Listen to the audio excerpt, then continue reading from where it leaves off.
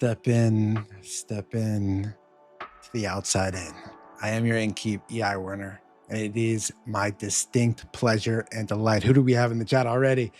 Jesse Matthew, welcome to the chat, man. You're up right in early with me. Thank you. You finished. You got me so hyped. You even interrupted my intro, but welcome to the outside in. I'm your innkeep, EI Werner, and we're going to be live for 7 hours today. So get cozy, relax. We're going to be taking our time through it. I think in the future, this show, it's the first episode. We're going to be waking up on Tuesday mornings, pursuing our dreams together. I'll be writing. You'll be doing whatever. You can just be relaxing, making your coffee, listening to the music, or you could be writing alongside me or pursuing some sort of dream.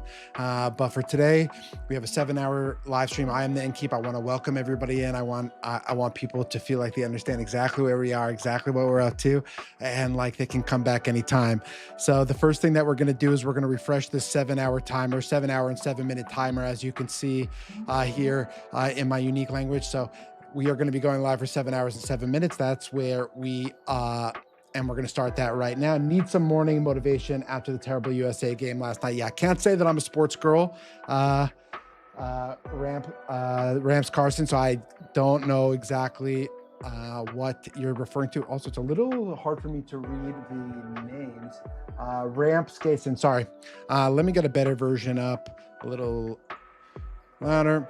Ramp season. I'm sorry that I don't know too much about sports. This is not necessarily, I'm not the right guy for that. But I'm here for motivation. That I can definitely provide you, which is to say that I've been a fantasy author for 18 years. I'm 33 years old. So I've been doing this since I was 15.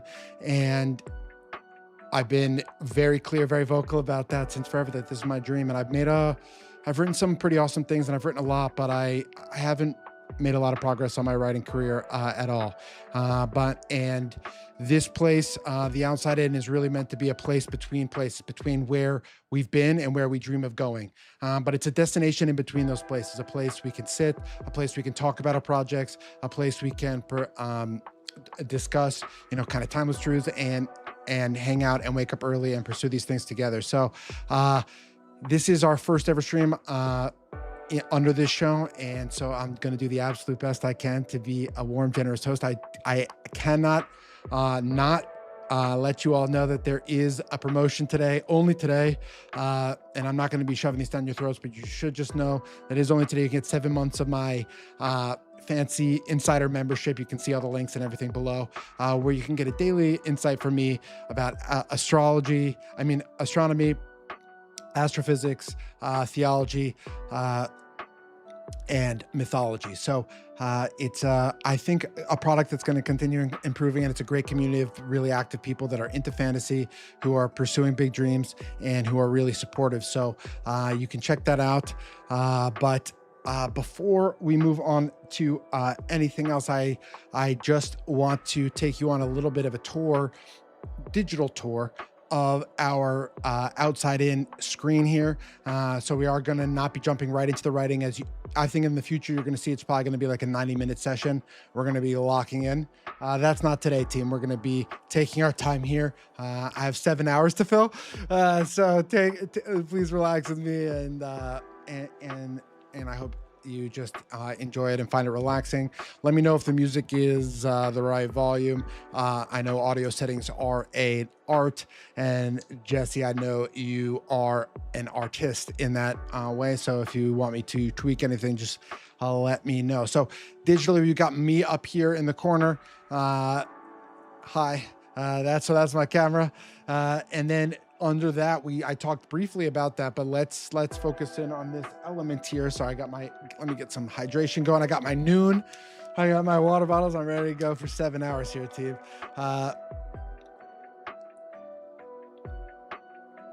So right below here, we have the timeline, the timer, which is mapping the 7 hour and 7 minutes that we're going to be live. I'm going to try to take as few breaks as possible. I'm going to try to pace myself. I hope you all keep me company. We're going to do a bunch of writing today, of course, but we've got a lot of time to fill. So this is kind of warming up, introducing people, letting people know, get oriented. This is an alien space for all of us, including myself. I mean, it's the first episode. So anybody who is here is extremely early. Just know that.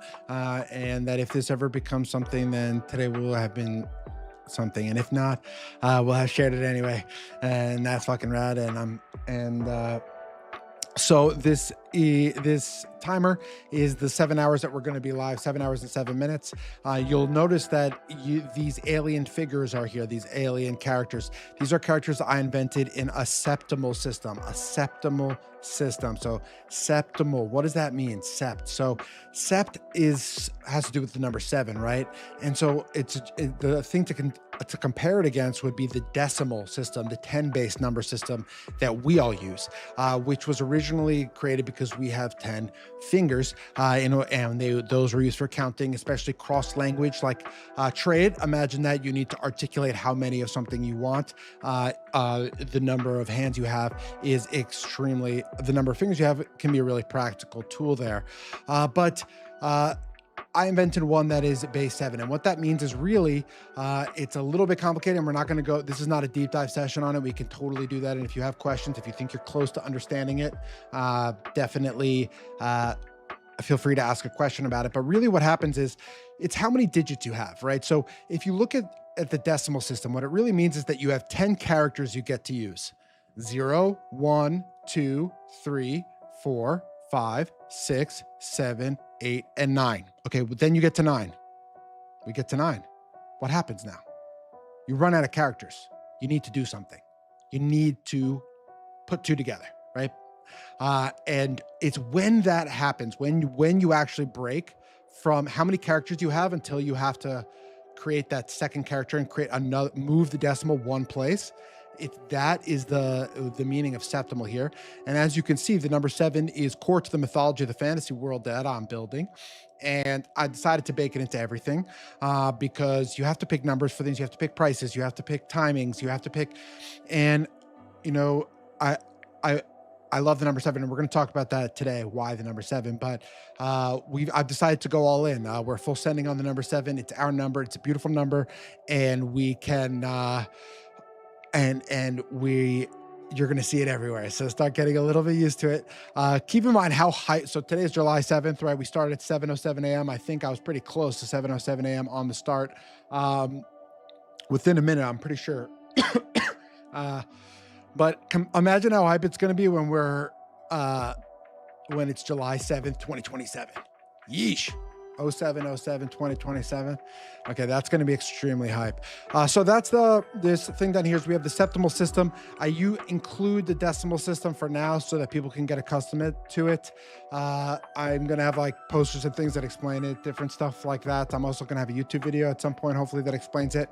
I'll really distill it maybe in a live stream at one point, like in an introduction. I can turn it to a clip. But really, it's base 7 instead of base 10. That's all you need to know. We invented it here at the Outside Inn. I've got a brilliant artist who I work with who hopefully will be swinging by at some point today, and I'll be sure to introduce him to you when we see him. But that's one invention of the Outside Inn that you'll see a lot are these invented glyphs. I'm going to use them as much as possible. We invented them. In this world, they don't use the same numbers that characters of numbers that we do, and the ones we use are a little ugly, very practical, but I mean 9, yeesh. So I tried to make when I'm working in fantasy worlds, like to understand, like the way I think about it is I try to make nothing assumed. Like they don't inherit any of the things that we just get baseline to build on. And obviously they have generations who came before them, but they don't get just the same numbers that we have. Like you don't get that benefit when you're building a fantasy world if you're really pursuing intellectual honesty. I mean, obviously you can take some things from there, but you can't do them all. Okay, so next up we have my writing area. And this writing area is optimized for streaming both vertically and horizontally. That's why you'll notice this unique shape. And I have this typewriter mode on that is going to be highlighting whichever text I'm working on. And it also makes a nice satisfying click when I'm typing.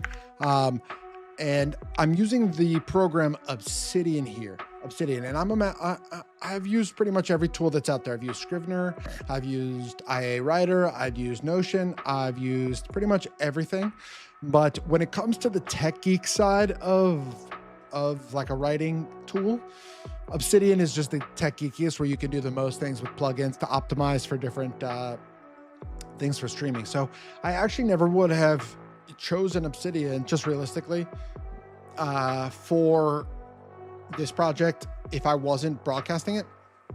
But it's insanely, like, I'm able to, like, I've hidden everything on this screen and I can turn it back on, but like I by nature hide everything, which keeps it just as clean as possible for everybody. And that is not as easy as you'd actually think in a custom size that works in vertical and horizontal. So we're going with Obsidian, and we'll be writing in that live together every single week on Tuesdays. And what this also unlocks for us doing this in Obsidian is the ability to do time lapses of our writing. So let's say we make a lot of progress. It allows us to control a lot of variables that allows us to do, should allow us to do some pretty clean time lapses. I've done some tests, but when we're in the live environment, it's always going to be a different story entirely. So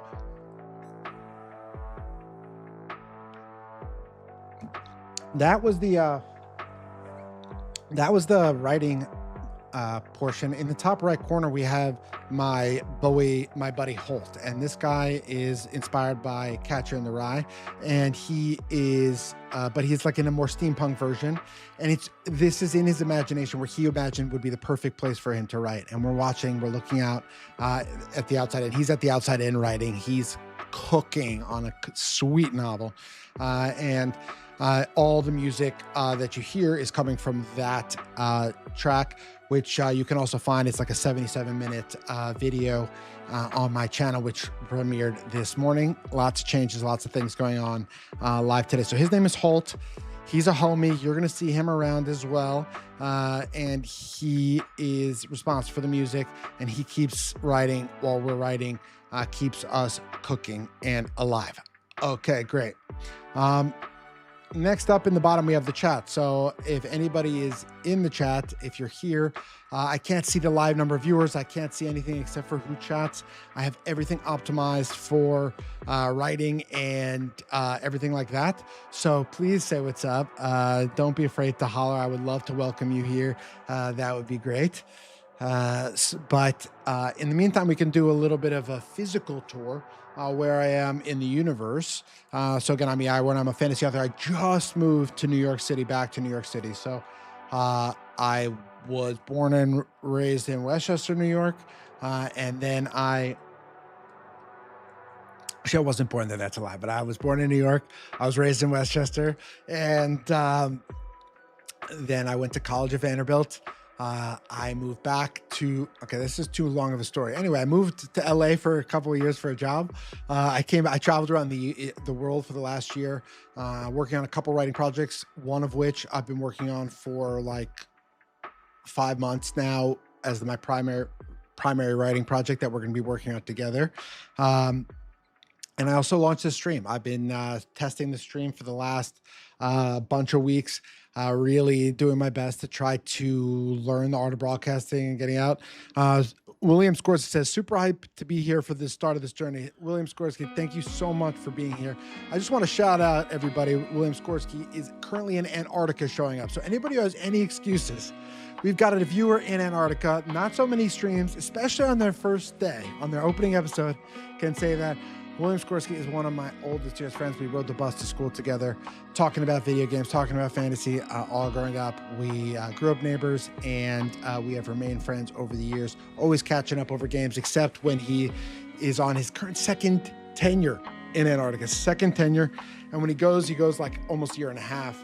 Right, Billy, like, how long is it exactly going to be this time? So it's these really long stints, and he can't game with us, and it's absolutely heartbreaking whenever he leaves. We're always happy for him because we know how happy it makes him, and we get the most epic glacier pictures. It's just crazy to have someone in our group chat and in our community, our outside-in community, that is literally living in Antarctica. So thank you. It's pretty awesome. Number 2, yeah. So it's really great to have you here, and it's just a treat. We go as way back as it goes. Okay, so physical tour. I'm in New York City. I'm in Greenwich Village. I'm the Grey Wizard of Greenwich Village. I just moved here, so I can't claim that. Can claim that confidently as like a title, but I really don't know that much about Greenwich Village yet. So one day I'm going to be the Grey Wizard of Greenwich Village. I'm an apprentice wizard. I'm studying in my ivory tower as we speak. This is a temporary spot, though. I'm in a 3-month sublet. I'm going to be moving into my brother's place when he moves out, and I'm going to be building a study, and everything's going to be even more set up. But I'm set up enough to feel comfortable here, to be sitting here with you for the next couple hours, keeping you company, whatever you're doing, whatever you're up to. Especially right now, we've just got our early risers. Different people will be kind of coming in, I think, throughout the rest of the day. Shout out the early risers. Shout out the people like Jesse who were here right at 7:07 a.m. Shout out you. Appreciate you. Okay. So physical tour, Greenwich Village, that's where I am, in a temporary apartment, so we can't do too much investment in the, we got Ramses and Pitbull or E.I. Werner, the real Mr. Worldwide. E.I. Werner might be the real Mr. Worldwide. This year, I don't know, does Pitbull still, does he still sell out concerts worldwide? I think I might have him this year. Pitbull. If there's any Pitbull fans I offended out there, I apologize. But this year, I can tell you a little bit about it. So I left LA and I needed to take some time off. And first I went to this incredible wedding in Sweden, but I went there early and I studied everything to do with Norse and Viking mythology. I went to all these little Viking towns. I spent full days reading and writing, like in full-blown Shire mode. And then I went to Norway to do the same thing, but then also plus fjords and a bunch of, quests, hiking quests, for a few weeks by myself. Then I went to Costa Rica for the entire winter, which I do every winter as much as I can. I spend as much time in Costa Rica as I can. It's my favorite place to exist. I go to this town called Nosara. It's the best ever. The people are the best. There's good surf every single day. It's really just a spectacular place. But I have one rule to paradise, and this is E.I. Werner's rule of paradise. You can quote me on this, which is that, you guys want to know it? One rule of paradise? Someone has to ask me. Let's see if we could try a chat interaction. Guys, I'm new. Come on. We're trying to do a chat engagement. Can you guess E.I. Werner's one rule to paradise? Or if you don't want to guess, you have to ask, what is E.I. Werner's one rule to paradise? Let's see if we can have any. Guys, I've been streaming to empty rooms. This is the most chat engagement I've had in a minute. Okay, I've been trying for the last couple of weeks, streaming months, actually 3 months, 3.5 months, and it's been empty in there. I've been going for it, but it has not been. I really have been putting all the energy into making sure that this launches. Okay, Diane Werner, 8697. Welcome to the Outside In. So great to have you here. And now, since you have asked, Diane, thank you so much. E.I. Werner's one rule to paradise is you can't live there. You cannot live there. You cannot live there. And I don't want to over-explain it. You guys can sit with that. I think that Diane, we're so excited to be here. Thank you. And Ramseason says, tell us. It's amazing to have people in the chat, honestly. It really changed it. You guys are charging me up talking to you. It has been a little lonely. I've been going for it anyway when no one's there. But this is what I was doing it for, was hopefully to have people to talk to and hang out and talk about this stuff. We got a long day today. Usually I want to be real. Like, I do think we're going to be waking up earlier. We're going to be hitting 90 minutes writing, high impact, nice session.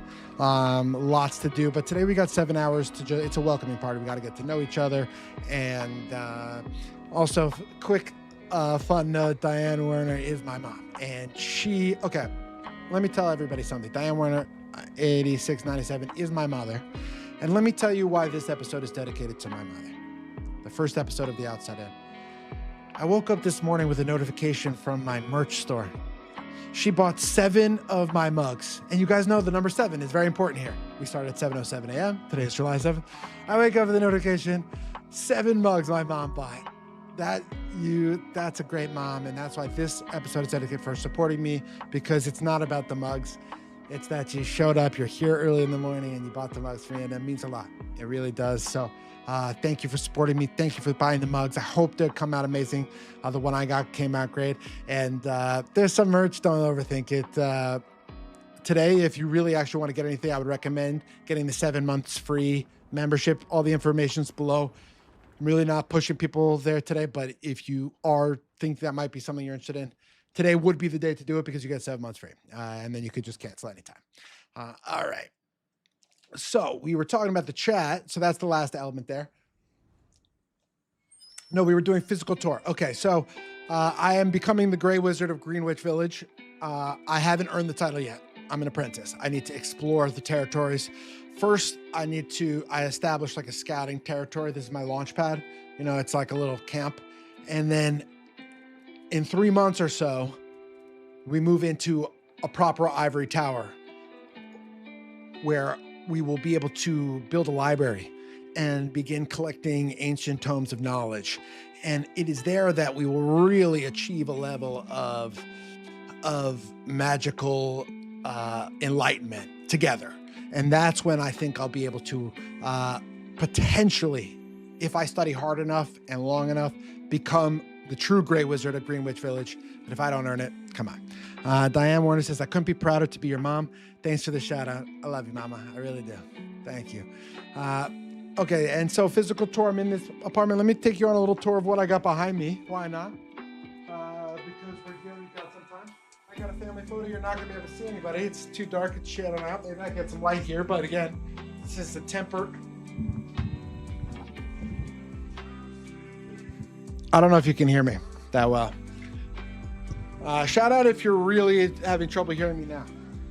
We've got a photo of my family here. You can't really see them so well because there's no light there. We may get a light here, but I don't want to invest too much in this setup. I really want to, just like I spent a lot of time investing in this launch today versus the last couple streams, I really do want to save some time. I want to get excited and invest in that new place. Got some Matryoshka dolls from the time that I was in Russia. Got some cool plants. This night I got in England when I was like 7 years old, and it's been on my desk ever since. Thought it'd be cool. Got some owls.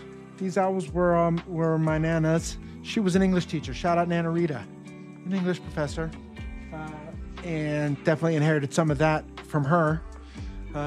We definitely need the microphone closer to you. William Scorsese says once you picked it up, it was better. Okay, great. So we'll be close to done here, but I want to take you, Billy, William, I'm stepping out, but I'm putting my close here. I don't know if you can see behind me, but there are some gnomes behind me. And for those who don't know, Billy's OG gaming name, his OG gamer tag is Wannabe Gnome, because wanted to be able to play a gnome, and he had to play another race, even though gnome was his favorite class, because what you wanted to be a gnome, but you had to be something else because gnomes couldn't do that. What's the story behind that? But anyway, you'll see these gnomes, Billy. And one of them is a Game of Thrones gnome. One of them is a Game of Thrones gnome given to me by another outside-in insider. And we've got Don Quixote here, and that's the physical tour of the space. So. Sorry, getting a little.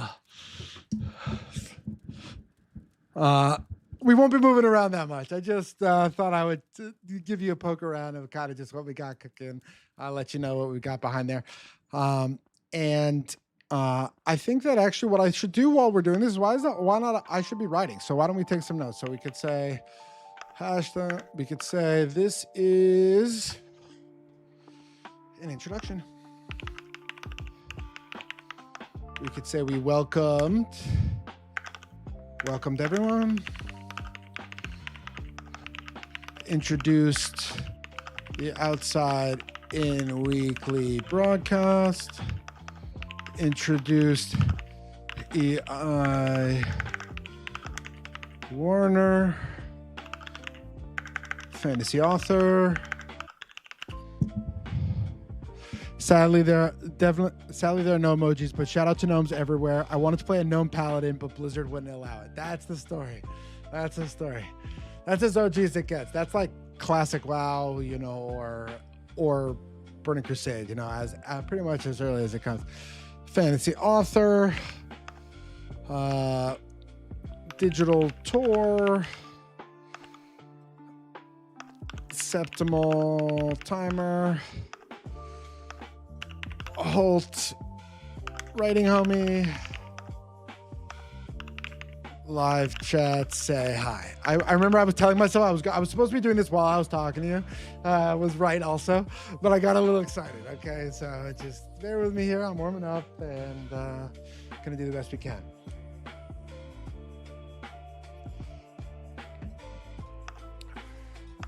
Live chat, say hi. And then we did a physical tour.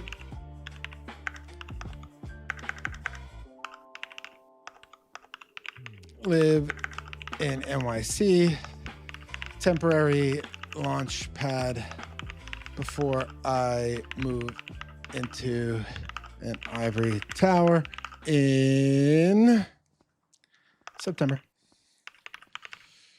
All right. What should we do next? So should we do some writing team? I think we probably should. Let me see if there's anything else I wanted to cover.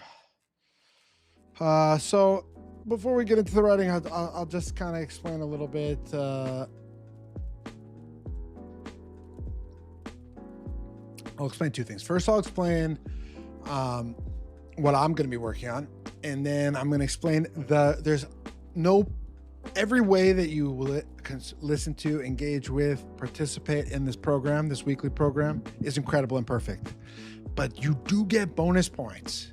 100%. You get bonus points if you're also pursuing a craft, a dream, you know, a big term vision, one that you're almost blush to tell people about, one that you're not going to finish by the end of this year. You might not even finish it next year. But if you really push, you could probably finish it by the end of next year, right? We're talking about that thing. If you're working on that, you're waking up with me on Tuesday, you can just set that aside. I'm going to be here, you know, and if I'm not, I'm going to blast all over social media, on YouTube, everywhere, saying, hey, I'm doing a makeup on Monday or Wednesday. We're going to make it up. We're going to have 52 streams at least this year, working on it. I'm always going to be here 7:07 p.m. There's always a door open. It's a destination between where we've been and where we're going. It's a place between places. This is where we who are on this long, dusty road somewhere, going somewhere, endeavoring. This is where we can hang. This is where we can work. This is where we can talk. So, you know, either you can, and it's kind of like a college library vibe, you know, where there's like the floors where you can like be grinding and no one talks. And it's like eating chips is like the loudest thing ever. But it could also be that floor where it's all about flirting and being seen and chirping with people you don't usually see. So that's kind of the vibe here, and it'll emerge over time. We do have like a closer knit, like inside community. It's called the Outside In. It's on Telegram, where I post daily voice notes. You get that 7 months for free today. Only today. I'm not going to push it. I'm going to push it pretty frequently, but not too hard. It's not the primary focus of today. But if you do think that could be something you're interested in, today would probably be the best day to do that. You don't have to do it right now. I'll be live for 7 hours, and also I'm not going to do it until midnight Eastern time. I'll turn it off. Okay. So the project I'm working on writing wise, let's talk about that.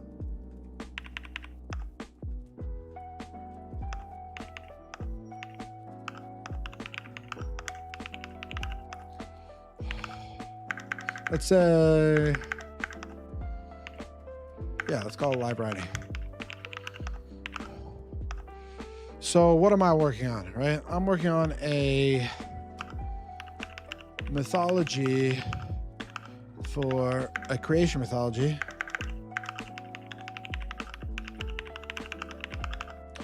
for a fantasy world.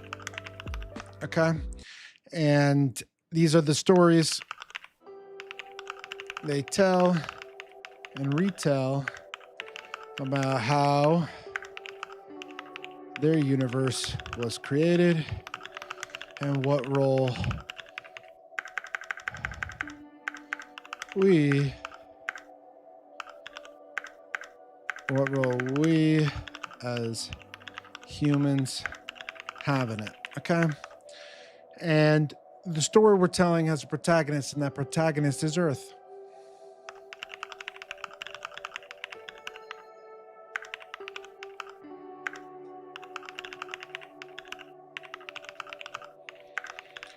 And I'm just trying to explain this out loud, but I'm also typing it out because this is a writing stream. We write, that's what we're doing here. The story has a protagonist, and that protagonist is Earth.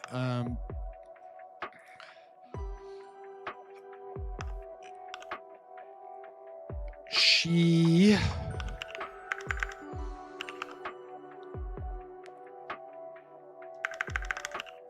answers, where does Earth come from?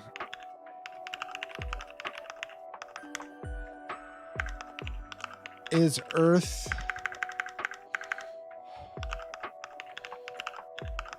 a she? If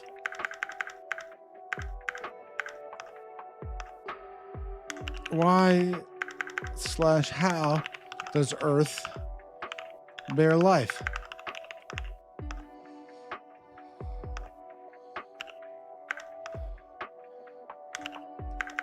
What the fuck?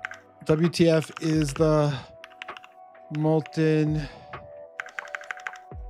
the infinite inferno fireball in Earth's belly?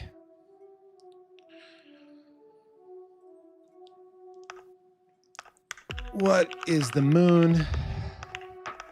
What does the Earth want? What does the Earth want for her children? So let's go through these again. I'll tell you what we're doing and we can walk through them. We write and then we rewrite, right? Okay, so I'm writing live, and this is the project that I'm going to be working on the next couple months. I would say 6 months together. Then we'll do the next project. Then we do the next project. Then we work together. It's not the only project, and things fail and things succeed. But this is my big passion, my big passion right now, is this creation mythology. Why? Because these are operating systems for how people architect their reality, like the Big Bang, the Genesis. This is how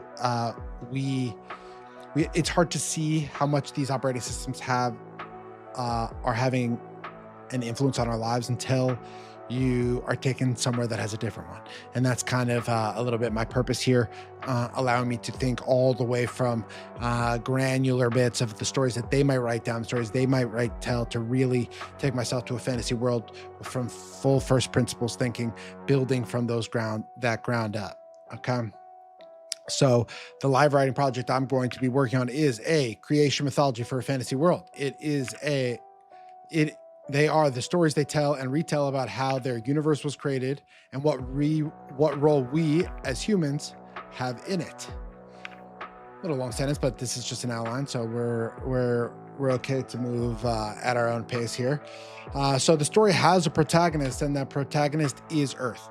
So our mythology is centering around her. She will speak. She's gonna be talking. She's gonna probably speak in this episode. You'll probably get right to it. The story has a protagonist, and that protagonist is Earth, and that's going to inform the title, which I'll tell you in a second. And this myth is going to answer these questions: where does Earth come from? Is Earth a she? Why/how does Earth bear life? What the WTF is the infinite inferno fireball in Earth's belly? What is the moon? What does Earth want? What does Earth want for her children? Doc M. Warner says, good morning. I so enjoyed seeing the owl. That was my mother's, Nana Rita's, and the shout out. Also love that you are dedicating this episode to your mother. Thank you, Doc M. Warner. That is my father here. So we've got Mama and Papa Warner in the house. Thank you so much for being here and supporting me. We're taking it nice and slow this morning, Doc M. Warner. I think in the future, these Tuesday morning streams are going to be like a 90-minute, write, sprint, talk, like really focus before work.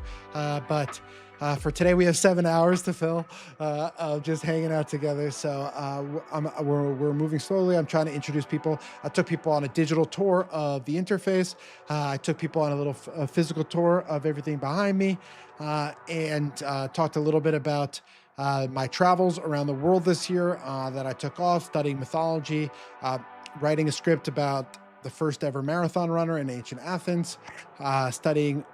Actually, I never even got to Athens, but that's actually let's keep on the writing. I was getting a little groove, but anyway, Doc Emwin, it's great to have you. Welcome to the Outside In, episode 01, our very first.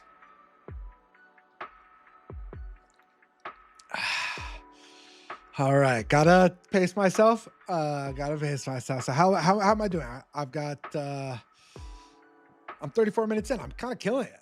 I got tons of energy. Let's clip that. Let's see how I feel at the very end. But for those of you who are just joining or just waking up, you can notice we've got a clock here. I'm streaming for 7 hours and 7 minutes today. And you'll notice that the clock has some unique characters. That's another thing we've already discussed, but I want to remind everyone because it's a pretty cool facet of the Outside In. 7 is a very important mythological number, and we'll probably get to that today because we're going to cover a lot of ground today in 7 hours. And it's part of me making that a sacred thing. Not only is it a part of their calendar, like our 7-day week, I also made it the base for their number system. So we have a decimal system, so that's base 10.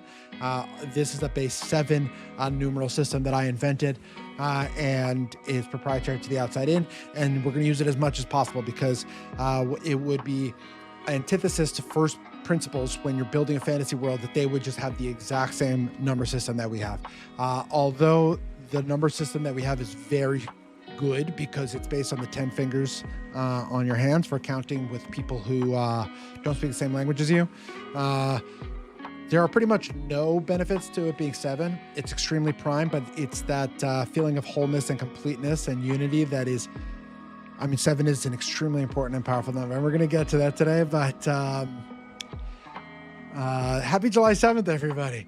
This is a big day for us. And Doc and Werner, I don't know if you were here at the very start, but we were talking about how today is July 7th.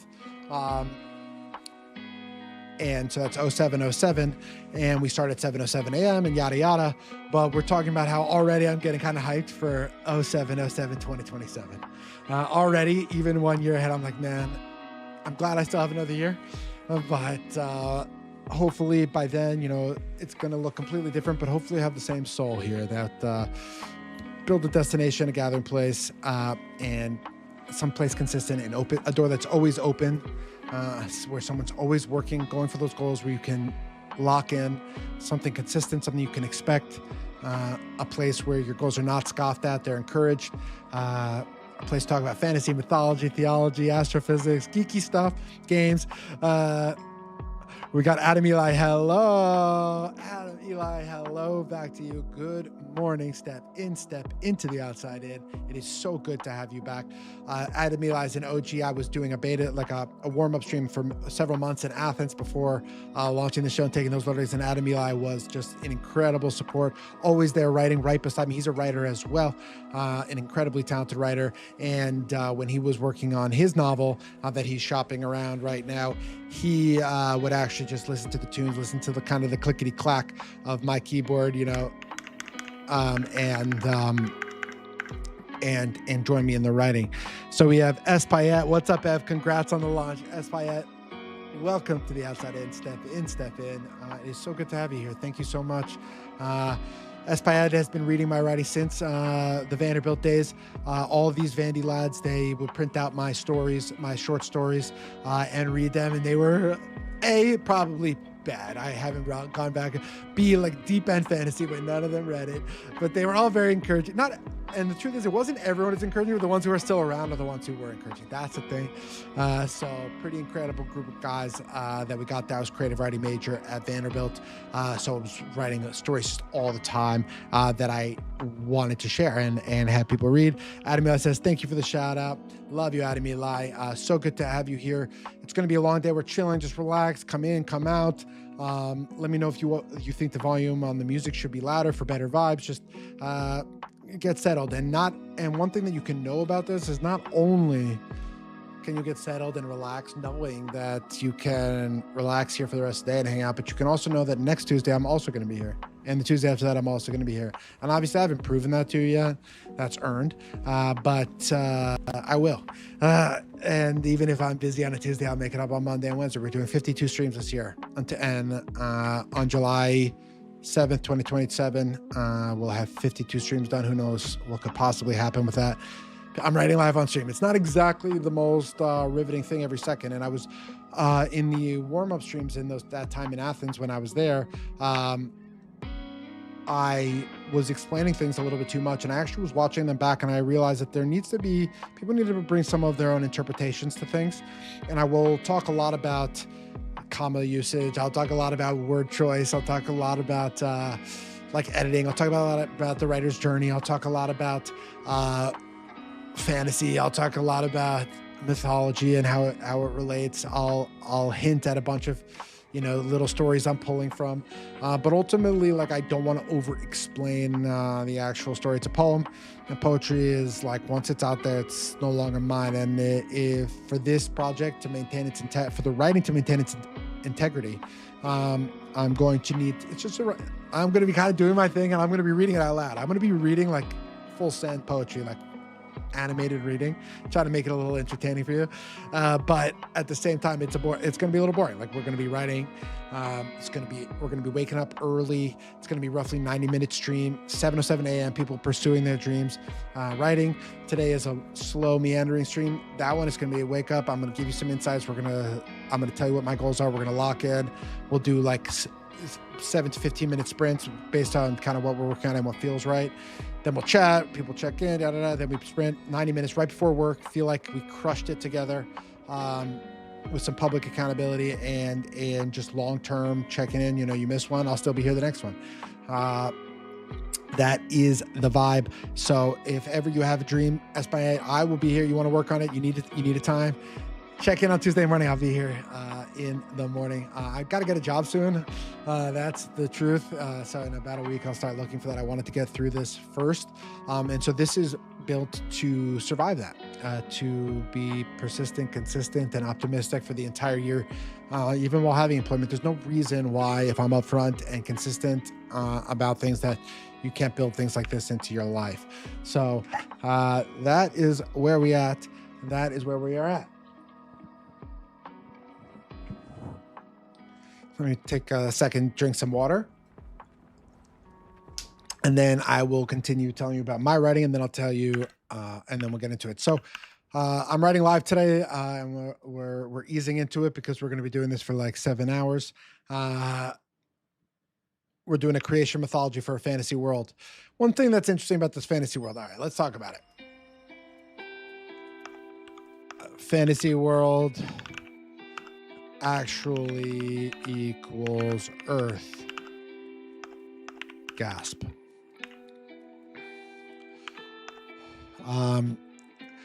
So the idea is that it is Earth in the future after a mass apocalypse reset of technology. However, okay, I don't need all caps. However, that's very dramatic. Gotta hydrate. Yeah, I mean 100%.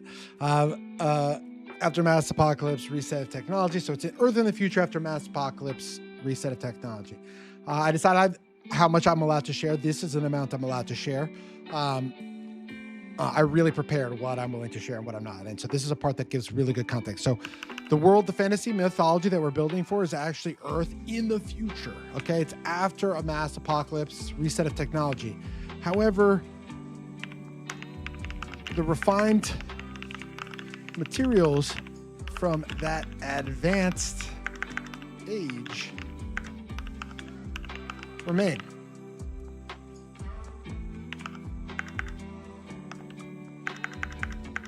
Including metals and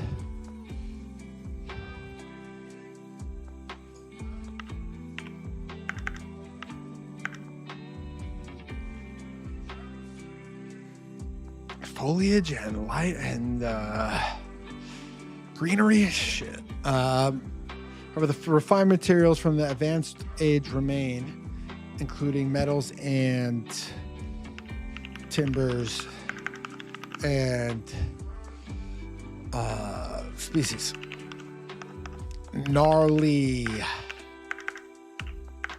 animals have evolved to survive these ages. So let's talk about it. Let's unpack it. So we wrote it. Now let's actually talk about it. So today, what I'm starting to write, right? And remember, we're taking a big picture perspective, not only in today's stream, which has not even been going on in an hour. You know, we're going to be writing for a while here, what we're working on. I'm trying to give you as much context as possible for those of you who are early in this beta. And if you're here today, you are extremely early. We're writing a creation mythology for a fantasy world, okay? And what I'm telling you right now, for the first time ever, my writing workshop knows. Shout out to anybody in my writing workshop if you're in here, called Analog.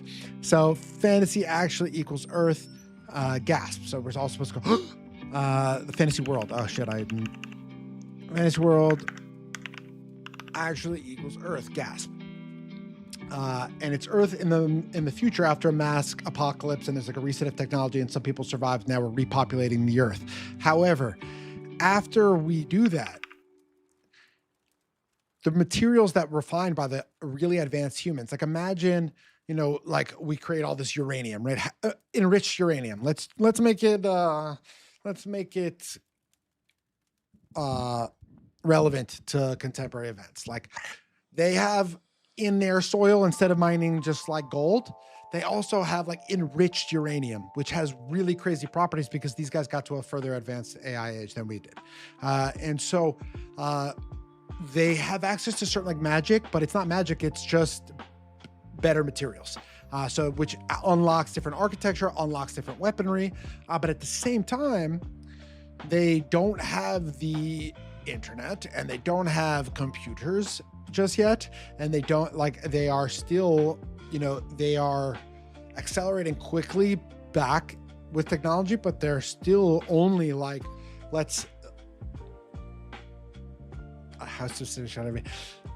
they are between 10 and 50 generations from the cataclysm. So it wasn't that long ago. And it takes time to build. Human knowledge is like a totem, you know, you build it once we invented writing, right? You pass it on.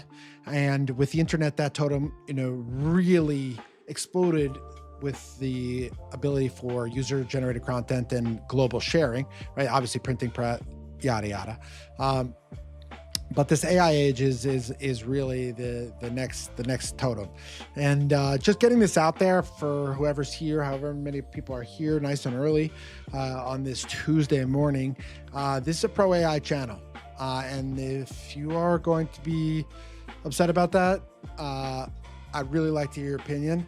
I don't want to be combative. I was about to be a tiny bit combative about it and a little bit arrogant and a little bit sneery about you if you didn't fuck with it, if you didn't like it, AI, but that's not what we're going to be. We are going to use AI. I wish that AI could write more of this project. I swear. I make these advanced AI projects and I wish that it could write more of it. It's just not very good at poetry and it doesn't really understand what the fuck I'm talking about.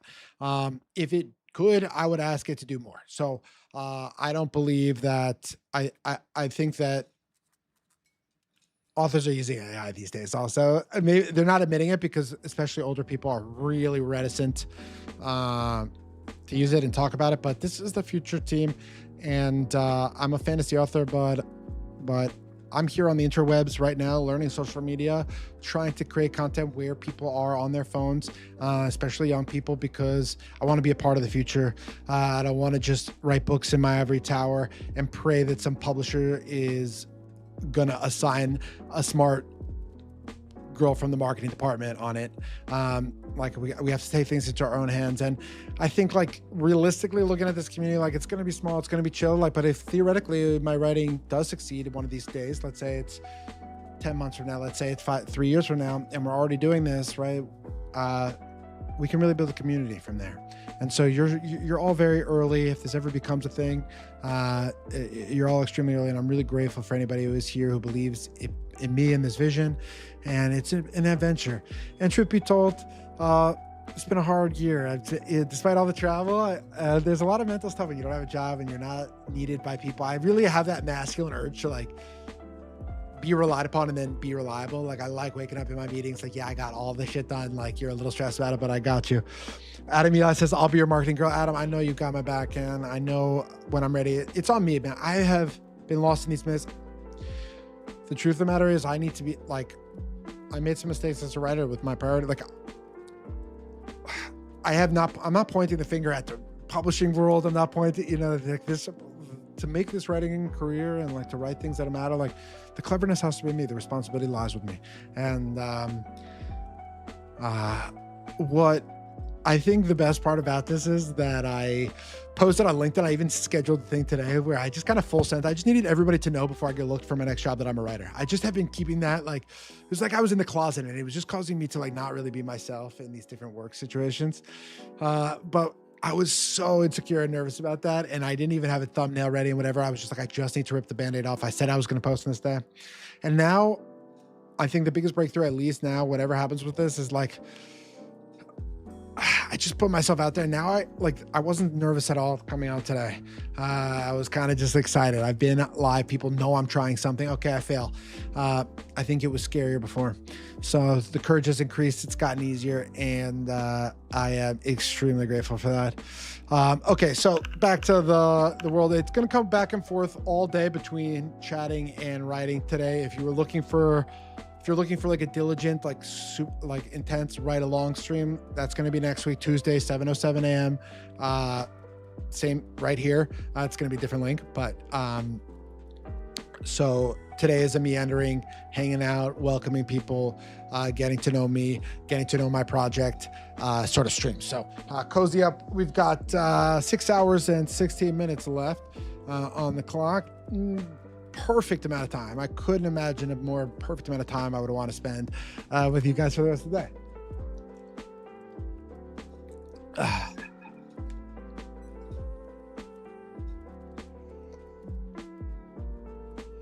All right. So I'm making creation mythology for a fantasy world, and it's Earth in the future after a mass apocalypse, reset of technology. What's interesting about it is that even though they haven't caught up like with computers and certain things, they inherit a lot of materials from us, and they have really gnarly animals. And keep in mind that these really gnarly animals, this is where shit gets cool and fun for my fantasy geeks out here. This one's for you. For no one else is going to get excited about this, but if you are a fantasy geek, you are going to get excited about this. So you're a fantasy world, right? So, and we're building this, we're talking about this together. You're in a fantasy world. There's no real magic, but there was this mass apocalypse event, and now everyone's repopulating. The ones who have survived in this war of forms, natural selection after this apocalypse event, the creatures that exist are gnarly as hell, gnarlier than dinosaurs. And this is where the fantasy people get stoked.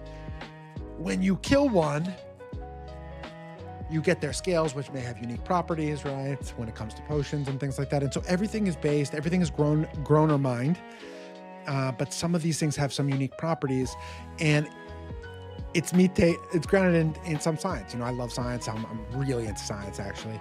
I'm just kind of passionate. I find it interesting how things work. Like to a certain extent, I like to go like to level 2 or 3 on all sciences and not go like super narrow on any of them.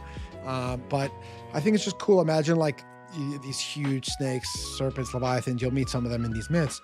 And when you slay them, you get like in order to get the dopest materials, you gotta slay monsters. Okay, are we putting the pieces together that there's like a quest baked in on that?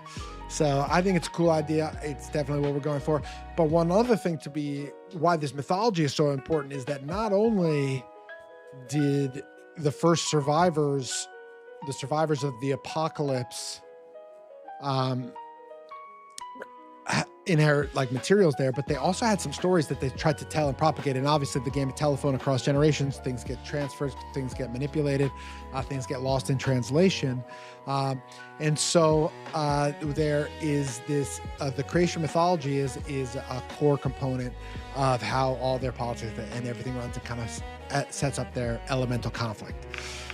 So the stories they tell and retell about how the universe was created and what role we as humans have in it. So you're going to get a purpose, so that by the end of this, there's like a sort of purpose. There's going to be a battle between warm-blooded and cold-blooded creatures. And this is not spoilers. There's some good surprises. This one's not a spoiler. There's going to be a battle between warm-blooded and cold-blooded creatures. They're going to fight forever. And the champion of the warm-blooded creatures is the molten core of Earth. Like there's this fiery ember air, he's called. He's got, like it's just this fiery womb. That's the thing that warms up our blood, that heats us, that ignites us. That's that divine spark people talk about. That's the spirit of God that calls to Abram, that says, go forth from your father's house. Go forth from your father's house to a land I'm going to show you. Show you with GPS? No. Show you from inside. He's going to show you. You leave your house, I'm going to show you. That's the belly fire we're talking about. That's the same belly fire that's in the earth. That's the same belly fire that's in you.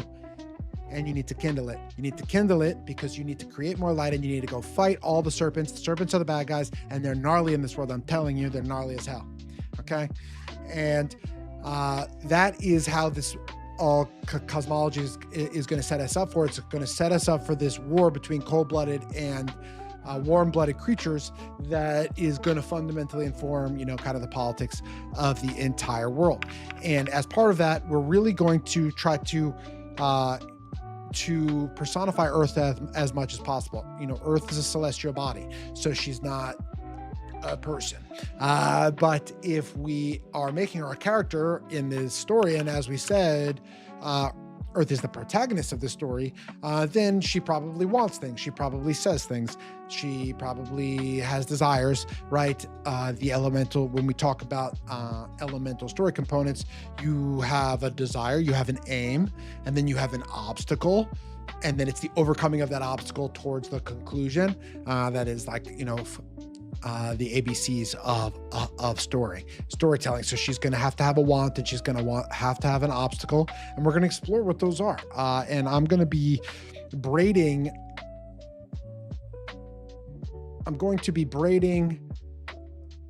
different threads from astrophysics, philosophy, theology, and mythology into a singular story, taking the pieces I want, using creativity to stitch them together into what I do believe some will call a grotesque amalgamation, for even endeavoring to enter the mythological register. But I do believe others will find it to be an illuminating tapestry about timeless truths, to just have another creation story beyond Big Bang, beyond Genesis, that has some coherence to it, that feels like it makes sense, that it's going to hum like Genesis. It's going to crackle and thunder like Olympus. Like, you're going to recognize pieces and components of myths and stories that you've grown up with. You're not going to be able to place it. You don't have these on the tip of your tongue. If you do, please share in the chat. I would be astonished, but I'll show you. I'll show you where some of these things come from. Some I'll keep hidden. But for those of you guys here in these live streams, I think once we actually do publish, like, let's say these myths stand on their own. So as they do stand on their own, as their own stories that can be told. But when I do release them as like an art book, probably, like, stay tuned for that. We'll figure that out in the coming months. We're writing this live together. What was I saying?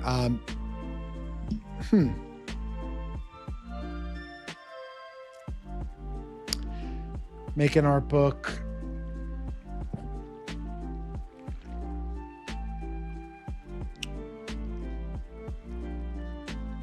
They stand on their own. I don't remember exactly what I was saying, but they stand on their own as their own stories. And I do want to get those out to you all as quickly as I can. And that's one of the reasons, and that's one of the fun parts of doing the stream, is I think that I've done more work on these myths in the past, like in researching, that I'm actually proud to admit. I'm actually a little bit ashamed of how long it's taken. Maybe one day I'll be proud of that. Maybe once I finish, I'll be proud of how long it's taken. Like, I've been working on it almost 2 years now. Not the only project. It's been the primary project for 5 months now. So we've been working on these a long time, but it's time to finish. And I think it's in striking distance. I think I have a lot of clarity about what I'm writing.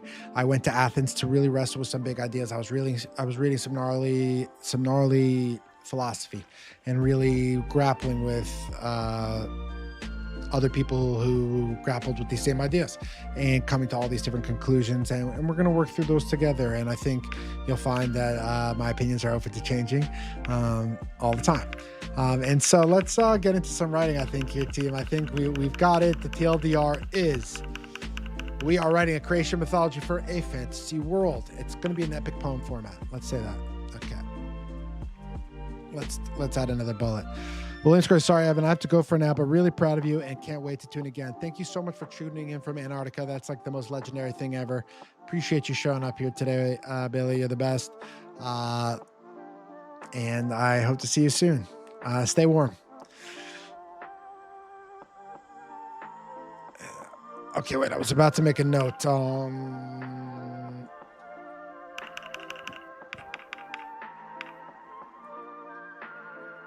Creation mythology for a fantasy world. We'll get back to it. This is a living and breathing document. Okay. Oh, epic poem format. That's what I wanted. So this is an epic poem, team. We're not forcing ourselves to rhyme just yet. That's the final version, is we're going to turn these into songs. I think what you'll find is that the baseline for fantasy authors is that they write poetry and then other people turn them into songs afterwards. What I am trying to do is I'm trying to write poetry because I'm not a songwriter, but I want to actually turn them into songs before they end up in the book, because there is some transmutation, some transfiguration that must be applied to the poetry of these authors in order to finagle them into songs every single time. And I think considering my partnership with Carson, who will likely be joining us at some point today, I'm pretty confident he wouldn't miss the launch. He's going to help us get those hymns together before we actually put them into the book. It'd be cool if at least we were considering music, but for now we're really leaning in on this epic format, epic poem format. And once I finish the first poem here, because there's 7 poems that make this up, and we're going through it. We just hit an hour, guys. 1 hour in, very nice. Congratulations to everyone who's been here. I'll read it out loud and you'll start to understand what that epic poem format means. I don't think we need to over-explain it. Just think about like Odyssey, think about a Beowulf, think about a Dante's Inferno, and you're not supposed to compare yourself to any of those books because they're too old, they're too whatever. It's like, dude, those guys were contemporaries to whoever the hell they were, and they were trying to write some epic poems. It's a weird format. It's niche. I'm a geek. I like this shit, and I like poetry. And I found that when I was writing these as just stories, I needed to use some abstraction to bridge the gaps. Actually, words can be so futile sometimes when explaining abstract concepts that you need to string them together in elegant, creative ways in order to articulate the most complex of topics. So let's write our first poem. Epic poem, okay? Let me drink some caffeine. I got Celsius today. I don't want to even be dealing with coffee or anything. I just have like water bottles and Celsius. I'm just kind of ready to be as caffeinated as I need for the next 7 hours. Let's get into some writing, team. First time writing on the outside in actual fiction, actual mythology for this fantasy world. For those of you who have been to some episodes in the past, I apologize if you've seen some of this. It's going to be read a little different. It's going to be a little different, but when we start at the beginning, those really OGs who were at some of those warm-up streams, some of this is going to be familiar to you here. So let's go ahead and get started.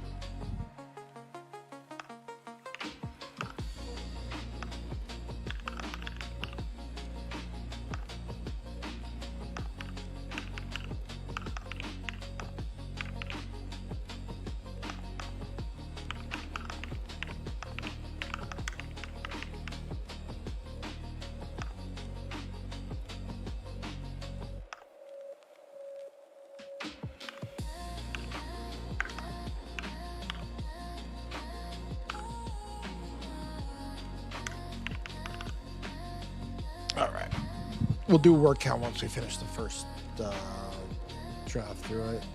I think counting words is good. It shows you progress. I like when I gain words when I'm like writing a lot, and I also like removing words because it feels satisfying that I'm like refining it.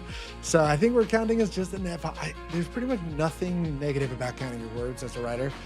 So I kind of do recommend it. I wouldn't say that I would obsess about it. Different days are going to have different results, but that's my personal thought on that. So let's take a pause. This is what we're doing. We're writing our first of 7 myths, right? So we have, it's called the Dark. And we are actually, let's do this. The whole myth is called a mother. The whole myth is called a mother, okay? And then what we can do is the Dark. And we can also go like this. Try to make it as clear as possible for people who are new here, what we are doing. And we can say a 7 creation mythology, something like that. That feels pretty good. If anybody's in the chat, say what's up, and so I can shout you out and welcome you in. Otherwise, just feel relaxed. Tune in, tune out. We're going to be here for a long while. There's no rush to be anywhere, do anything.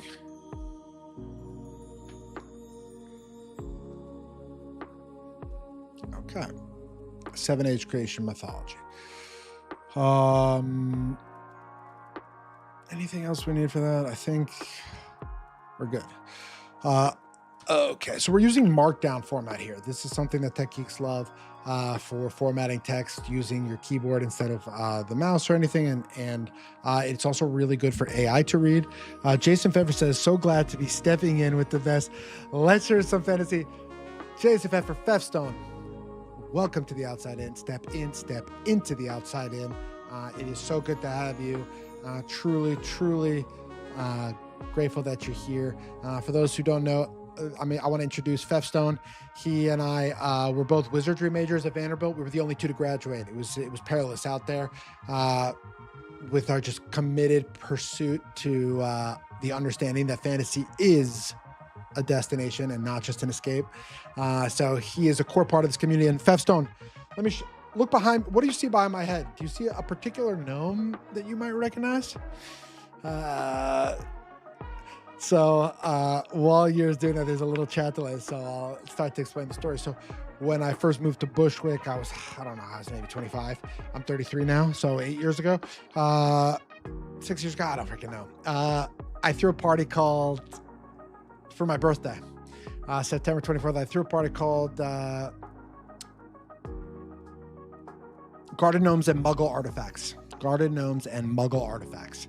And I paid for, I had like music on, I had all the booze paid for, I had everything laid out, but the price of entry was a garden gnome I had this porch in Bushwick with this fake grass and I put the shit ton of gnomes on it. And the best gnome, the most elite gnome I got was a Game of Thrones fucking gnome from Fefstone. Now Fefstone, I've moved across the country twice and I have packed things up and I've got a very full I have a bunch of brothers. I know you can relate to that too, going around the house. So he broke and I did a repair job on him in honor of it to be ready for this stream with Gorilla Glue, assembling the pieces together. He's honestly looking great. He's really thriving over there, sitting from the Iron Throne of the Gnomes. True legend here. We're going to need to name him, Fefstone. I think you should definitely just name him. You gave him to me after all. He's our homie. He's going to be there on our streams, absolutely hanging out. And a little other update, Fefstone, because you remember that we've got a long stream ahead of us. Nice to just have some chats. And I'll update to everybody else. Is I am in a temporary place. I'm becoming the green. I'm on a quest. Okay, I'm on a quest. I'm on a quest to become the Grey Wizard of Greenwich Village, known to others as Greenwich Village in New York City. Now, I just moved here. I'm an apprentice. I have a little camp here, a little launching pad. My ivory tower is being constructed. 3 months. And then we're going to get a dope ass study. But our homie who we're going to name, you can name him today. Think on it first, Fefstone. Don't name him yet. Get the vibes. Chill. Because this is just stream number 1 and he's going to be a fixture. So you get the final say on his name. So take a second. You can think about it. It could be named after something. Anything you want. Anything you want. Okay, so Fefstone, we were talking. I'm actually going to give Fefstone the full update. For people who are, he's going to get it. I'm going to give it to you fast, Fefstone, okay? We are writing live. What project, and everybody's invited to work on their own projects. I'm working on my own project. What am I working on? A creation mythology for a fantasy world. The creation stories that they tell about how the universe was born. This fantasy world's actually Earth. It's Earth in the future after a mass apocalypse, reset of technology. There's no magic, but they have refined materials. Like imagine like enriched uranium they find in the ground, right? So already like enriched by this advanced age, and the animals are really gnarly. And the animals have like, for example, like gnarly scales that have unique properties that if you turned into a potion could do something, or could turn into armor could do something because they just evolved after this mass casualty event. So that's the only magic in the world. And they have their own stories that they told after this repopulation and spread and different interpretations of them. And these are their creation myths. Okay. I'll noodle on it. He needs a name worthy of remembrance. I couldn't agree more, Fefstone. I couldn't agree more.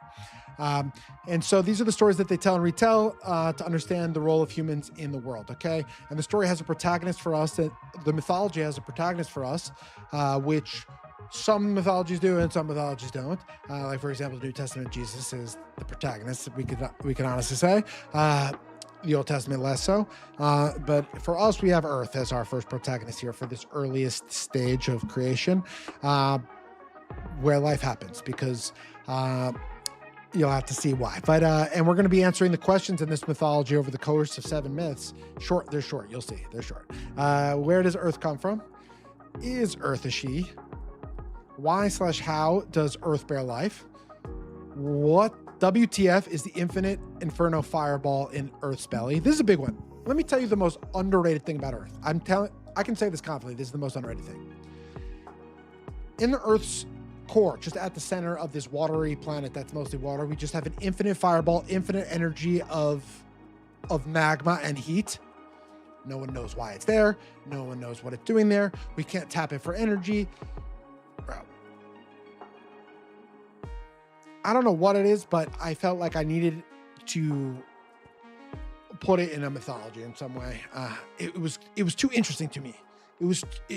If you're talking about the art, in this myth, Fefstone and everyone, we're gonna start with nothing.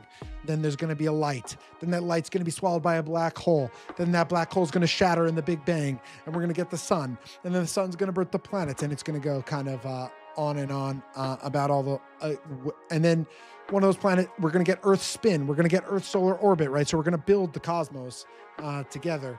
But one part that I think that is very underrepresented in the myths, and by the way, I can say I know because I've studied them. In this case, it's underrepresented is the fact that we have a fiery ball of infinite energy at the center of our core. So we're going to be answering that question with poetry and mythology here, giving an answer to what that could be today. Well, maybe not today. We'll see how far we get. We have a lot of time here, so I am trying to take my time with everything because we have a lot of time here. I should maybe speak a little slower. When I'm trying to catch someone up, like I feel the other people who have maybe already heard it, I start to speak really quickly. But when I am like performing and I'm in the moment, I feel like a better performer. I feel like I'm creating more of the ambiance that people would want to join and stay around for. So I think this is a first lesson of the day. Even when catching up to people, try to not overly accelerate, how I'm speaking so that everybody can follow along and understand. So let's get started with the dark. I don't know what this. Okay. Oh, that was the one I just did before. Let me do it again. We wrote that here today, but we just need this.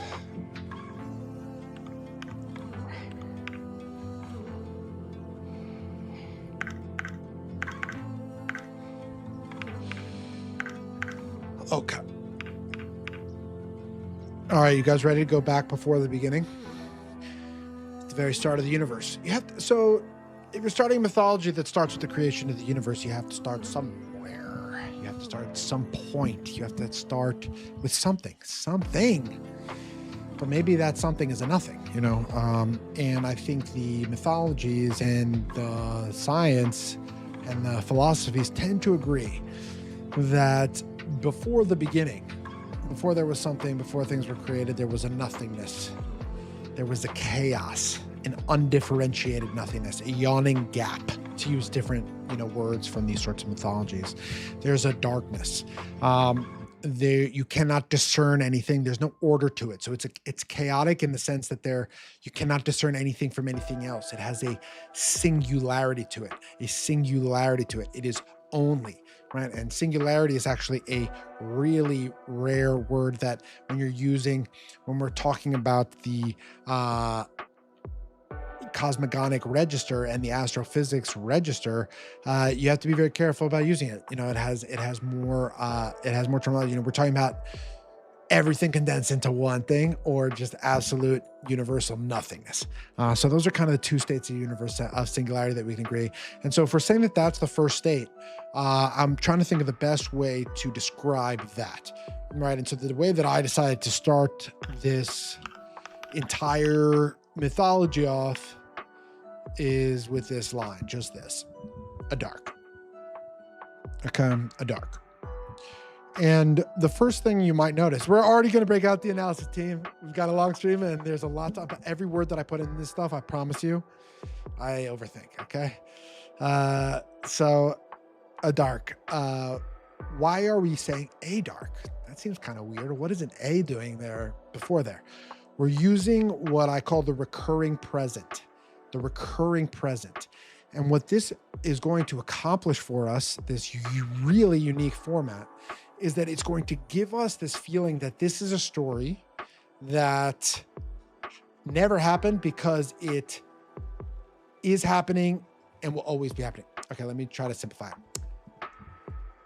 It is the recurring present because it is a story that has always happened, is always happening, and will always continue to happen. And so it's not, you don't need you're talking about an instance of a recurring thing. So you could, if you say a mother, we know that there have been mothers across all the generations, across all these different species, right? So when you're talking about a mother, you're talking about an instance of an infinite reoccurrence, like mothers exist in all timelines and all worlds of Earth. Okay, so that's the A style that we're going to be doing. It's the recurring present. It's pretty unique, and it's going to give it a pretty unique sound, which you'll start to hear after I actually write more than 2 words. But team, 2 words. Honestly, we're doing it, team. We are doing it. Okay, let's do it next. So I think when I'm thinking about the dark, I'm thinking about singularity. I'm really thinking about nothingness, continuing, unchanging. Nothingness. So I think we're going to get another dark here. All right. I'm going to write ahead a little bit. I have to be careful about over-explaining.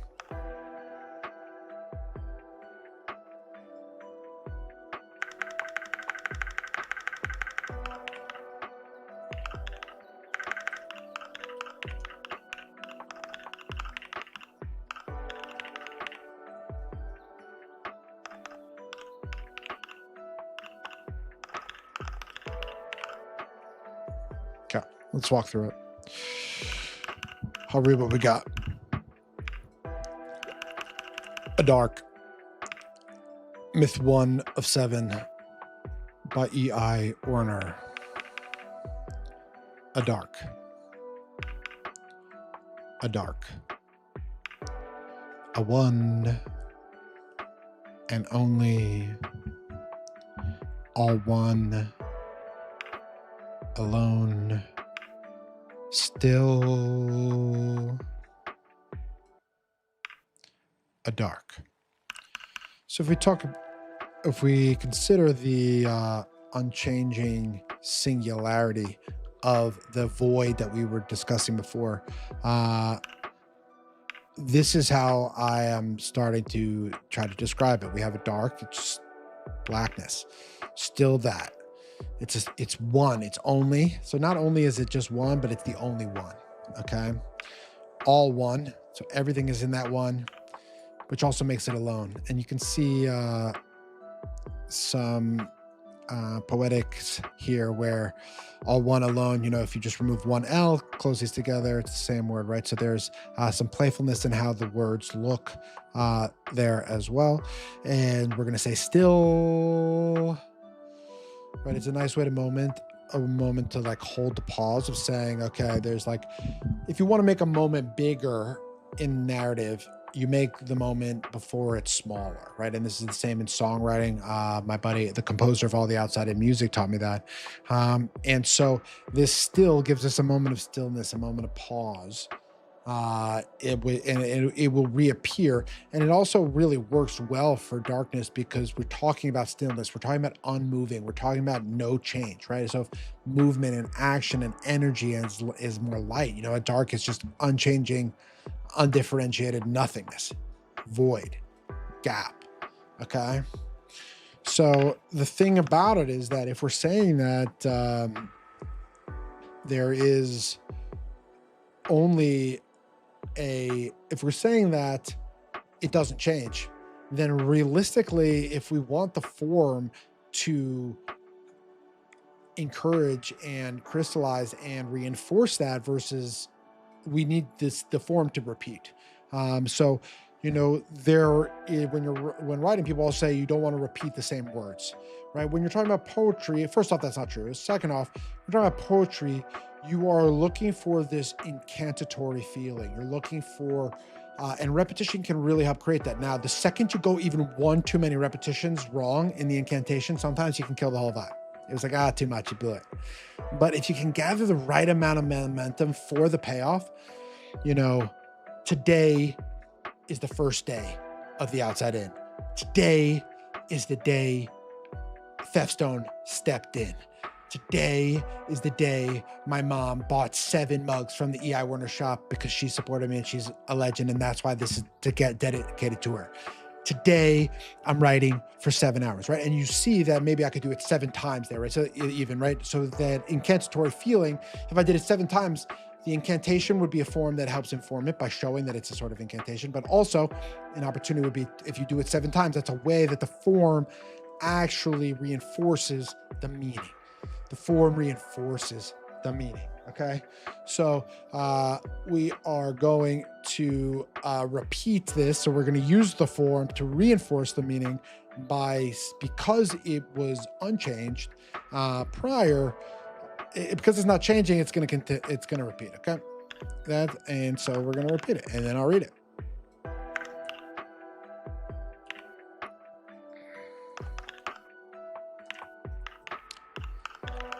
Thefstone, how's the today is the Nomeo. Today's the day Nomeo received his name in honor. Nomeo, where art thou, Nomeo? My God, he needs a lover now. We got to find a female gnome for Nomeo. He has a huge heart. And until he had his name, he didn't even know about the yearning in him for more, for passion. He did not just inherit his legacy as a gnome who just sits there and watches. No. Nomeo wants to explore. Nomeo knows that there is a Nomiette out there. And so you're right, Jason Veff, for Thefstone. Nomeo is the precise, perfect name. I could not have come up with a better name myself, guaranteed. Nomeo, he's going to have a long narrative here in the outside in. He'll be here with us every week. So if you're here, you'll be seeing Nomeo, and let's all be on the lookout for potential partners for Nomeo. Like, just because you get a lady and bring him in, Nomeo's not exactly. I have no female gnomes. I haven't really. I haven't given Nomeo a lot of exposure to women, and I think that he might be a little awkward at first. And for everybody who's wondering, Nomeo is the gnome sitting on the Game of Thrones chair behind me. The little tip of the sword fell off at the top of the throne, but he's still there. He's looking for his missing piece. You see that missing piece up there? Now that he knows his name is Nomeo, as named by the wizard Fefstone, he recognizes that he needs love. Love all the hearts. Okay, so let me finish this writing here. A dark, a one, and only one alone. How's audio, Fefstone? That's what I was going to ask you before you name Nomeo and change the game. Like, as far as think about the, like, you know, to try to create the energy that you can tell, I'm starting to try to go for, like, do you think it should be a little louder? You think I should be a little louder? You think my keyboard should be louder, quieter?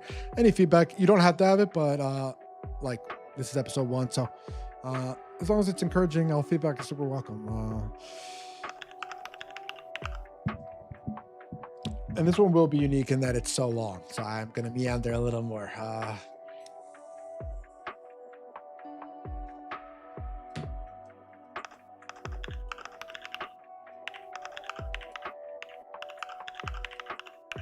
Crystal clear. Perfect. I did test everything like a bunch before this, but I had made this event on June 6th. I posted on LinkedIn. Hey, I'm glad I did, because I needed to, like, kind of almost come out to just my work life. I've kept the writing separate from work, and it's such a part of who I am. And to, like, be writing all morning and be ashamed to say that, because, like, you know, it's me, you know, it has to be, you have to have the courage and confidence to bring that in there. It never felt like a real safe space in these different workplaces that are so, when everyone's giving their whole lives to the job, to have such a big other passion. But whatever this next job is, you know, I have to be able to stream on Tuesday mornings. I got to keep the outside in, which I will. And I also need to pursue this writing path. This is who I am. This is my goal, and I like working in tech, man. I just like it. Like, I like helping people. I like being relied upon. I like being reliable. I like translating complicated things to people in simple ways. That finding that bridge of that right metaphor, that right analogy that helps people click with something technical to help them do their job better. I like making things out of nothing. You know, my technical specialty is like building really hyper custom fancy apps, like applications on the web, on your phone, and you make something out of nothing. You know, people have an idea, they have a problem, and you just, like, start sketching, and you collaborate with a bunch of geeks, including me, you know, myself included, and out comes something. So technology is a very creative thing, and I'm dreading looking for a job, but I'm not dreading having one. I think it is time, and I do plan these next couple of years to invest as much as I can in my writing, time-wise, and as much of my money as I can reasonably invest money-wise in the stream to help people with editing and anything that I can offload that, especially, you know, I'm not the most social media savvy. I want to be in the next, I don't want to fall behind. You know, I want to be on the internet. I want to be a part of this next generation of creators. I want technology to be a part of that. I don't want to be afraid of it. Yeah, that's a little rant on that, on the technology side, but on my background on my skills. And about next week, so I gave myself a week after this to find an editor and, like, thank everybody who came and handle any accounting if anybody buys anything, everything like that. Once I do that, so I'll give myself 8 days to do that. 1 day to sleep tomorrow, and then 8 days to wrap this up and get this in a really sustainable cooking spot. And then I'm gonna try to get a great job. I'm gonna try to get a solid job that appreciates me and what I can bring to the table.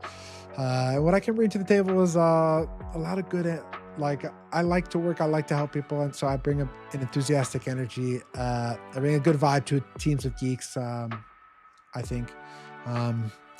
So let's finish this poem here. And Fefstone, I think today is really more chatty than it is writing, and moving forward, it's going to be,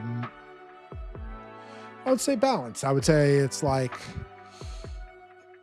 quiet, and then we catch up on the chat. We chat, then we work. You know, it's going to be like a productive zone. But for today, I really just, it's still so early. I woke up at 5:15. I was nervous. I wanted to run some last tests. So I didn't really sleep that much last night. Truthfully, I just had a lot of adrenaline going. Still kind of do. How many minutes are we? So we're almost at an hour and a half. I feel like we're kind of cruising. How are we doing? We started with the writing. We started with an intro. I maybe should have dragged out that intro a little while. Now that we're only an hour and a half in, and I'm about to wrap up Myth 1, but Myth 1 is the shortest and the easiest one to describe. So let me finish it up. Then I'll run to the bathroom and I'll come right back. I am not going to take a full break. I'll be back within like a minute or two. So I'll read it and then I'll be right back. I'm trying to take very few breaks today. Like I want it to just feel like it's open when you're here.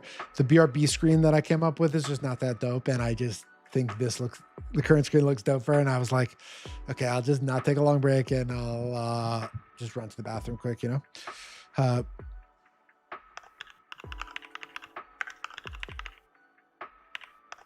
Launch day, JCrowd19, step into the outside in, JCrowd19. Thank you so much for being here. What a crazy experience to be here so many years later. For those who don't know, JCrowd is my cousin, and also the first version of the stream launched on Twitch in 2020 as a COVID project, and the first ever admin, the first ever supporter, the first person who actually helped me set up the tech and test the tech is my cousin JCrowd19, an absolute legend, a terrific gamer, a sweetest guy, someone I've shared a special bond with my whole life. We've traveled around the world together, and it couldn't be better. Diane Warner says, I provided the super glue. She did. Okay, so Fevstone, Diane Warner provided the super glue that allowed me to repair Nomeo. He's still missing a piece of his heart, Diane. I don't know if you know that. I don't know if you heard that, but we named our gnome, and his name is Nomeo, and he needs a nomiette. I think it's going to be a little love on the spectrum at the start for Nomeo as we bring female gnomes into his life. I think I didn't do a great job of introducing him to a lot of ladies. So thank you, Diane, for the super glue. Nomeo is grateful as well. And Jay Chrome with all the hearts. So good to have you here. All right, so I'm going to finish this myth. I'm going to read it out loud. I'm going to tell you what we're going to do next, and then I'm going to run to the bathroom, take like a 2-minute break. I could do a BRB thing. Let me make it real quick. I can make things really fast with AI. Watch this. I have a project that knows my project, so I can say, make me get a little BRB thing cooking after I do that. Let's try it.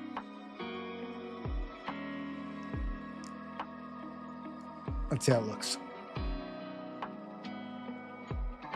Oh, I think it came up with some garbage text for me, but we could do it for the first time. What's the agenda? Okay, so the agenda for today, no, we don't need the BRB right now. I'll do that in a sec. The agenda for today is first actually, let me just try to get this BRB thing in to see if it works. Let's test. We have a long time here today.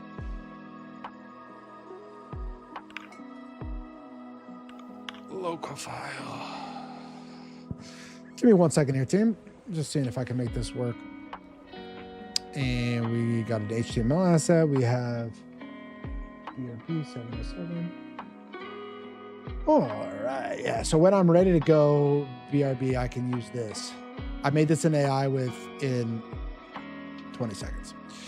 Okay, let's get back to it. So what is the agenda for today? So we were up here at 7:07 a.m. With the launch. First thing I did was I typed out in our document like this, which is going to be a thing. Before I speak, I typed out the title like, with the clickety clap, step in. And then we introduce everyone, and I've been taking notes. So because I'm a writer and it's like a writing stream, even when I'm just talking, I'm trying to take notes most of the time and then we'll just have notes from the day and people can see what I'm writing. You can hear the clack of the keyboard. And, so first we did the introduction. And then we introduced everyone, and I've been taking notes. So because I'm a writer and it's like a writing stream, even when I'm just talking, I'm trying to take notes most of the time because when I'm just talking, I'm trying to take notes. So first we did the introduction. We welcomed everyone. We introduced everybody to the Outside In weekly broadcast, which is essentially that I'm going to be pursuing my dream of becoming a fantasy author of consequence every single Tuesday morning at 7:07 a.m., super early in the morning. And I'm inviting other people to join me along for the way whenever they can, and set aside that time for us to really have like these productive Tuesday mornings together. Today is a unique stream because it's 7 hours, so I'm moving at a slower pace. I introduced myself as an author, fantasy author who's aspiring for a long time, has had no real traction. Have had some successes, but nothing real, nothing major. We also talked about the unique septimal system that I invented. So if you look at the timer, so we're streaming for 7 hours and 7 minutes today, Jay Crone. You can see that timer there is showing how much time we actually have passed. And to keep in mind that the decimal system is base 10. The number 7 is extremely important in our mythology. This invented number system is base 7. So that's the difference there. We don't have time for the full deep dive on that, but know that that's an invented number system with its own internal logic. We keep the decimal system there for this ease of use. EI, how do you feel about AI as a tool for writers? Jason Pfeffer says that's an exceptional question. I feel very strongly, and I will plant my flag. I will plant my flag in the ground and stand on this hill, which is that AI is an amazing tool for writers, and every writer should be using it. And I wish that there was more. I wish AI could help me write this more. And I'll even show you guys the behind the scenes of my AI projects soon. I make these super advanced AI projects to help me with everything. So I love AI, but it really can't write that well. And so but it can help a lot with the world building and the brainstorming. And so I think that what it's really removed is that feeling of the empty page. I think when you sit down and write, an empty page stares back at you, and it's something that you really have to learn how to face. It's something I can face, just like, swimmers know how to get into a cold pool or cold ocean like really easily. Do they just have that? So I have that with the white page, but I think for people who are new to writing, like that white page is just terrifying. It just is almost impossible to breach. It's almost too perfectly like clean and pure and white. And I think you open up an AI chat and you just start talking, like you're making progress, you're moving. And I think it can be distracting for people in general. And I think people taking credit for work that was actually AI is bullshit. But look, you can't just ask AI to write you a book and it be decent. And we can run experiments together. I do it myself, so I'm happy to do them live, which is to ask it to try to write it for us. You'll see. It's not so good. So but one thing I really think is that I love about it is what I usually do is you talk to it in the brainstorming phase, then I turn it off completely. And then when I'm done with it, I send it back to it. And it usually finds a typo. It usually finds an internal consistency. Usually it gives 2 or 3 recommendations I ignore. But usually it finds 1 or 2 things. I just ask it this. Okay, this is what I asked my AI.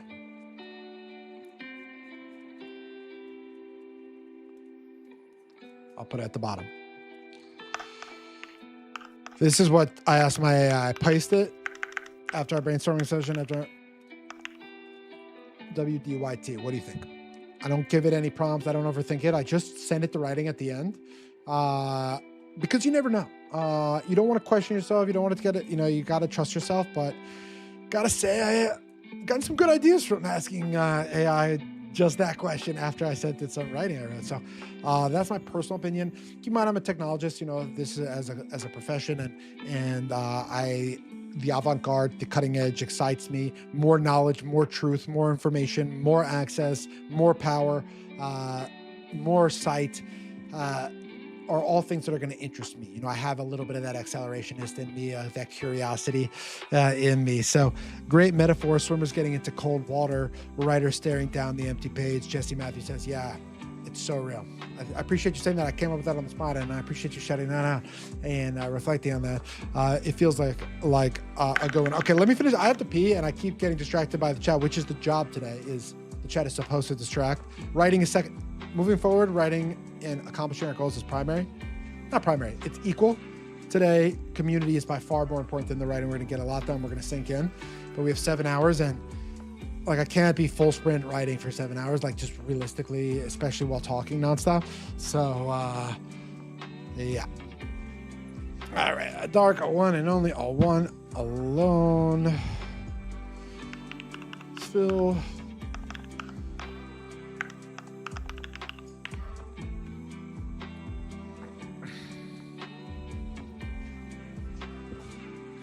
So now we have a few questions here writing. Let's actually write it here. And I'll tell you what I'm thinking, because now this is like a more final draft, sorry.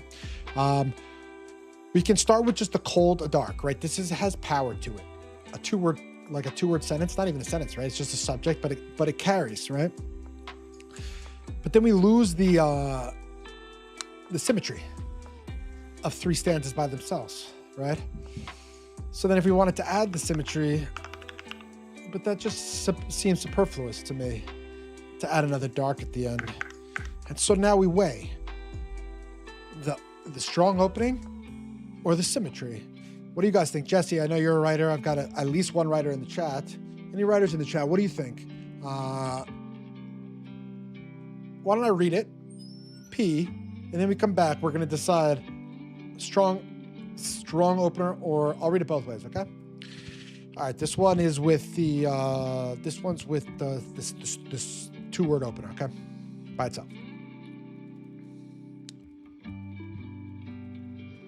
A Dark, Myth 1 of 7 by E.I. Werner. A Dark. Oh, a dark, a one and only, all one, alone, still. A dark, a dark, a one and only, all one, alone, still. A dark, a dark, a one and only, all one, alone, still. A dark.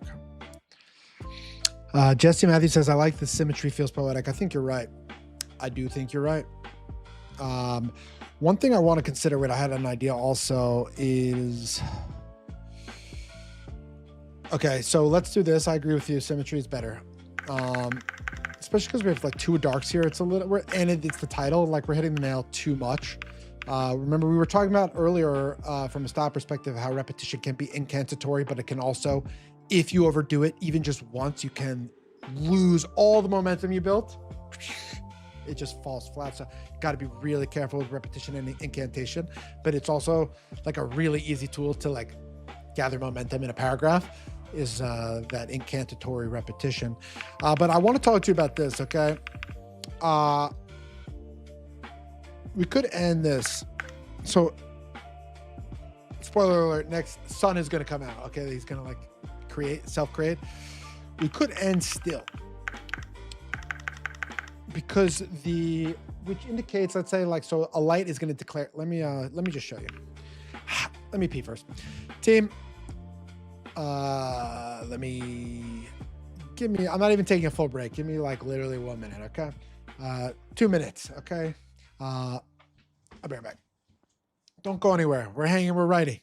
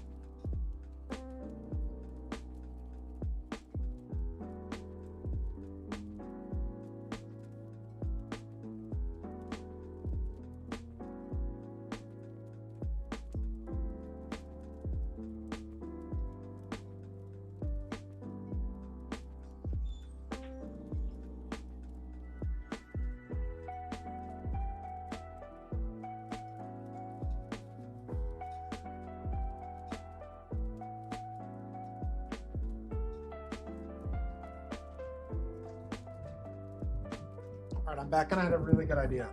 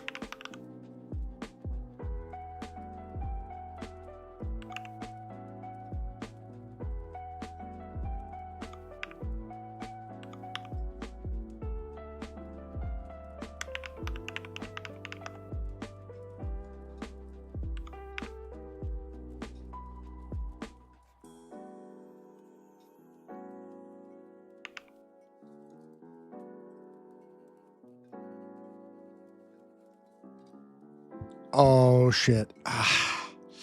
Damn, I had good ideas there too. Okay, fam. I was muted. We're learning. Sorry about that. Let me think about how to catch everybody up. Also, Spencer Amer, welcome to the chat. A brilliant musician. So tell any feedback on the music. Super welcome. Brilliant gamer. Riven top man, which is honestly one of the swaggiest possible things you could say. And Spencer, always chime in on the audio if you ever feel like you want to make some tweaks. I trust you on that too. Okay, so we are talking about, let me give everybody a little update. It's early in the morning still, so we're checking in.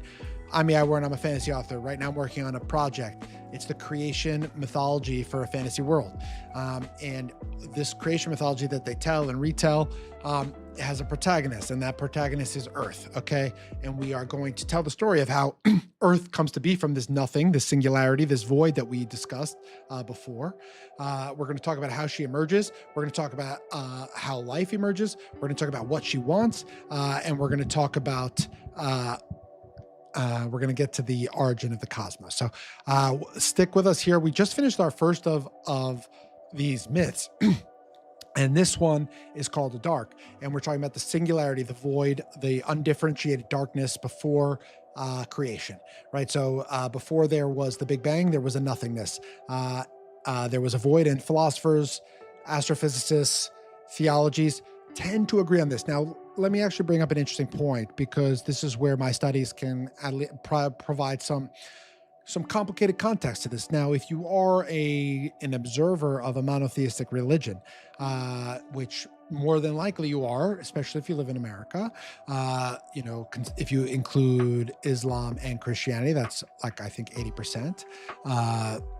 Don't quote me on that. I think the Pew sources are between 70 and 80. If you believe in a monotheistic God, it's creation, the creation myth told in Genesis, and you believe it devoutly as a sacred, very specific text, then it is actually one of the unique texts wherein the creator exists before the void. When it says in Genesis, in the beginning, God created the heavens and the earth was formless and void, and God saw his face over the spirit of the waters. There's this implication, there's this intimation that God was already there, that God was kind of watching that happen and then came and acted on it. Whereas a lot of these different mythologies have a sort of nothingness and then something emerge out of that as the first thing. So just keeping in mind that when I'm sharing this, I'm not sharing these as fundamental truths that everyone is agreeing upon with the primordial darkness. They do agree that there's a void, but they actually wouldn't agree that that's the first thing. They would have God be the primary acting agent right away. Like, there is no creation, there is no void even without God. If you are looking at the Old Testament, Quran, or New Testament, which inherits the Old Testament Genesis story. So we are taking the singularity approach that the first thing was nothing. And we are calling that nothing a dark. And we are using the recurring present. And this is a very unique tense extremely rare, and it's a recurring present, which means that this story, to try to create the feeling that this is a story that has happened, is happening, and will always happen. It's just relentless. A version of it is always happening. A dark is always there, right? And if you talk a mother, right? A mother is an instance of a mother, which is something that happens across all timelines here. So we're using that a definite article as a style point here to say this is not a one-time thing. This is like this is a continuous, persistent story. And when we think about mythology versus story versus history, so history is something that did happen and you're recording it. Okay, a story is you are conjuring up a story to take somebody on a narrative.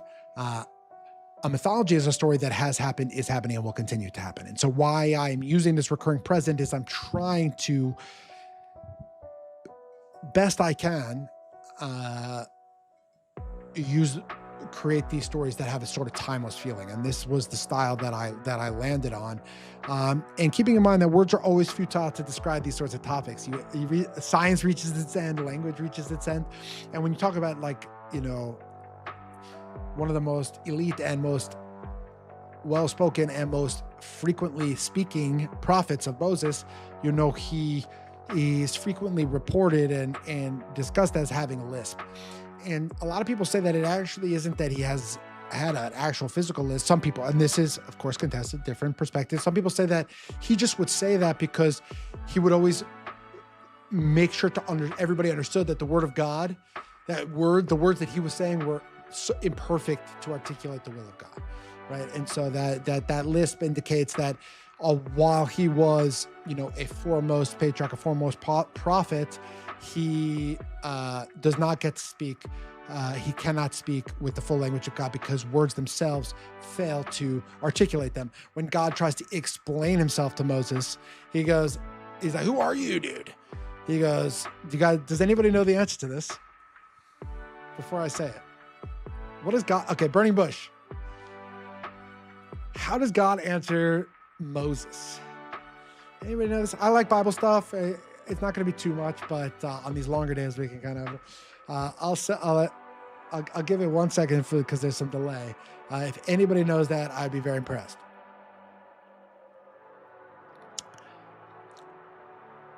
Moses asks God, "Who are you?" What does God say? 10, 9, 8, 7, 6, 5, 4, 3, 2, 1. So Moses asks the burning bush, says, "Who are you?" God answers, "I am that I am. I am that I am." Okay, Jake Crone, you were so close. I should have given you just a few more seconds. I'm trying to be patient, but I try to respect people's time. There's a little delay. I am that I am. I am that I am. So even in this most biblical language, like, it's even complex in word trickery within the ancient Hebrew. Okay, so there's a futility to it, and when people perceive the divine, there's this overwhelming feeling of futility and mortality and ugliness when you look at something so beautiful. Always. So I am who I am. Yeah. Okay. I got to give a longer time. I think we have a 30-second delay here on when I see your chats. So between when I say something, so I'm going to give longer for my next question and then just move on and see if people can answer it, because I feel I had okay. One thing to know about Fefstone, a wizard.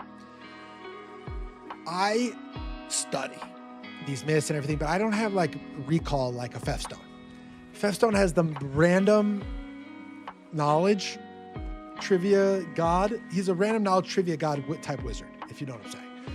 Esoteric random shit. The more esoteric and random bullshit, the more likely it is that Fefstone has it on lock, ready for you to go. Sports, Tolkien, kind of whatever. He's just that kind of wizard. I'm not that kind of wizard. I'm the more chaotic, reading, ripping through tomes, looking for the truth, tossing them aside, picking them back. Oh, wait, what was that I found? Picking up scrap notes, that's more my energy as a wizard. Okay, so let's talk writing. We're going to talk a little bit about writing strategy now. Give me a sec.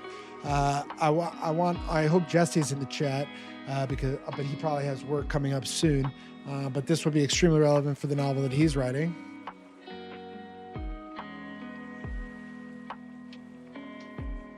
So we're going to talk about the transition between two myths now. So we have myth one, and it's going to end. It can end here, still dark, and that would give us the symmetry, right? And we were working for our symmetry before. Jesse and I were, instead of having a hard opening of just a dark. What we could get, and I don't think we're going to do it. Spoiler alert, but what we could get is if, let's say, we stopped this still, and we went here. Right, so now it ends with a stillness, right? That's not a terrible thing to end on. A still plus a period, like that's a pretty clear ending. Like, it demonstrates no change. You're ending that you're just going to. You're intimating that you're going to continue with the dark. Now, let's say we come into this story, and the first thing we say is, at once, a light declares itself.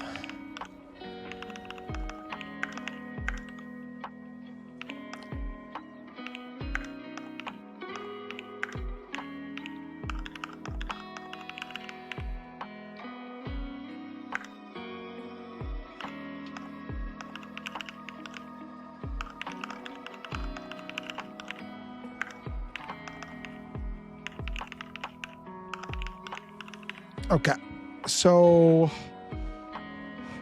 in this myth, legitimately nothing happens, because that's the whole point of the myth, is that nothing happens. Before beginning, nothing happens, okay? So that's the whole myth of one, you get it, okay? It's just dark.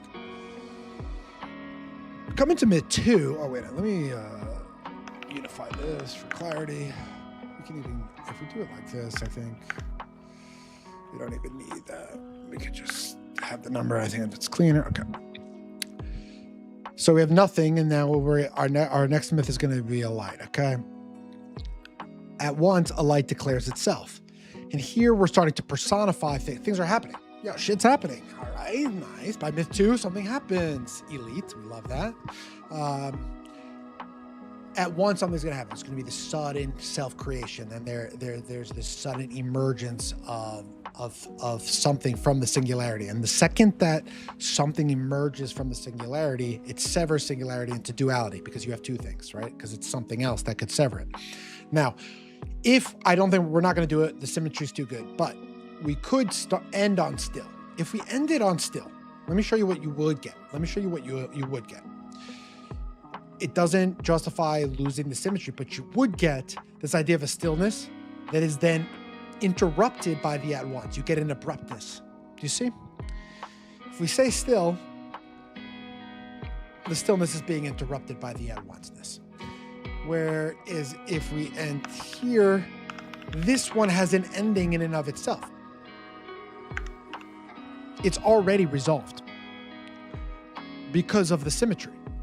You get your conclusion. We're speaking abstractly, but we're talking about writing. I think you can follow what I'm saying.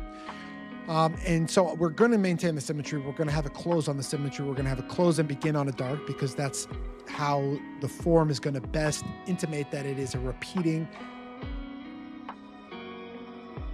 undifferentiated, void, gap, yawning darkness. Okay, it's just one thing that never changes. But we do sacrifice. We sacrificed two things for it. We sacrificed starting like this. This is something Jesse and I worked on together before we went to work. We had to start like this at the beginning, just a dark, which is kind of a hardcore start. It's pretty powerful, but we realized that the symmetry was more powerful. And then we considered ending on stillness, because stillness can be interrupted. And by creating that more quiet moment before it, we can create a more abrupt moment afterwards. By creating something, we can interrupt it, but we are going to keep with the symmetry here, and we're going to move on. But that is, we're just highlighting the transition between myths here, how we are thinking about how one ends and the next one begins. We are definitely going to be thinking about that.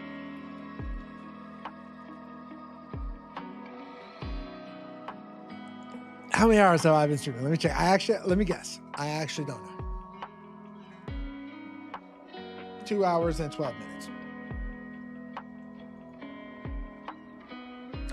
Shit, not even 2 hours yet. Okay, I botched. I'm not in a rush to leave you guys. I'm just checking in on my energy and my pace here. So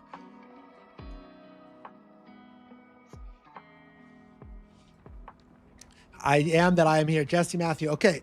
Jesse Matthew, you are here. Okay. We have someone who's an aspiring author, super talented, super passionate guy, multi-dimensional guy. Just this past year got super into novel writing, like full send. He's full sending. We just did a workshop, 5 hours. I know a lot about his novel. We're talking a lot about how to end chapters. We're talking about transitions between them. And so I hope you saw that bit, how we were considering, creating a quieter moment beforehand and the abruptness and the different, Emily Hellman tuning in at 707 MSD. Okay. Another introduction here. Emily here is in the chat. Is very unique here in this specific situation because not Jesse and Emily are the only people I know who love each other so much as friends that they are able to successfully co-write a novel for a year so far, a full fiction novel. It's almost always a personal endeavor. They have such a special bond. I got to hang out with them for 5 hours. We got to talk about fiction. I felt super seen, super present. We engaged. We were talking about all stuff like this. It was just this, but like just us three and about their stuff instead of my stuff. King Kia, step into the outside in, Kia. You are so welcome here. Thank you for joining. Wow, it's early and I appreciate you joining. We're going to be here a while, but if you come at this time, if I can, hopefully this tech job, I'm gonna start looking for work. I'm gonna be broke soonish. I'm gonna be start looking for work like next week after I wrap up this stream stuff. I'm hoping for a 10 a.m. start Tuesday, because then I can stream till 9:30. I'm rushing. If we go 7:07, 9:30, we can get an hour and a half. So today is like a meandering. We're gonna be mostly chatting, a little less writing focus because we have 7 hours to fill. But these Tuesdays, man, we're going to be locking in. Like, it's going to be 90 minutes. We're going to chat. Then we're going to lock in for like quiet time. Then we're going to chat. Then we're going to lock in. People are going to share their goals. And the thing is that there is nobody else building beautiful, brilliant, shiny things. It's just us and what we choose to make of our time, what we choose to make of ourselves, who we choose to become. And it starts with setting aside that time. And that's one of the strengths of mine I have is I set aside all my time, and now I want to invite you guys along sometimes. And we're starting with just 1 day a week. Like I just want to under promise and over deliver versus like, be drowning. And I just want to make sure that we're set up in a way that this survives me trying to get a job, then having a job that we can, so everything's the number 7, right? You can see that we've got, we started at 7:07 a.m. Today's July 7th. Already, guys, our eyes are on July 7th, 2027. We're throwing a banger. I don't know what we're doing, but 07/07/2027, come on. The key is we're going to have 52 streams at least by then. That's why I went back up here. 52 streams at least. 52 Tuesdays. If I miss a Tuesday, oh shit, something crazy happens. Someone dies. I don't fucking know. That happens. We go on Monday, we go on Wednesday. We don't miss a week. Okay, fam, we don't miss a week. We write. Okay, there's always time. It's 90 minutes. We're going to bang it out. We're going to be there together. We're going to check in on progress. I'm going to be accountable to my writing goals. And on one hand, it's awesome. Oh, you always have this open door to join the Outside In. And the Outside In is is a destination between places, between where you've been and where you dream of going, right? It's an open door. But when you have an open door and you have an open invitation, it also passes the ball to you. It's like, Evan is waking up on Tuesdays and pursuing this dream. And he did invite me. And I could pretend I don't have a dream like this, but maybe I do.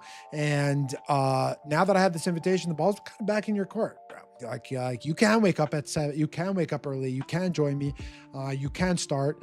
And even, I don't know how this would work. This seems a little bit idealistic, but I could say that theoretically, if it really does become a vibe to work with, like with the pacing of it, watch it an hour late, 2 hours late, like, I don't know, this is going to be on there. But we're really just trying to create a destination. We're trying to create we're proving that the thesis is this. separate from writing together. This is the thesis of my project and my life and my mythology, okay? Fantasy is not an escape, it's a destination. The best fantasy is not. And I don't want to tell you that, no. I want to prove it to you. 2 ways. First way, the lesser way, make this a destination with fantasy as a focus, as a central theme, as a core unifying principle, although we are obviously, there's a high IQ group of people here, we are multidimensional. But also, I lost my train of thought. Shit. We're high IQ. Why was I saying that we're high IQ? We're multidimensional.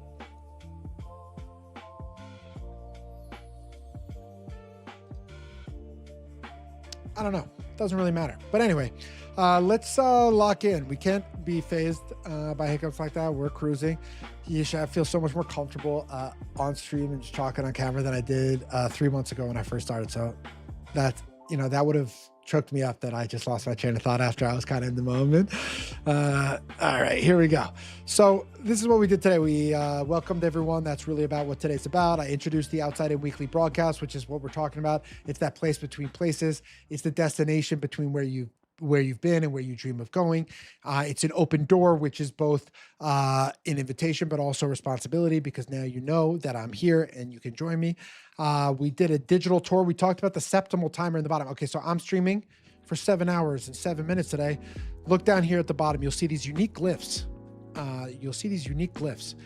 Those are invented by me. They're septimal. So our numbers are decimal. That's base 10. These are base 7. So they're an invented number system by me, created by a brilliant artist. I had to realize it. And so we are going to be using those as much as possible. We're using the number 7 as much as possible. We're using our own numbers as much as possible. And Emily, the door is open for us. Yes, the door is open for you. And I want you guys to work on whatever it is that we're working on. Although I do think that the best thing to talk about and do here is write or talk about fantasy geek, gaming adjacent, sci-fi type nerd shit. I do think that that's probably going to be who is going to actually be interested in coming by, because that's what I talk about and that's what I know. So, but either way, we're going to be locking in. Absolutely. So let me tell you guys something cute really quick. I was up here at 7:07 this morning. I was up earlier and I saw that late last night my mom had bought 7 of my mugs at the EI shop. 7 mugs and wish me good luck. So she's super supportive. She swung by the stream earlier today. Shout out my mom's, who this stream is dedicated to, for buying me 7. That was just the cutest possible gifts. It's obviously not about the money of the mugs, but she bought 7 of them, which is just symbolically epic. Symbolically absolutely epic. Oh, and this is just for people who are just waking up. Yo, let's just get this out of the way. In the description, there's a link to my premium membership. It's usually $7.77 a month. If you sign up only today, you get 7 months free. So 7 months, a lot of time. See if there's value. You can cancel anytime. It's super easy. If it's not for you, you're never checking it, just cancel, bro. No personal thing. But I do recommend just signing up for free today. They cost you absolutely nothing. And you could join an already active group chat that I've been seeding for the last couple of days. Every day I send a daily insight with 2 ends, talking about astrophysics, talking about theology, talking about mythology.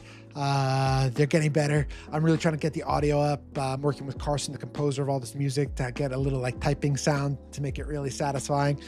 And you can go ahead and sign up there. So take a second to do that at some point today before the end of the day. You'll have some time even after the stream, but that code will, I'm going to have to kill that code after today. It is a limited time offer. So then we did a physical tour. We talked about how I'm currently in Greenwich Village, how I am the aspiring Grey Wizard of Greenwich Village. I just moved here. I'm at a launch pad. I've set up a camping site while my ivory tower is being constructed. And I really need to explore all the woods and caves and crevasses around here before I can claim that title. I'm studying now. I'm an apprentice. I'm not even an apprentice wizard. I'm a journeyman, and I am studying. So I'm new to New York City. In 3 months, we're moving into a proper study. That's when I level up. That's when we start really cooking here, team. That's when my magic, my studies, my creations are just going to level up when I get into my study. I've been dreaming about having a study since I was a kid. It's coming, fam. I actually am even considering putting so I have an extraordinarily talented generational talent architect as a brother-in-law. Shout out ACH and Charles Hyman Herrero architecture. And he is helping me design it, just, not in a professional way, but just as a friend. And I've been dreaming about having a study since I was like 15. And by since I was 15, I mean since I started wanting to be a writer. I don't know why I've always associated with him, but can I tell you something that's so funny about that?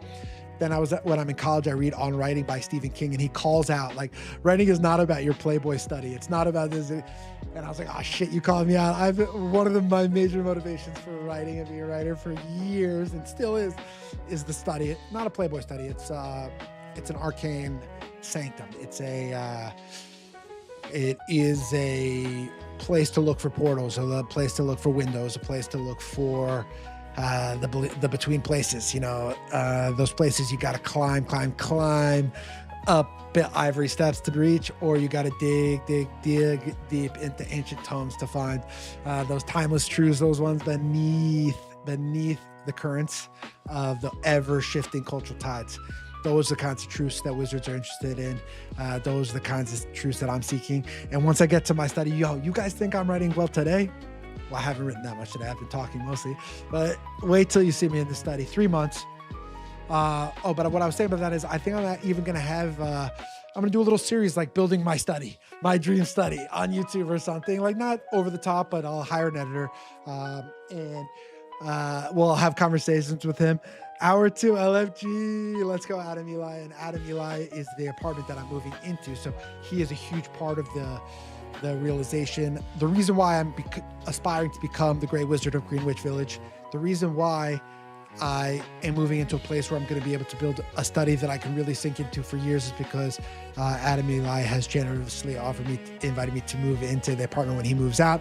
And that, I'm telling you guys, that move of like getting into that place is going to level me up for real. Like it's in my bones, like just looking forward to this. And my brother Adam's generational talent of a husband, even just him being anywhere near it, it's going to look, he really is a spectacular talent. Shout out ACH, my brother-in-law. Love you. Okay. So we did a physical tour. I'm trying to become the Grey Wizard of Greenwich Village. I talked to you about how this is a temporary launch pad, but we do have some things from my life. Adam, I don't know if you were at that birthday party, but when I was like 25, I had a birthday party in Bushwick called Guard Gnomes and Muggle Artifacts. And the price of entry, I paid for everything, but people had to bring a garden gnome. And one of the insiders who's in our insider group chat, our insider telegram, got me this gnome who's sitting in the Game of Thrones throne. His name's Fefstone. Shout out Fefstone if he's still in here. Say what's up to my brother. And I told him to name him because he's also a wizard. And he named him Nomeo. And now we have introduced a new quest wherein Nomeo needs a gnomiette. And yet I have failed to introduce him to any female gnomes. He's completely maladjusted. And so it's going to be a little bit of a love on the spectrum, I think, sort of thing once we introduce Nomeo to some gnomiettes. But we're going to be getting we got to bring some feminine energy into the gnomiverse back there. He's got some other homies. One guy is like peeing on the corner there. Here, can you see that? He's pissing off the edge. Did I just screw everything up? I think it's all right. So Jason, Fefstone's still here. So Fefstone is the only other wizardry major from Vanderbilt who graduated in our tenure. There were many promising students. There were many peers that we really thought were going to make it. Fefstone and I, it's not easy to drink as much beer as we did and also maintain arcane studies. And we did it and we did it together in our own unique way. So he is the only other wizard from Vanderbilt that I know, and he got a very special invitation here to be a part of this because we need as many wizards as we can get to try to create the magic here. So he's a core part of this community, and I think an emblem of our thesis of fantasy is a destination, not an escape. And when I say that, I think it's implied that it's the best fantasy, right? We're not talking about the dog shit, dog water, dog soup. We're not talking about the trite cliche shit. We're not talking about that MFA's final project. Okay. We're talking about the shit that feeling that you can only get when you're 400 pages into a fantasy book and you can't put it down and you still have 350 more pages to go. It's that feeling when you are sitting down to Game of Thrones in those early seasons on a Sunday and you turn the lights off, and if anybody says a fucking peep, if anybody's phone goes off, they're getting an absolute shiv, an absolute needle to the lung. Okay. It's that sort of feeling that you don't get when you just sit into any kind of movie theater. It's a very distinct feeling. It's the feeling that anybody with any sort of fucking soul, anybody with a fucking soul who hears concerning hobbits and watched Lord of the Rings is stirred. Okay. It's that feeling that you can only get from those kinds of things that you can only get because you need to go somewhere entirely different to seek those, to find those timeless truths. Because what's true on Middle Earth, that's also true here. Those are the truths that fantasy is looking at. That's the destination that I'm talking about. That's about going somewhere and you can come back. You have to come back. You can't live there. But you bring something back with you. You bring back a matryoshka doll. And every time you open up what you thought you learned, there's another one inside. And a lifetime you're unpacking it. That's the kind of destination. A book like that, a Tolkien type book, is a matryoshka doll like that you took home after coming back from Middle Earth. Jason Pfeffer says, it's not easy to earn one's chain from the Citadel. Takes a true wizard. Couldn't agree more. Diane Warner says, I knew that I just couldn't type because I was driving. Love you, mama. Thank you. Okay, let me breathe. I just went on a little bit of a rant there, but I was charged up because these are things that I really believe, And also shout out my mom's, who this entire thing is dedicated to. She was the first one to say in earnest and multiple times that I had to drop the shades, and she was completely right. Watching back the old content with the shades, it's way harder to actually feel how honest I'm being, because eyes are really kind of a portal in that way. And I thought they looked cool, but looking back, it seems foolish, but in the moment it felt like it gave me a little protection also. I think I was a little more scared. And I don't know. I'm trying stuff. I'm not a social media guru. I don't spend enough time on social media to really be a social media guru. But I'm doing everything I can. And I think honesty paired with optimism and consistency can go a long way in this universe. I really believe that. And I can't say that my life is exactly a testament to that yet, but I do believe it will be. You know what I'm saying?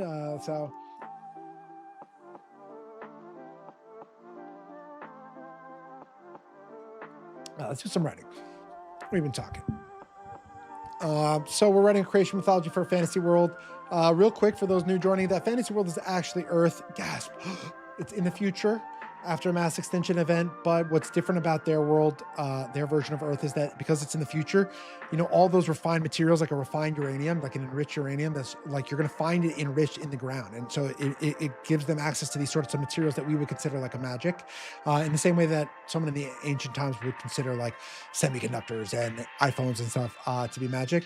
And in addition, because of that mass extinction event, the next generation of like creatures that come about are like super gnarly large, like gnarlier than dinosaurs on both the mammal and the serpentine spectrums.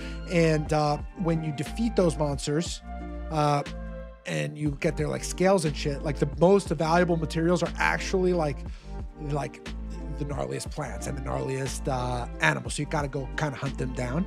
And so you kind of like the reward for going on a quest and killing one of these beasts is you get access to these materials that you can then turn into gear. You can then turn into things. And so while they have access to these better materials, they're only, I'm not giving specific generations because there needs to be, but between 10 and 50 generations after the cataclysm. So they don't have computers. They don't have, like automatic weapons in the same way that we do, but they have access to materials that we don't. So their architecture is completely unlocked in a completely different way because they've access to just better, cheaper materials that can do cooler shit. And they have access to cheaper and freer energy. So they're accelerated way more, but the world is also way more dangerous. Okay, so I don't want to go too far on that, but so these are the myths that they tell themselves. Okay, so in our mythology, in our creation mythology, usually the protagonist is God for creation mythologies. If we had to nail it down to one, God is usually the guy. But in this case, our protagonist is Earth. Okay, in this case, our protagonist is Earth, and we are going to explore how Earth goes from being from the nothing before beginning to from like the absolute primordial void to being a planet, to having feelings, to being a female planet actually, and to then ultimately having desires and wants that result in life. And ultimately result in the moon and the molten core of her Earth. So we're going to explain, her, as we tell the mythology, you're going to see the texture of Earth. You're going to see the texture of globe start to wrinkle. You're going to see it start to crease. You're going to see mountains sprout up. You're going to see volcanoes. You're going to see rivers. You're going to see oceans. You're going to see the Earth start to orbit around the sun. You're going to see the Earth start to spin. You're going to see the Earth get a moon. You're going to see the Earth get a molten core. So we're going to drive the mythology through her, and we're going to try to personify her. So she's going to speak. She's going to have desires, and she's going to want things for herself, and she's going to want things for her children. So let me turn this on focus mode. I turned it off. Okay. All right. Let me take a breather. We've been going 2 hours, 20 minutes. Nothing. Come along, guys. We only have 4 hours and 47 minutes left. Nothing for us. I did one night. It was on an experiment that I was really excited about that ended up failing, where I did the triality. If anyone, shout out anybody who was out there for that stream. That was actually a 6 stream. That was one of my favorite streams. I was working on this experiment where we had like 3 columns. One left column is one brother, right column is the other brother, and the middle column is like where they collide. And I streamed for like 5-6 hours. That's the longest that I've had. Today is going to be by far the longest that I have that I broadcasted. At some point, I'm going to need to eat breakfast. I'm going to eat on stream though. I'm going to take like only a few breaks here for 7 minutes at a time, but I'm going to try to do as few of those as I can. I'm going to try to. It's supposed to be kind of endurance. It's supposed to be kind of hard. It's supposed to be kind of challenging. Ram Season says Trinity is honestly one of the most unique things I've seen in a long time. Ram Season, you were there for that? Yeah, I just was feeling, so I got feedback. I was reading it in my workshop, and like already it's abstract and esoteric, and it felt a little bit like a jigsaw puzzle to try to, it wouldn't show. 2 hours is nothing for EI awareness. This is Jake Hirsch 907. Welcome, step into the outside in. Jake Hirsch 907, one of my oldest, dearest friends. A genuine proof of concept for how gaming can enrich friendships, create new friendships. And he has been OG outside in. For those who don't know, I actually started streaming as a passion project called The Outside in COVID. So this is a reemergence, and a lot of the people in here tonight are OGs from there. Oh, Ram Season is Flashbird. Okay, yeah, Flashbird was there for the entire triality stream. You were literally there though, so that was cool. It works for just that brother myth. I was trying to apply it to the other myths. It didn't work as well, and it wasn't working. People were feeling overwhelmed. They were feeling like they didn't know where to start. They were feeling, and that's the opposite. I want it to look like clean and like light on the page. Like you look at this myth. Okay, myth 1. It has 34 fucking words in it. You know what I'm saying? I don't know how much I'm allowed to curse on YouTube. I actually don't know the rules about that. For now, we ball, okay? Has 34 words, okay? And this is talking about the singularity before creation. So we're gonna move fast through these. We're gonna make every word matter 100%. Okay, let's do a little more writing, and then I'm gonna need to take a break. I'm gonna need to get a coffee. There's a place right down the street, so I'm going to set a 7-minute break. I'll be right back. I need coffee, not this Celsius shit. I just haven't even been drinking it. I just don't want it. I just don't want it right now. So let's get into here. So we ended here. We started with a dark, a singularity, and nothingness. We ended the first story with a dark, a singularity, and nothingness, an unchanging and undifferentiated void, a yawning gap, something that is nothing. And the moment we enter the next story called A Light, we get a sense of urgency by saying at once. And we can say at once brings, an eruption, an emergence, a suddenness. And but then someone speaks. A light declares itself. I am a light, lightest of all lights, epicenity itself. Let's unpack it. A light declares itself. I am a light. Who am I? I am that I am. We talked about I am that I am a little bit earlier, which is what God says to Moses when Moses asks him who God is.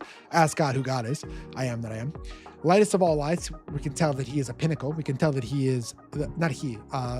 You'll see why not he in the next line. A pinnacle of whatever it is. The climax. And we bring up the word epicenity itself, and we're carrying a capital I here, So let's talk about this word epicenity. It's going to come up a lot. It's extraordinarily important for this myth, and I really want you to understand, because you can't understand it. It's abstract. It's rare. This word, it only appears in really this mythic register, and what it means is that it is like explaining as of or pertaining to both and neither gender. Let me actually explain it like a human. You're so both gender that you're neither gender. You're so both gender that you're not neither gender, that you're not even gender. You're not even on the spectrum. Or you're so neither gender that you're both genders. You're so beyond the spectrum because you're so both and neither. And it's a very abstract concept, but we're saying that a light is like that. We can also say, I think energy would be a good one. I think a dark could be argued that it's like that. It's epicene. It would be difficult to make a convincing case that it is gendered, okay?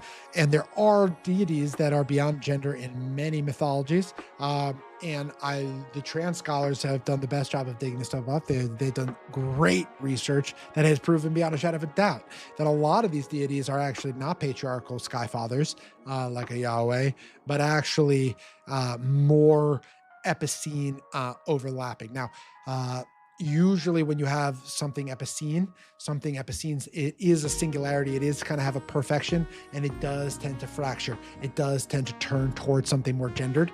An epicene state is so perfect that it's actually a little bit difficult to maintain. It's such a rare state of pure epicenity. So let's keep going. Let's talk about what else a light is up to here. Okay. Let me get my notes up that I took before this, and there we go. So keeping in mind now that we are in, we had a dark, a light has now declared itself, so now something exists, okay? And a light is going to continue its monologue, okay? I am a light, lightest of all lights, epicenity itself. I come from a dark.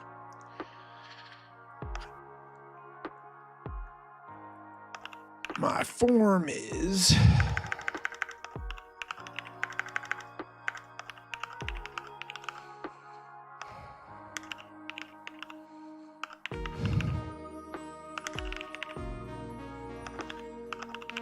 I'll read it back to you, don't worry. All right.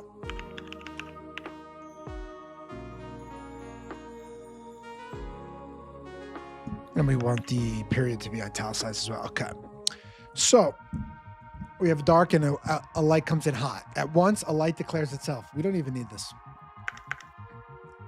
At once. I am a light, lightest of all lights, epicenity itself. I come from a dark.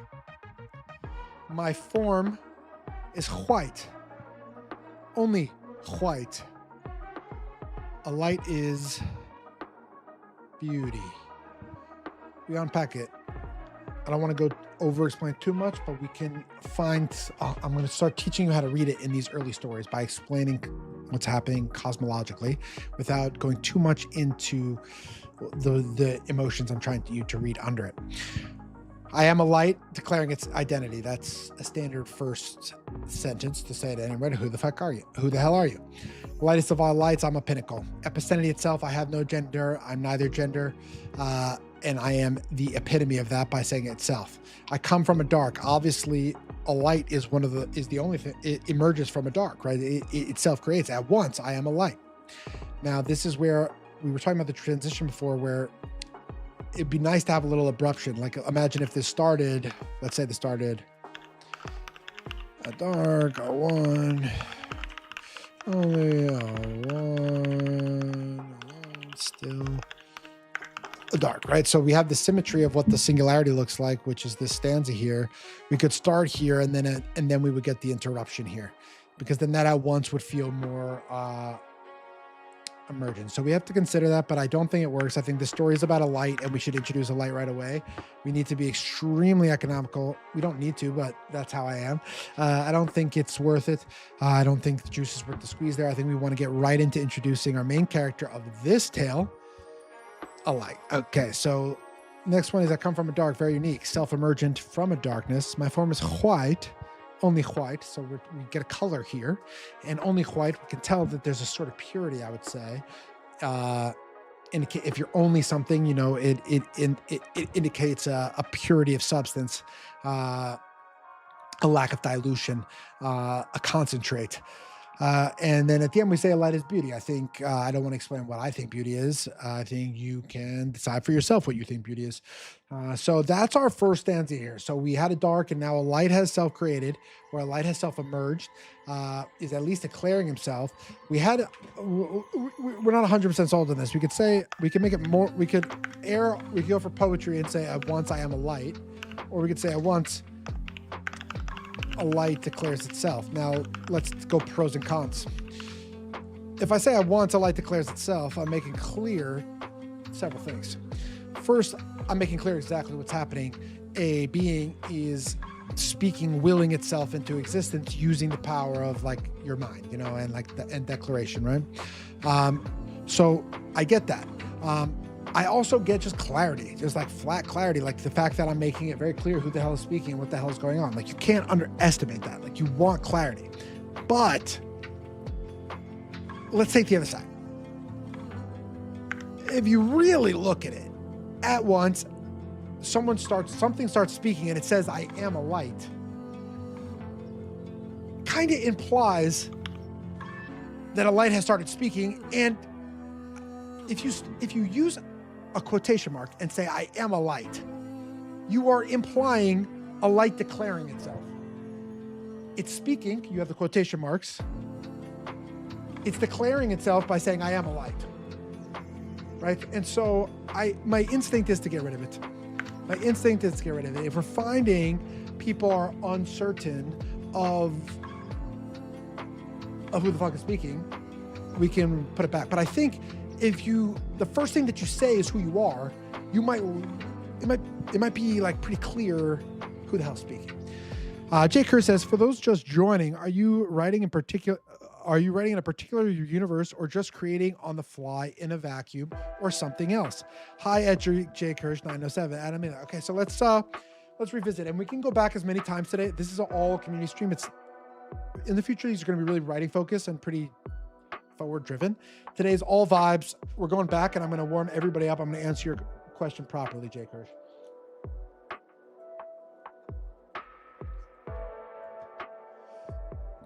So let's read the question again. For those just joining, are you writing in a particular universe, or just creating on the fly in a vacuum, or something else? Well, let's look up at our notes, because even while I've been talking, I've been taking notes since we started today. So first we introduced everyone, but then we started talking about my writing project, what I'm actually going to be working on, while everybody else brings their own projects or just chills and vibes and watches the Fantasy Geek talk about these things. you can bring any project you want, but I am working on a creation mythology for a fantasy world. And that fantasy world is actually Earth in the future after AI apocalypse, okay?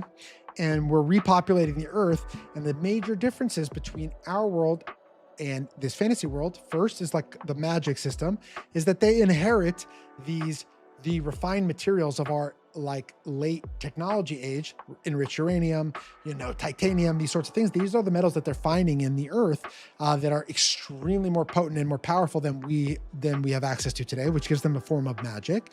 In addition, the creatures that are able to survive in this post-apocalyptic earth are extraordinarily dangerous, enormous, and terrifying. For example, all the serpents like hunt, like smell female period blood and like hunt. Like women have to like hide during their period from these like gnarly ass serpents. But what's cool about it, if you kill one of these gnarly serpents, is that the magic comes to, the most magical and most powerful items really come from the flesh of these beasts that you slay.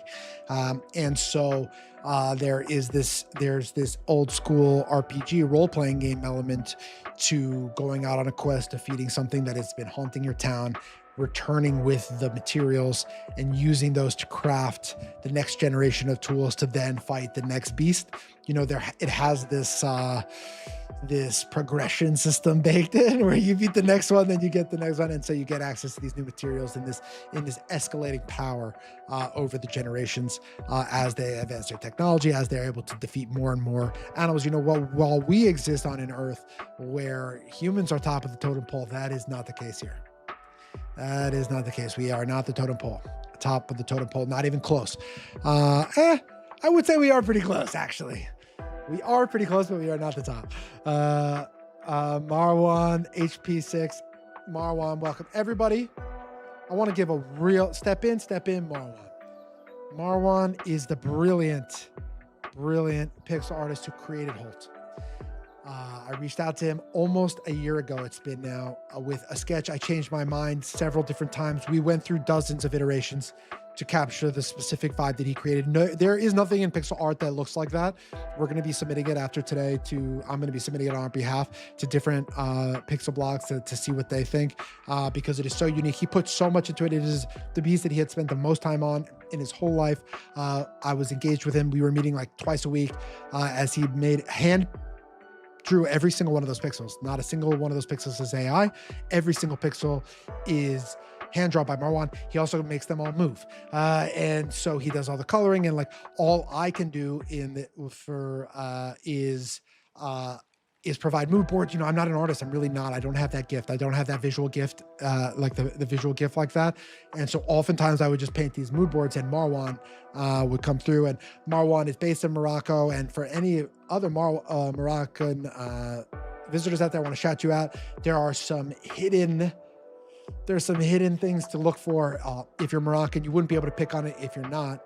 So shout out Morocco, shout out Marwan. Incredible to work with, incredible guy.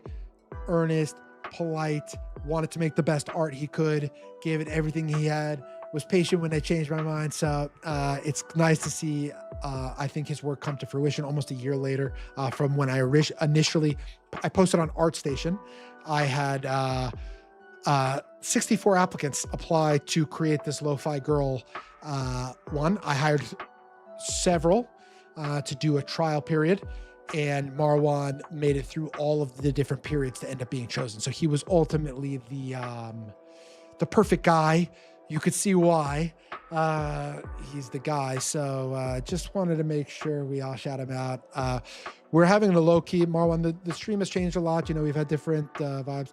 Yeah, Jake Kirsch says, Marwan, incredible work, cozy and inspiring. That's perfect. I love that. Thank you for thanking him. It goes a long way when someone thanks an artist like that. So, Jakers, thank you for appreciating it. And thank you for thanking him. Marwan, I want to give you a little update on kind of what the stream has become. We're kind of going back to our roots, which is like I'm doing a writing stream like early in the mornings every Tuesday, and people can kind of pursue their dreams while I'm pursuing my fantasy writing dream.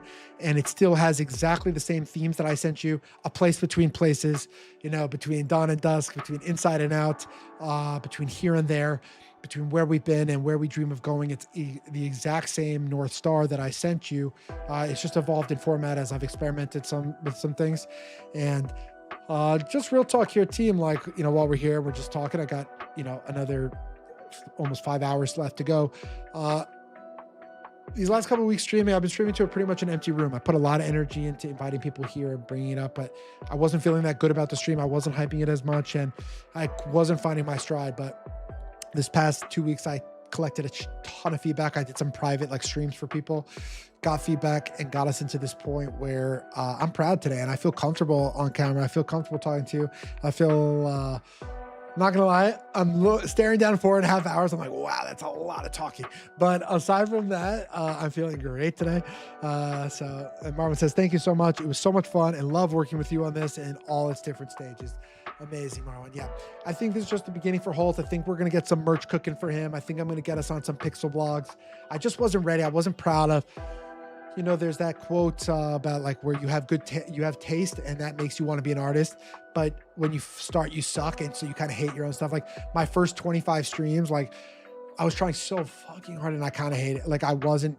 I had a couple good ones. The Triality stream, for those who were there, that was a 6 stream. I was charged up during that stream. We had great vibes in the chat, but it's so much harder when it's empty. Honestly, it's way better when people are engaged. Emily Hamlin says, I hope this feels like a win. I think when I get to the end of this, I was telling Emily the other day I could use a W. Low key, it sounds like a dream here. You take off from a fancy job with money saved, travel around, but I can get in my head a little. I'm studying mythology and philosophy, and I had a big writing project at the beginning of the year. I put a lot into that didn't go as far as we'd have liked. I co-wrote it. And the stream has been hard and no traction until today.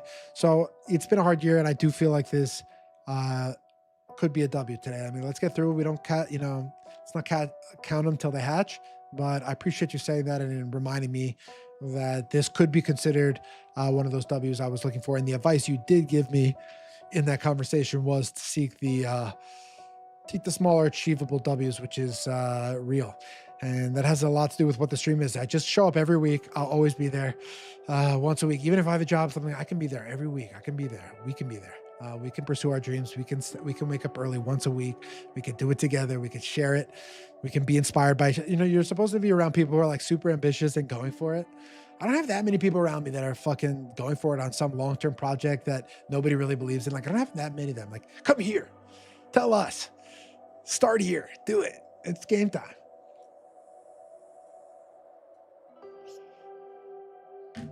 This is already a W, just showing up and working hard. The truth is, Jay Crone, that I've had a lot of those kinds of W's. I wrote a whole book. I wrote a whole movie script. Then I rewrote a whole movie script. I showed up, I worked hard. People read it, people loved it, and it got me nowhere. I'm 33 now. I'm a professional artist. I've written over 10,000 hours. I'm likely coming up on 15,000 hours at least. Now, it's game time. Come on. I take myself seriously, and I take this craft extremely seriously, and I am my harshest critic. I think all of us are. I think most of us are. I think most ambitious people are. I think it has been a hard year for me. I think the end of LA was hard. Into this year, Costa Rica was pretty sick. I'm not gonna lie. I did go to Costa Rica for the winter, and I did surf 5 days, 6 days a week. I was making the music with Carson, these tracks. I was working with Marwan on the pixel animation. So who's in the chat? Shout out Marwan again. So I gotta say, I had a couple good months in there. I was in Costa Rica almost 3 months. Just a couple of days shy of 3 months, and it was pretty fucking awesome. I got tan. I got insanely good at surfing. I got so skinny because I didn't have a gym, and I was surfing every day. Costa Rica is the best. Paradiso. And Marwan was taking meetings with me out there. My internet was dropping. I wanted to stream, but my internet was dropping. My power was going out. He was patient as hell. It was great. I really like one passion I've learned in this project is I really like, and I learned it a lot from my buddy Carson, who's the composer. He kind of turned me on to, and from my mom who does this too, is like really investing in young artists, like being that person who says, I believe in you, like give you an opportunity, saying, I think you could pull this off.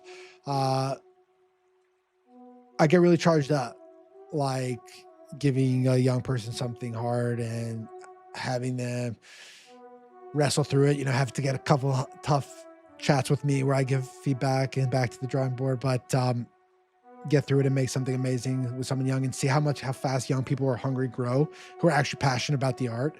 It's just been cool, I'm working with a composer like Carson, working with pixel artists like Marwan, working with a more conventional illustrator named Luis, who will probably join later, from Brazil, who did the Their collection, which is now live on our store. Stay tuned for the Outside In and Holt collections. Those will be coming down the line. We're starting small. Marwan and I will be collaborating on that. Yeah, it's been fun collaborating with all these people. But one thing that is also hard about is that I changed directions a bunch of times. I've shifted gears, and they've been all really patient with me. I sent kind of a pump up email before the beta of this, before I streamed for the first time this round, like in early March. I said, I told you guys at the beginning, all three of them, the Carson, Louise, and Marwan, all three contributors besides me on this project. I said, I told you at the very beginning, I've been making this up since I started, and that's still true, and it's still true right now. But they've been amazing sports, and they've shown up again. So shout out all the contributors: Carson, Louise, Marwan, great collaborators here. Wouldn't be here without them. It's great. I just don't have that. I just don't see visually. Like, I think some people really have visual images in their head when they think about things. Like, I think in words. Like, I dream in words. And like, obviously I see some visuals when I dream, especially if there's ladies involved. But when I'm having a conversation with people, it's a series of words, and my thoughts about you are like a series of words. And oftentimes I'm trying to dumb down the vocabulary, not because I think people are dumb, but just because I don't want to sound like an asshole. So I'm like, there's like a whole stream of consciousness of words in my mind all the time, no images. And so when I work with these visual artists, like, it does take a lot of iteration to find what I want, because I don't really fucking know. I create mood boards. I send songs. I send book covers. I send everything that's like not really like a real clear art piece. That's how we got Jared Sussman. It's Wade Robinson from Shanghai. Wade Robinson. Step into the outside in. Welcome here from Shanghai. Our first guest this morning was from Antarctica. Now we have a guest here from Shanghai, so we're really hitting it all around the world. Wade Robinson from Shanghai is a buddy of mine from abroad. I've always been China. Everybody goes one way, I go the other. Everybody was going kind of towards Europe abroad. I went to Shanghai. My closest friend, Wade Robinson, he actually goes, because he speaks fluent Chinese. He's like a literal legend at Chinese, like a proper. It's extremely impressive and really cool to watch and see him. He was just getting into that next level of his game when we were studying abroad together. We were going on these quests into another planet. And I think that fantasy in some ways is like going to another Shanghai.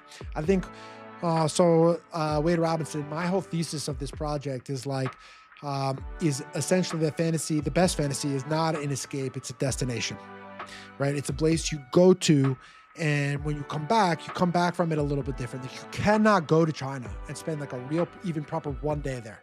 You cannot spend one proper day there, look around, and not realize, your life not be changed a little bit. Your perspective not be shifted a little bit about, oh my God, there are so many people here. Oh my God, how do they sit like that on the street in the squatting position? Like, oh my God, like, it is just so different. And I think that fantasy, I want, when people pick up a book of mine, to feel like it's taking a trip that you're going to come back from. But when you come back a tiny bit different, because you had been somewhere. You expanded your horizons. And I loved that trip in Shanghai. It was also a challenging trip. I think Wade Robinson, both of us can agree to that China's like not an easy place to go abroad. Like, well, it was complicated people on our program. Some of our adventures went awry. We almost drowned, and we sunk a boat in Thailand. And almost went to prison. So like there was some. I fell in love with a girl also. I'm not going to name her. That's not right. But I fell in love with a girl on my program early on. She was into me, but she had like a guy back home that she was serious with, and they decided to get back together after we had hooked up. And I did spend the whole time a little bit in love with her, and not hooking over there, she's right there, and it was so close. Like I thought we had a thing, I'll never, I'm a sensitive guy. I have a big heart, and ladies can push me inside out. And I was okay. I had a great experience, but I do remember that, who I'm talking about, Wade Robinson. So I think Marwan says, art direction is a very hard thing, but you did great on it. Some directions really surprised me how good they were when done. Thank you so much, Marwan. I appreciate that. I really did try to get better. I really did try to give you clear documentation, clear deadlines, clear goals. And I tried to give you a lot of feedback. I think, shout out to anybody from Morocco. Marwan's Moroccan. There's a lot of like little Easter eggs in there from Morocco that just his own genius kind of came up with and found opportunities to sneak in. Shout out his home country, which I think is a beautiful thing for an artist to do. So shout out Morocco. Shout out Marwan, the artist. Any Moroccans, this place has your flavor here as well. I feel like I want to go to Morocco. There's surfing there. I'm a surfer. I feel like I got to make it happen. I'm a little broke, guys. I put all my money, not all my, I'm okay, guys. I work in tech. I save money. And I live a very, very tight lifestyle, truthfully. I'm an artist and I prioritize that. And I invested whatever I have available into making this art, into making this music, into this equipment, into making this destination like a place to go to. Adam Eli says, Jay Crone agreed. People are giving me a lot of props for just showing up today. And again, I was telling people before I could use it. I needed a win this year. I need a little bit of momentum forward. I think it's been a hard year. Yeah. And this does feel like a win. It is now. I don't like to celebrate before it's over, before we finish the stream today, but I still have energy. We're almost 3 hours in. I've been talking nonstop, and I feel comfortable. I feel comfortable in the writing. I feel comfortable explaining myself. I feel comfortable if I was just quietly writing. I feel clear on the vision for what's the future, but also open-minded and excited about new opportunities that could emerge if I can approach this with optimism, consistency, and cleverness. I think it really comes down to being clever. And I think that, all the issues before, part of it was experience, these failed streams I had before this, but there is a cleverness in social media that I want to start to develop. I want to understand. I'm trying to be the best writer I can be. I'm trying to be the best artist I can be. I'm trying to have my books read by as many people as can read them.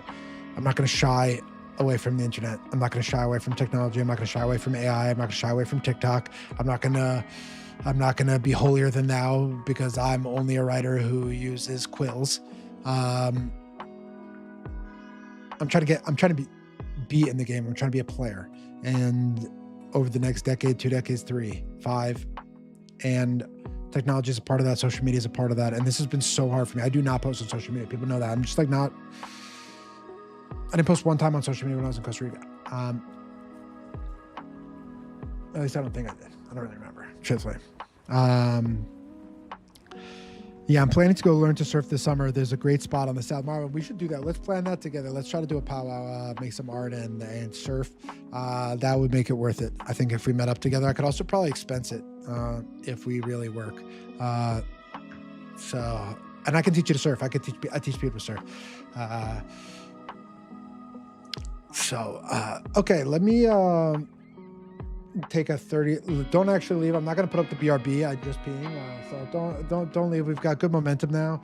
But I drink it. Oh wait, I was going to get I do want coffee. We've got momentum, but I do need to pace myself. I'm going to get a coffee, team. Don't leave for too long.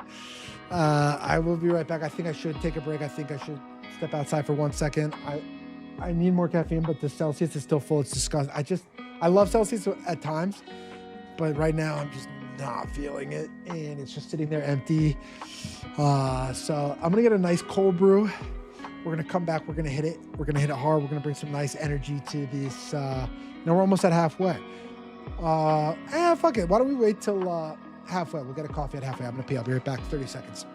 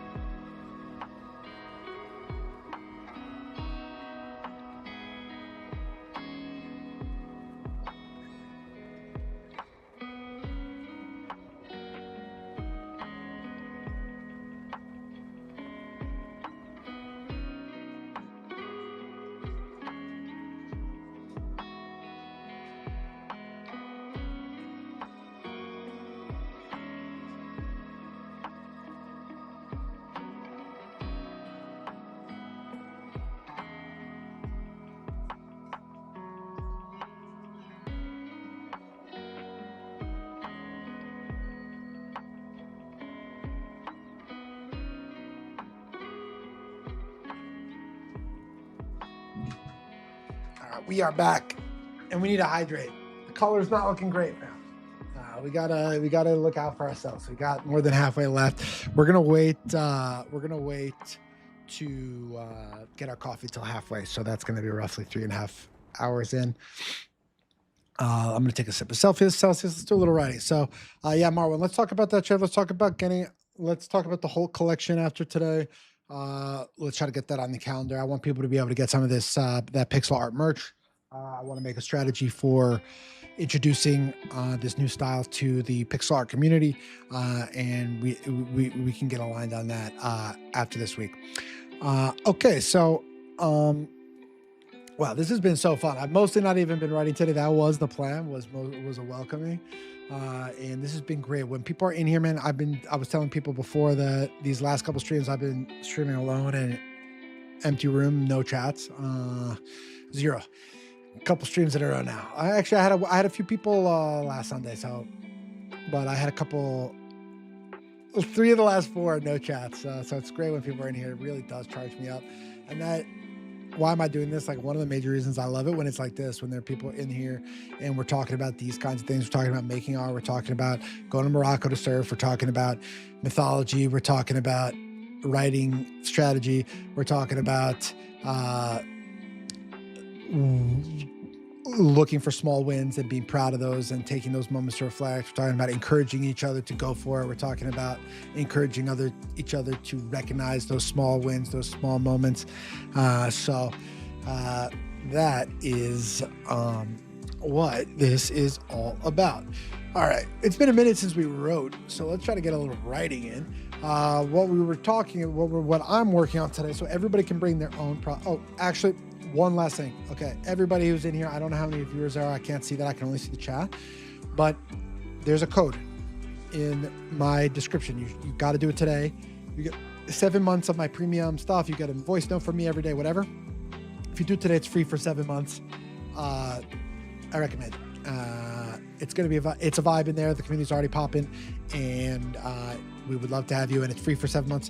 There's no hard feelings if you cancel. You're not checking it.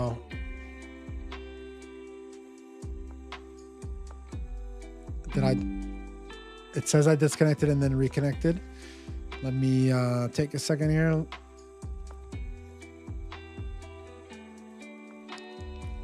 Three hours in, first second. I'm back. Okay, sick. Thank you, Jake. To get the technology to work smoothly like this, even for me as a tech geek, like when traveling was insanely hard. But I feel pretty settled in, and I'm feeling like I have a pretty good mastery over the different softwares. Jared Sussman says, going to bed, brother. This looks amazing. Let's catch up later. I'd love that. I'd love to hear about your life. I'd love to hear everything about Shanghai. I appreciate you bringing your continent here to the outside and today, representing Asia. We had Antarctica. We have Asia. We got North America. We got Israel. What does that count? It's tough. What is Israel? Jake, what's Israel? Does that count? Wade, you would probably know that too.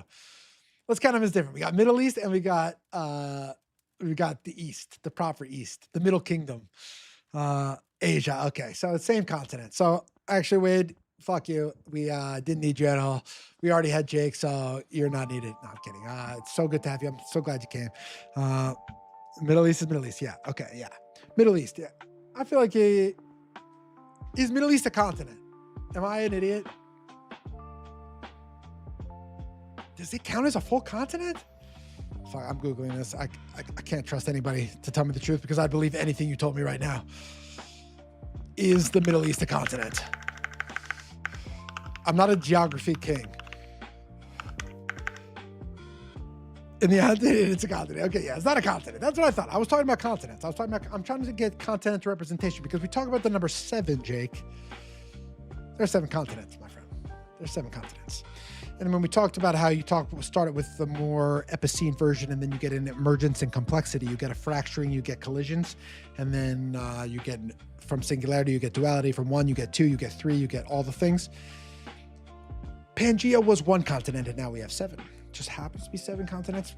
Could be total coincidence. Could not be. I'm not intimating one way or the other. I'm just letting you know that the number 7 appears in a lot of places. It's your days of the week. It's the days that God created heavens and the earth, people. It is the number of miracles that Jesus does in the Gospel of John. It's the number of churches in Revelations. It's the number of times the people of Israel, the number of days the people of Israel, the Israelites walk around the city of Jericho before they conquer it. They would first do it one time every day for 6 days, and then on the seventh day, they do it 7 times. The Babylonian myths, their flood, 7 days. When do they release their dove? 7 days. The number 7 makes almost no sense from a mathematical perspective, but from an astrological and astrophysical perspective, it makes a lot of sense. It has a prime completeness to it. And it is no wonder it is symbolic of unity, completeness, and perfection. You know, there are, in many of these ancient texts and ancient cultures and ancient languages, overwhelming. If you want to say he tells innumerable, so many lies. He tells 7 lies. He tells 7 lies. You kind of repeat it, you know, he tells 7 lies and he tells 7 falsehoods, right? If you say 7, the indication is it wasn't actually the number 7. The implication is that it's innumerable. It's complete. It's the finishing of the set. And, you know, there's the 7 sins. What other 7s can you guys think of? There's a million I have, but I've also done this research. Don't use AI. Look, I love AI. We're a pro AI outfit here. Okay. Outside In is a pro AI outfit. Let it be stated clearly for the world to know. That said, for this challenge, do not use AI. Do not use Google. What iconic 7s can you think of? Literature, fairy tales, movies. What's a famous 7 that comes to mind? No rush on it. Just if you think of it, throw it in the chat.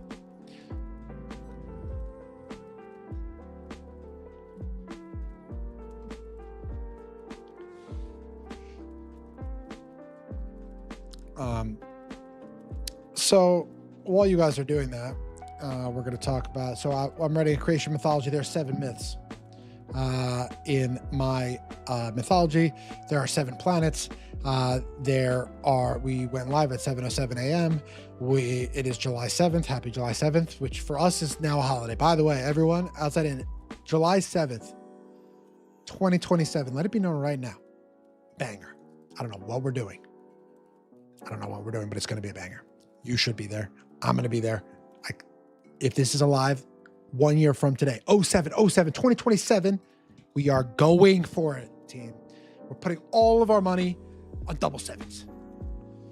Okay. We're rolling that day. We're rolling the dice. Okay. We go for it on July 7th, 2027. We'll have a year. We'll be gathering momentum. I'll maybe have some good writing out there that people can really share and engage with it properly.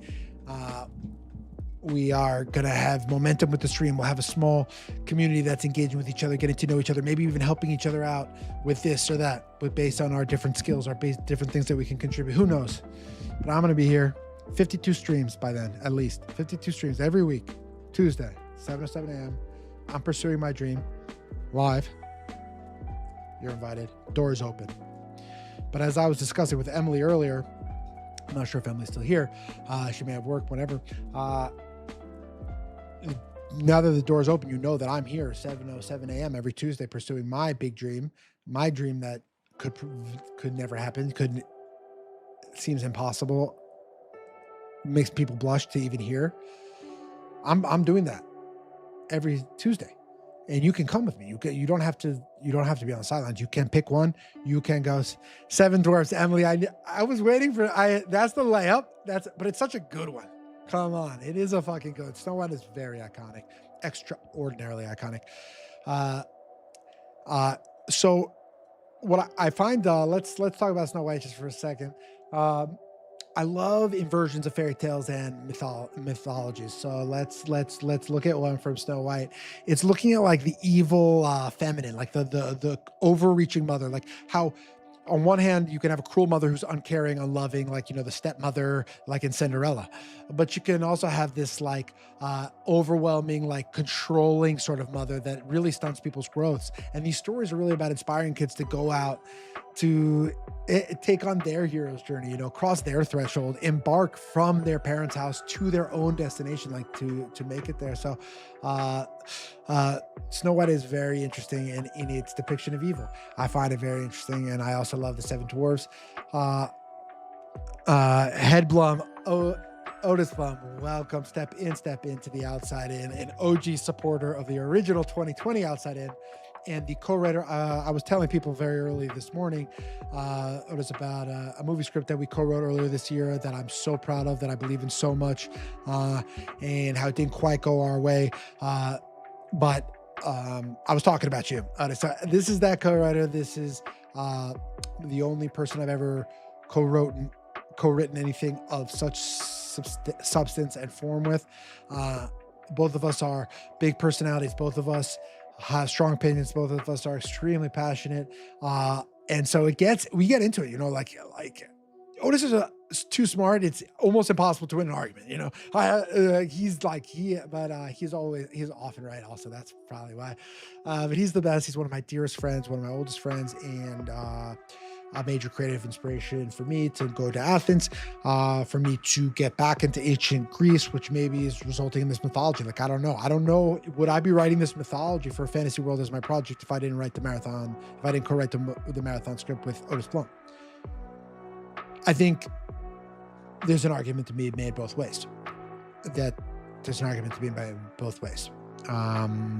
So Otis, huge inspiration, brilliant writer. This is a writing stream after all, where people bring our Otis, I've meandered. You've been kind of following along about what this is, but really every 7:07 a.m. I'm pursuing my dream of proving that fantasy is more than escape. It's a destination.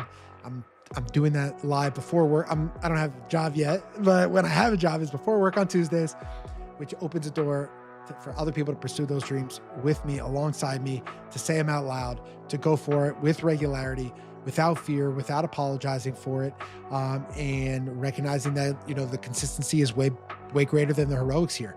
This one stream is cool. Okay, this is a heroics thing, 7 hours, but really what I'm going to be proud of is just block after block of Tuesdays. I was there every Tuesday. And by opening this door and inviting you, it's also a little bit of a responsibility. It's also a recognition that, like, if you have a dream that you're not pursuing, not you, Otis, I'm talking to you, whoever's watching, like, the door's open for you to join on me, and let's go for it. Let's go for it. I'll help you. I'll encourage you. Like, what can I do? Like, what's next? Oh, fuck, that makes me think of the West Wing. What's next? What is that? What he says? What's next or next up? Who's a West Wing? Who's West Wing? That show is fucking good. I wish I remember that. I love it. I think it's so iconic, but I think it's What's Next, or something like that. So also for people here, while I just take a breather and take a sip of water, I have a membership, a premium thing where you can support me.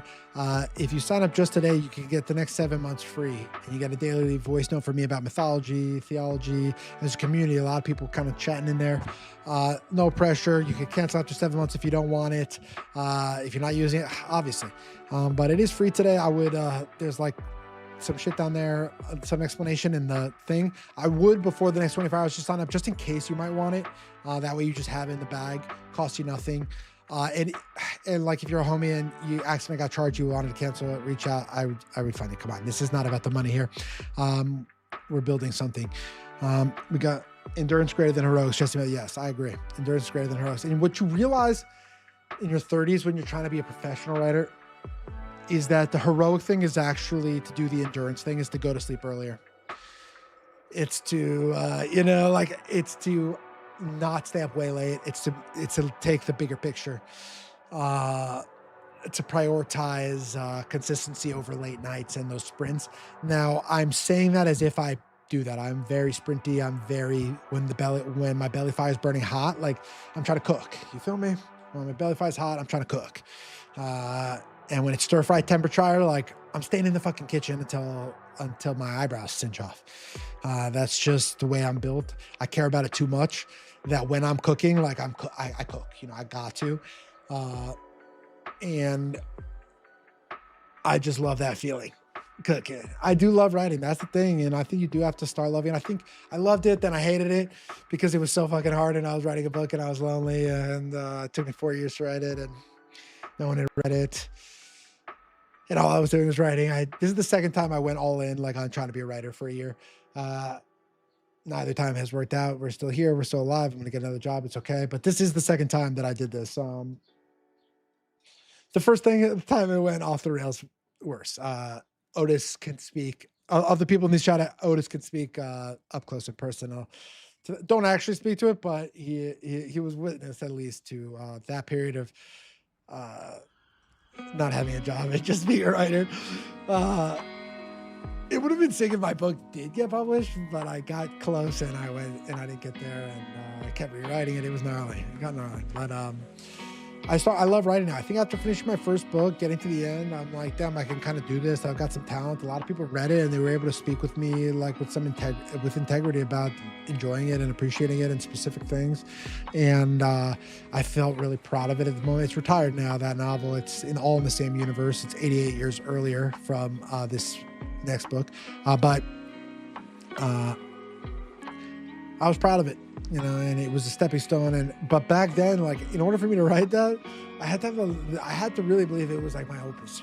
And that's such a weird thing about life, is like to have, like, in order to get there, to get here, to get to whatever's next. Like I had to write that first book, and in order to write it, I had to believe it was my opus, even if it turned out not to be. So I was wrong, but maybe I was right. It's complicated. With these creative projects, you know, your barometer has to be yourself. You have to have trusted people, confidants, but you also have to trust that belly fire. You have to trust that something's speaking and working through you, not in a religious way, just like there. If you wake up and you have some belly fire to really work on something, and it's all you want to do that day, like there's something going on. Okay, you're tapped into something, and you should listen. You should sit down. And you should look at an empty piece of paper and just sit with that thought for like 22 minutes. Notice airplane mode. Like if you wake up and you want to do something like that, you're like, and ideas kind of catch us a little bit. You know, they kind of come. A lot of people, a lot of writers believe that.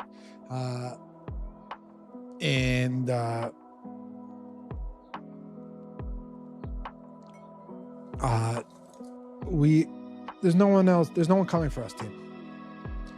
There's no beautiful, brilliant, shiny other artists that are gonna change the game. It's just us and what we end up making. And I'm not saying I'm gonna be one of those, but I'm for sure as hell not gonna be one if I don't give it everything I have. And I do need more balance. I'm much better at being a writer than I am at being a person, and considering I don't have that much success as a writer under my belt, you can see how that's been going for me. But I do need more balance, and that's part of this move to New York, being around my family. I have a great family, a very supportive family. To those who weren't here, my mom bought, you know, the number 7's a big deal. My mom bought 7 mugs. Come on. I woke up this morning, my first merch purchase. Actually, not my first purchase. Jake Crone. If Jake Crone's still in here, he got a mouse pad from the merch store. First merch, I didn't send him the shop or anything. He just buys the merch shop. Thank you for that. First ever purchase out the I Wrote a Shop is Jay Crone. But this the episode is dedicated to my moms for that incredibly thoughtful, symbolic gesture of buying 7 of their collection mugs for me to wake up to this morning. That was a really beautiful, nice thing to see. So thank you, Mama. This one's still dedicated to you. That's another shout out for you. Okay, Otis, let me tell you what I've been working on. See, Otis is one of those guys who's known me so long as a writer. He's weary of these myths for me too. Like, it's time for me to finish these, man. I got to get back to my books. I'm a book, right? You know, I think I'm close, and I do, and we're going to know in these next couple months. And a lot of that's going to be lies. So we're going to know about these myths. And if I have to put them down because it's just not serving me and I need a faster win, I need something like that, that's okay. But I don't think that's going to happen. I think we're going to finish them and I think they're going to be sick. And I don't think it's going to take that long. I think we're close. I limited the scope a little bit. I narrowed the scope a little bit and leaned in on the parts that I felt are strongest and cleanest for someone's first introduction to like a epic poem, but like written in a modern day. No one else is really like doing that. I think like maybe the best example would be like kind of like the Hadestown musical, which really tells a story. But musicals, you have actors, costumes, music. You have a lot more tools. That we have a page, we have ink, and we have me reading it though too. I'm going to read it, poetically. And so Otis, let me give you an update on the project. I am still working on it. I think we're going to get it done. I think we're going to have a good version out. I don't want to send it in. You're going to be reading stuff soon. By the end of the year, for sure. You insiders, people in that group, people in that chat inside are going to be reading pages by the end of the year. 100. And with if positive reactions to the reading, and when you're reading if the room is taut and you have them, right? So if the readings go well, with some strategy as well by the end of the year of releasing it as an art book, maybe releasing the first 3 and kickstarting the last 4. There's a couple different angles if they're good. There's a couple other angles if they're good. That is the primary thing.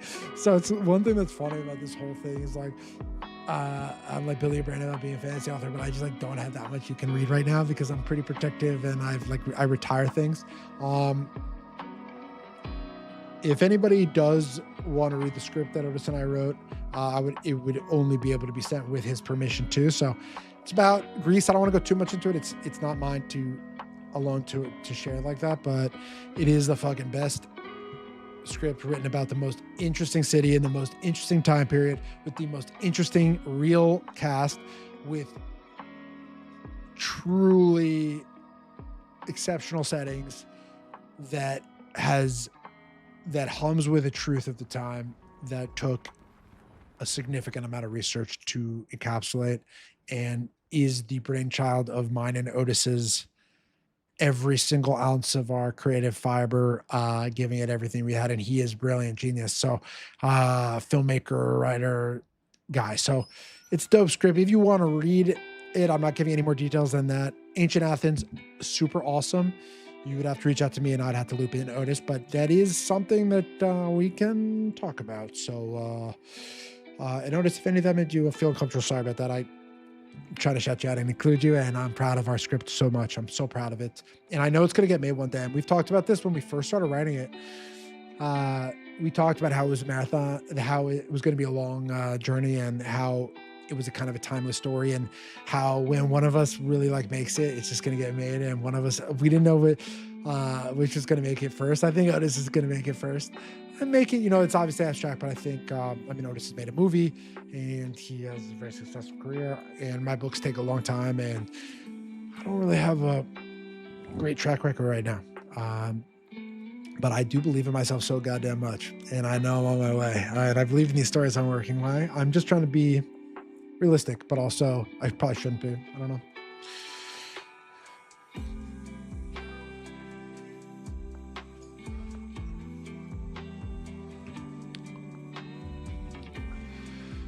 I love the script that we wrote, and that says something. So that is a W. So Emily, we're talking about the scripts, talking about W's and how I had a tough year. Even though that project it had momentum and then it stalled, it came out pretty fucking good. What do you think about it? You're the other literal half. Do you think the script we wrote is good? Simple question. Take your time to answer, and only if you feel comfortable, but I'm goddamn proud of it. That's all I can say about that.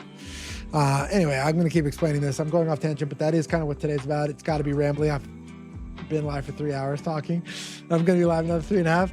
Let me tell you what we're writing. So we're writing a creation mythology for a fantasy world, Oats. Same world that you've been reading since The Keeper that I compelled you to, like, I was like, I needed feedback so fast from him. I was like, you have to read this in the next, like, 10 days or something. Something completely over the top and dramatic, which is very me. But we're building a fantasy world, and that fantasy world is actually Earth in the future. Head of Otis says it's great. It's great. Okay. So it's actually Earth in the future, and it's Earth in the future after a mass apocalypse event. There's a reset of technology, but what's left behind are some ideas, some stories that they keep telling us, as well as, you know, the enriched materials that we had from, like, these melting cities and stuff. Like, imagine enriched uranium they find in their mines, they find titanium and different sort of magical property. These materials unlock different levels of architecture and unlock different sorts of cityscapes and weapons, armor that shape their world. Now, in addition to the different materials they have access to as the only magic system, there's one other magical element, which is that there are also, the animals are super gnarly, right? Because they grew up in this post-apocalyptic scape, and they were eating really nutritious fruit, and it's this really ferocious war of forms because it hasn't settled into an equilibrium after reset like it does.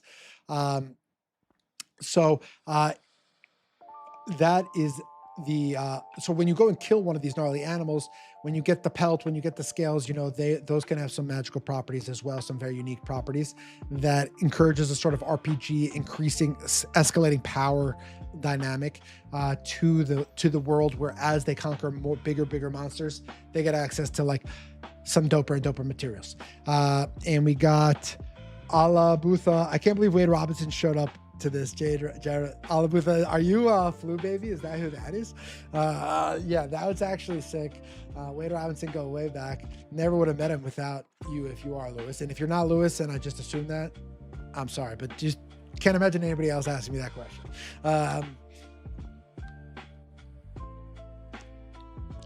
Lou, you'd be proud of me, man. I felt so comfortable this entire day. My tech is working clean. My fail safe on the tech, I dropped frames, I came right back. I feel like I can write. I feel like I have a clarity on the vision. I feel like there's some decent clippable moments we can make in here. My mom bought 7 mugs. I woke up, I had my merch purchase. My mom bought 7 mugs in honor of the 7th day. Pretty dope mom move. Zach Coleman says, Jay Crone says, at work, we'll check back in later. See you later, Jay Crone. Go save some lives. Go be a healthy nurse guy. Zach Coleman says, okay, wait, you're the only other person who could say that. Lewis or Zach Coleman, the only other person who would be able to see that waiver. Well, I was in Zach Coleman, step into the outside in. Welcome. It's so good to have you here. Zach is one dear friend from Vanderbilt. We are in the same book club. He is the scrivener of our book club, which takes notes. We have a very serious book club. We've read over 35 books. We read fiction, and we were also in a poetry class together. Everybody else was taking it like a joke. Zach is brilliant. He's significantly smarter than I am. He's just one of those annoying brain smart people, you know. And him and I, me being like, I'm obviously into poetry. I still am in touch with that professor, Dortle, by the way. Shout out Lisa Dortle. Him and I in the front row, just like talking about poetry, like almost one-on-one with the professor in this class, just to have the best time. I think that we took that class and then into in art history class, and we just kind of like started college heathens. And I do think that, like, through education, like, not every class is perfect on everything, but I do think at Vanderbilt, I can honestly say that a lot of us took some interesting courses, a lot of us pushed ourselves, a lot of us collaborated across different levels of interest, and I can honestly say I got a fine education. I believe that my creative writing education was so strong. I majored in English literature, creative writing. So good, like, holy fuck. Like, I just noticed things, MFA type shit, you know. I was in so many workshops. I was never, after the first semester, not in a creative writing workshop for a single semester of college. I was in at least one, oftentimes fiction and nonfiction, or fiction and poetry, every single semester of college. Okay, here we go. I got to check the chat. All about the U5 was my teenage YouTube account title, reference to Miami Hurricane, all about the U5. Okay. I was thinking it was maybe like some Alabu, like something, Lewis is Arabic, so he's Lebanese, so I was thinking maybe it was that. You're the other guy. F chose Michael Goldman, step into the outside in. Thank you for coming back. It's great to have you here. You were at one of these great last streams, Mikey G. Triality format. We've had some weak streams since then. We had a couple empty streams since then, but while I was floundering and figuring this shit out, but I feel like we've locked it in. I'm feeling really comfortable. I'm feeling really good. I love writing. I've been talking for hours. I feel good right now. I'm gonna get a coffee when we're at halfway, 7 hours. So for everyone who's new, we're writing today 7 hours, 7 minutes in honor of July 7th. The number 7 is also mythological resonance in my mythology and my fantasy world, for their calendars, for their holidays, for their number system. And so I invented this base 7 number system. So we have a system that's called decimal, right, where we have a base 10. What does that mean? I'm going to explain it quickly. You don't have to understand it. You really don't. It's base 10 versus base 7, but I am going to try to explain it. Coleman's going to understand. He's one of those guys who would understand more easily than I would the first time I hear it. But I'm going to explain to you what a decimal system is. When it comes to representing numbers as symbols, what a decimal system is that you have 10 characters you can use, starting at 0 and ending with 9. So you have 0, 1, 2, 3, 4, 5, 6, 7, 8, 9. That's 10, okay? Starting at 0. Now, what happens when you get to 9?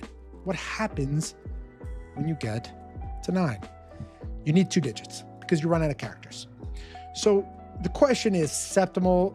We run out of characters at 10 characters. That's a decimal system. For us, we only have 7 characters. So we need a second character once we get to 7. And once you start to see it, you can't unsee it, and it becomes very easy. I invented it, so obviously I know it pretty well. But the artist who worked on it and also at the first had trouble, and then really it clicked. So, and I did post like 2 years ago, when I was working at Skims, I posted like a giveaway saying, like, if anybody can solve this riddle in this exact system. And Corey Hinton, I don't know if there, but he solved it off of IG. He solved the number of the riddle, and I sent him a bunch of Skims, and he was able to solve it. All the software engineers on my team at Skims were able to solve it. Zach Coleman says, making college sound so wholesome. Yeah, it wasn't as wholesome as I made it sound, but that was pretty. I think I got as elite of an undergraduate education as is offered in America. Yeah, I feel like some of those pre-med classes were too gnarly. They were kind of cruel, but also kind of got me out of there early, so it kind of worked. So aside from a little bit of the cruelty of the curves on some of those science classes and math classes, which made it just so unfun. Like I liked, science and math until I ate shit. And then, to guys like Coleman. Aside from that, like, I just feel like I had a bunch of life-changing classes, and I can speak, even if you don't remember specific things, like by the end of a class, after all those finals of an art history class, like, or an architecture class, or something, like, you take the core things, you start to recognize symbols, start to recognize patterns, you at least understand how to appreciate or where to look when you want to start an intellectual pursuit. You learn, I don't know, I love school, I love study, I'm curious about everything. Everything interests me, everything concerns me, which is why I'm a sensitive, dramatic, passion individual. I care a lot. So let me give the quick update, and then we'll come back and we'll actually get into the writing. Today is less about writing and more about hanging out and welcoming people in. We are, every Tuesday, we're going to be really locking in like these 90-minute sessions pre-work to pursue our big dreams. But what we're doing is I'm writing the project I'm going to be working on is the creation mythology for a fantasy world. We explained that this fantasy world is actually Earth in the future after a mass AI apocalypse event. And the differences between the worlds are that they have different materials and different creatures that are like kind of more magical because they were refined in that technology era. But another major difference is that they have different mythologies, right? They have different stories. They don't have the Bible. They don't have Jesus. They don't have the Big Bang. They don't have the Bill of Rights. They don't have the Constitution. They don't have Confucius. And so they have their own sages, they have their own scholars, they have their own people tripping in the woods and speaking with deities and coming back from the woods and hopping around, banging rocks together and coming up with the same ideas that modern scientists come up with. Everybody has those. Every society has those guys, the shamans, those guys doing whatever that is. So we have our own stories here. We are operating from a first principles. So we're operating from first principles. I got a wait but why here. Cup. We're operating from first principles. If you're in a fantasy world, it's not safe to assume that they're going to use the same symbols for their numbers as we're going to use for ours. So I make the septimal one. Why use 10?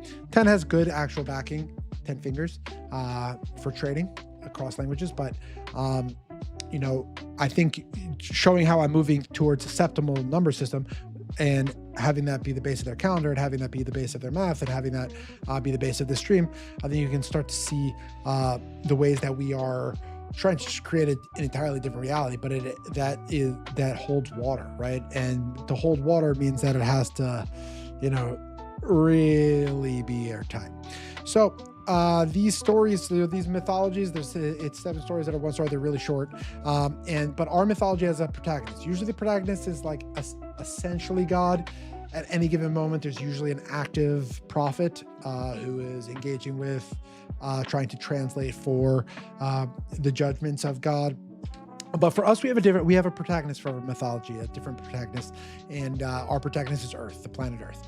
And she's a daughter to who you'll have to find out soon as we keep writing today. And so as we go through the mythology, you're going to find that the language and the poems, the epic poems, in the vein of more of like a Odyssey or Dante's Inferno, you will find that as we progress in the story, we're also going to invent the cosmos. So first we're going to have nothing, then we're going to have light, then we're going to have a black hole, then we're going to have a shattering like a big bang, then we're going to have a sun, and then we're going to have planets, and then we're going to have Earth, and then what does Earth want? And it's an emergent complexity. And once we get to Earth, she's going to get a solar orbit, and we're going to provide a narrative reason for why she would start circling around the Earth. She's going to start spinning, and we're going to be arguing that she's actually ashamed of and afraid of her shadow, and that's why she starts to spin. And that kind of explains the nature of her spin. And so we're going to be providing, we're going to be kind of creating Earth, texturing her throughout these stories, with each one emerging in complexity, emerging in the facets of life, to use more advanced language, they'll be slightly longer, right? Because if you start with singularity, that's the most simple. After that you have duality, which is twice as complex. And then you have 3, right? Complexity continues to emerge. And since the origin of the universe, complexity has continued to emerge. It has never gotten any simpler. It has only continued to emerge, at least in a single timeline. So complexity emerges as a timeless truth that I do believe in. A bit abstract and a little rambly, but that is what a 7-hour live stream, I think, is for. A lot of this stuff is esoteric, and you don't have to follow all of it to follow some of it, and to contribute and to feel a part of it. And the more you get comfortable hearing these ideas and starting to think in this register, the more natural it starts to become. And I think it's just interesting way to think, this first principles thinking I learned from Wait But Why, this blog that Coleman and several of us really liked, which is I learned kind of right out of college. It's just like, but why, but why, but why? And that's a very creation myth way of thinking, because this is where those questions really end.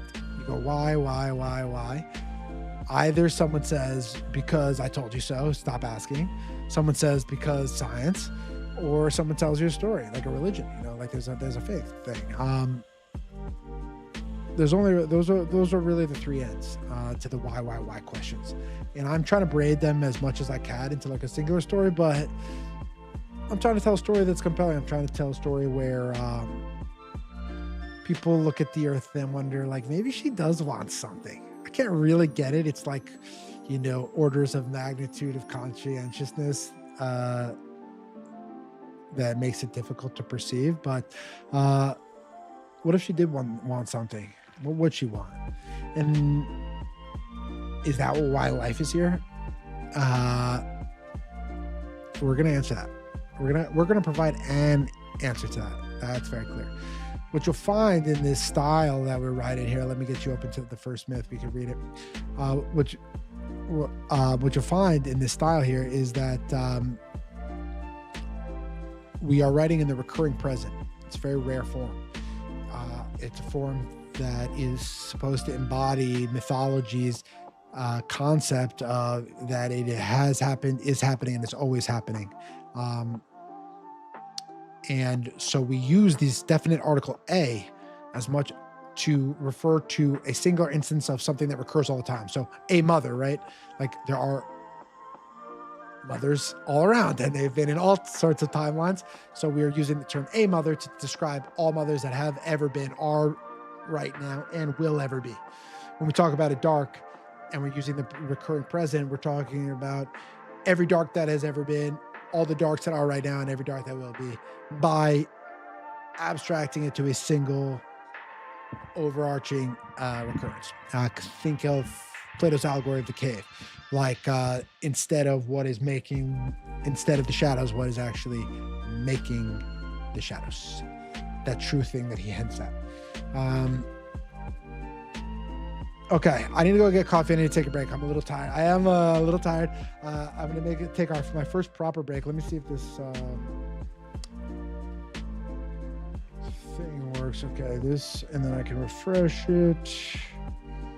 This will be a little BRB. I made this live on air just a second ago. I'm going to go get coffee. I'm going to mute us. Please swing by back. Don't lose our momentum, but I could use a walk outside it and a cold brew. So 7 minutes. I'm going to refresh again. 7 minutes, 7 seconds, and I'll be right back.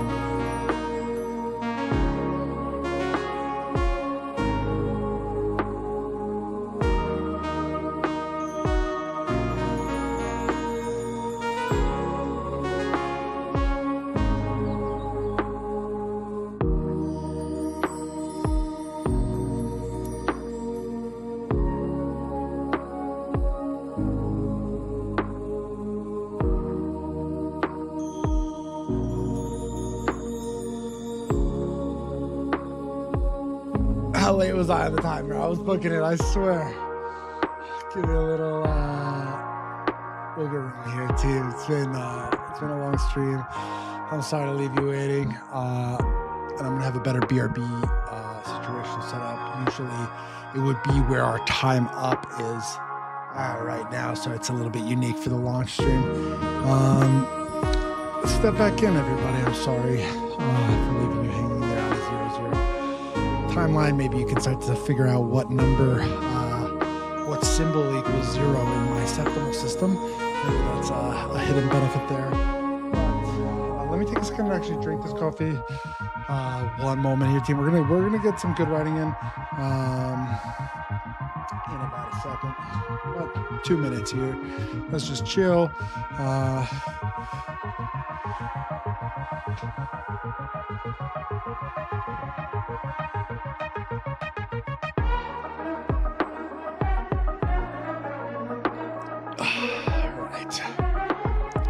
Should we lock in? I think I need like 2 minutes. And then let's lock in and do some piecemeal writing. I feel like I have a good sprint in me. And then I do think I'll probably like burn out a little to be like properly creative at the end, just because this is longer than this will be longer than I've ever gone live streaming before. But does anybody have any questions in the chat before we dive into the writing? Anything you think would be helpful to clarify for other people? Anything that you want to know about me, about my writing? Let me know.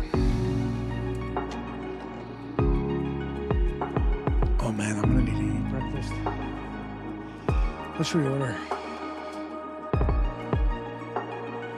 I think acai smoothie. Let's go to fat smoothie.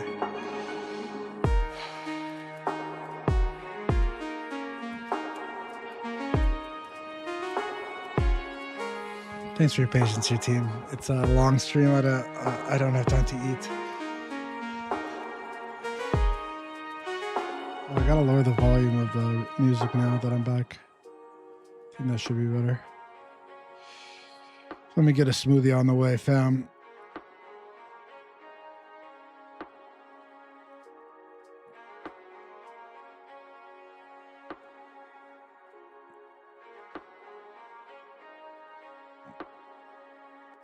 Mango Magic sounds kind of lit, but I want protein, I think.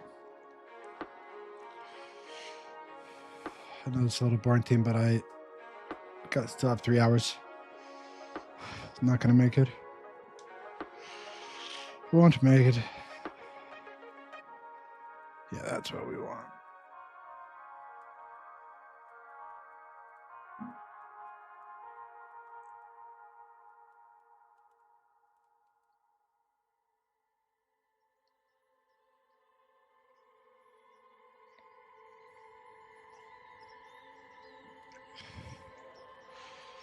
All right, checking out. And then we'll get into the writing. It's done. I needed a breather.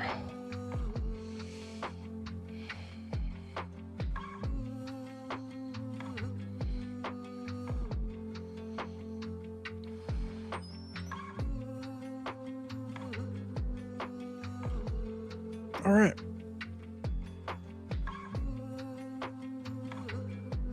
Perfect. Okay. Thanks for your patience there, team.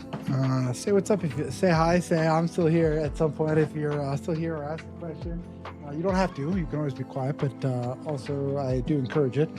Let's talk about it. Let's just get right into the writing. Okay, so we're doing a creation mythology about Mother Earth. Okay, and we talked about how astrophysicists, philosophers, theologians tend to agree that before there was something, there was nothing. There was a singularity, there was a void, there was a yawning gap, an emptiness. And we represented that in our first of 7 stories with a 34-word poem. And I'll read it for you now. A Dark by E.I. Werner. A dark. A one and only. A one. Alone. Still a dark. A dark. A one and only. A one. Alone. Still a dark. A dark. A one and only. A one. Alone. Still a dark. And I hope you can see, it's symmetrical and it's relentless. It's unchanging, it's unmoving, it's undifferentiated darkness. And so the stanzas begin, each little stanza begins and ends in the same place. The whole entire piece begins and ends with the same words, and nothing changes. And so that is our first singularity. And now we're moving to the second myth where light is created. We got some movement in the chat. We got Papa and Puff. Sup, big dog? Welcome back, Papa and Puff. It's so good to have you. One of the OG fans of the old stream, one of the most supportive members of the new stream.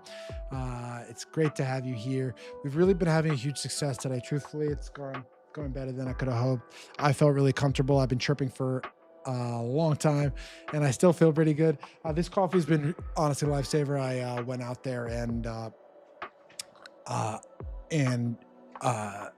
it's hitting the spot. I gotta go off Do Not Disturb because I have an acai bowl coming, which I think will also do wonders. And we're kind of just chilling. We've been writing. We've been talking a lot. Today is less writing focused, and we are doing a bunch of writing. We'll get some done right now. We're about to lock in. But it has been mostly about welcoming people in, introducing them to each other, getting a vibe, introducing people to the idea that this exists, that maybe if you felt it was right for someone, you could recommend it, getting out into ether and something in a way that I'm proud of.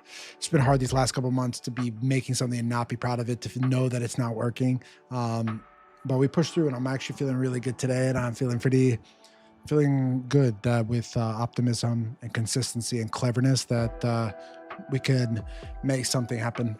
We can build something. Who the hell knows? Definitely not me. Okay, so now let's move to a light. Let's get in there. Let's do it. Okay, so nothing, singularity. Story 2, it's going to be about duality. It's about a light, okay? And let me tell you something, almost monomythic. Monomythic means it's overwhelming, beyond a regular pattern, pervasive across mythologies and cultures that never interacted with each other, right? Which hints at some underlying truth that if people on opposite sides of the planet who never interacted are coming to the same, who could never have, are coming to the same conclusions, people like a Carl Jung would say that hints at some archetypal underlying truth of the human condition baked into our spines as part of a sort of collective subconscious as human beings. So we have a light, as I say, when we go in hot, right? So we ended it dark, and at once, right? There's a suddenness to light. It's immediate, it's emergent, and there's this moment of self-creation.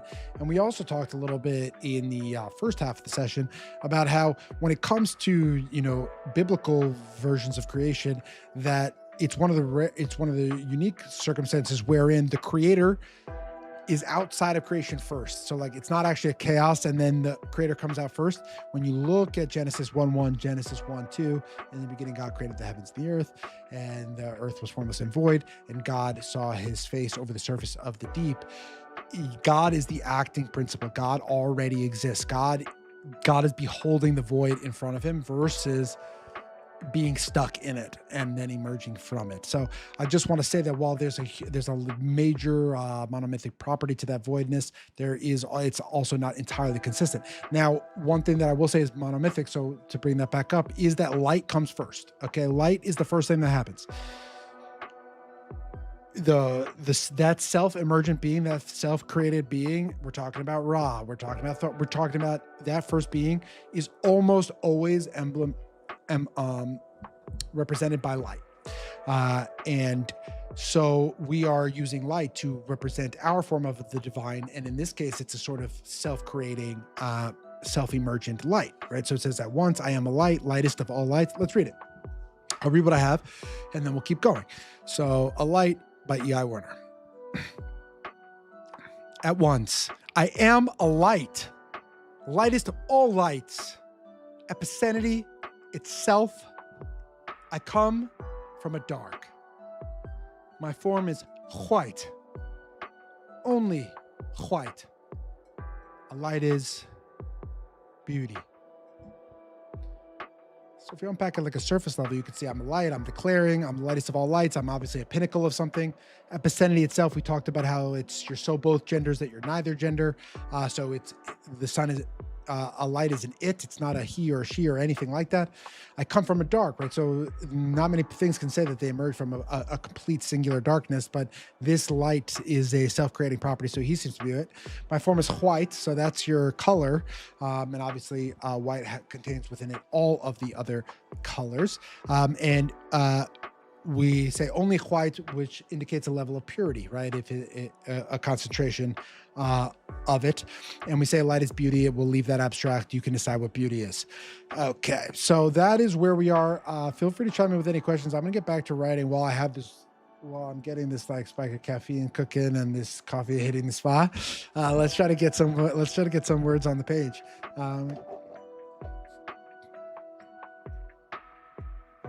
Here we go. So, where? That's not what I wanted. Where are my notes? Moment, please. Did I accidentally close you? Nope. There you are. All right.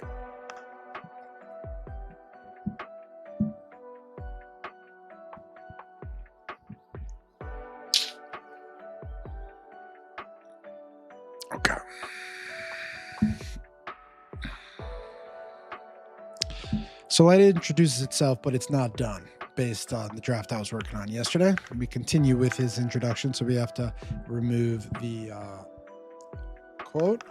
We continue forward and we say, I love. We need italics here. They also persist.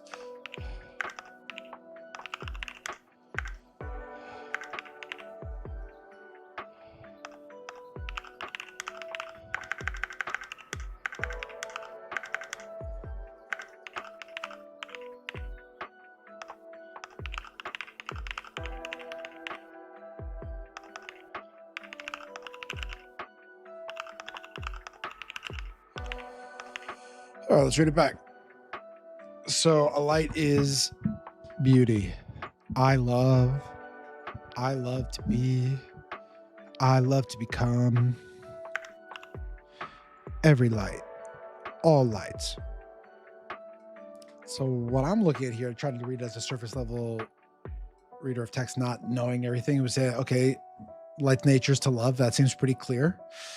I love to be, okay, it likes to exist. It doesn't want to not exist. That seems pretty intuitive.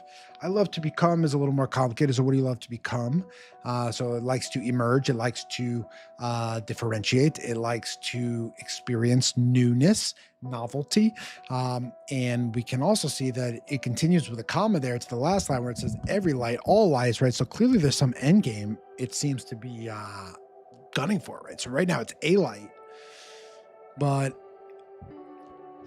a light seems pretty motivated to become every light, all lights at this current moment. So let's keep going with the myth.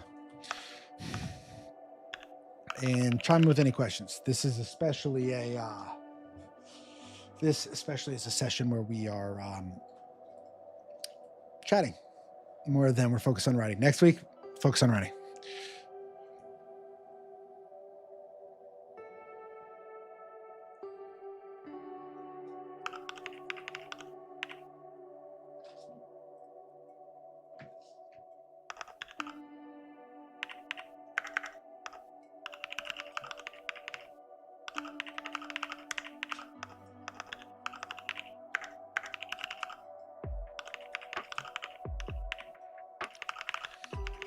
So if Jesse is still in the chat, which I saw him recently in, we're bringing up again. This is a conversation that you and I had 2 weeks ago about your novel, when we're talking about repetition as something to not always avoid. You can see I'm really leaning in on the incantatory repetition here, where he says, I love to be. So, right, we're gathering in length, we're gathering in momentum, we're gathering in syllables, we're gathering in meaning. I love to be, I love to become. It's a continuation, and it is that rhythm that gives us that incantatory feeling. We continue with that incantation by saying a light severs 1 to 2, a light severs before 2 after. So you can see how the repetition, when used strategically, can be incredibly, it's just like the easiest way to get some nice punchy rhythm and gathering momentum. Like it's a powerful tool. You obviously can't overuse it, but it's definitely not one to write off. I think repetition is very powerful. Okay, this is my acai bowl. Don't go anywhere. We're eating it live and we're writing. Just be right back. I'm coming down.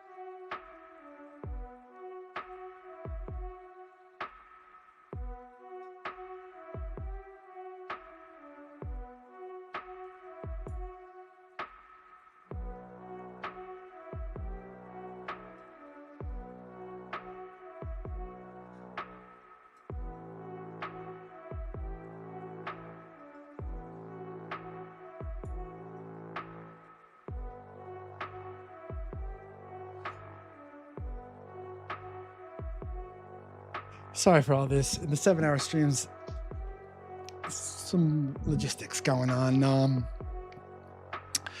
What do you say? I love using the word severs as it pertains to light. Yeah, I think it's an interesting thing because when we talk about mythology, there is this idea of severance that comes out a lot. Usually things are created by severing or colliding things. And almost always these first steps of creation involve a distinguishing, a separation, a clarification between different things. So if we look at the singularity as undifferentiated, as you can't discern one thing from another, we look at severance, you can say this is this and that is that.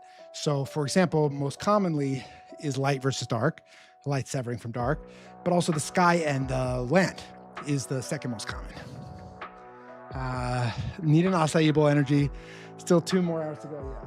Let me, I was running, we're chilling. I'm going to eat a little bite and then we'll get into that. This is fun though. It's a cool experience, to mark the day, to mark the launch. Put a lot into this.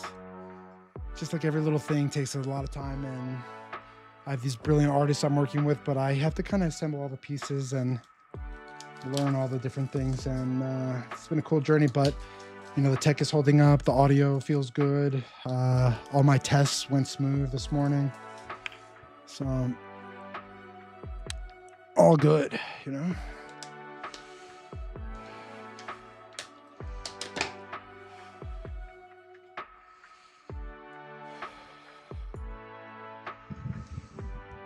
All right. Does anybody have any questions? Well, just give me a sec. Take a bite. But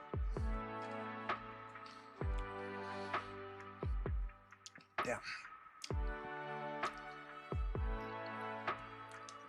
So good.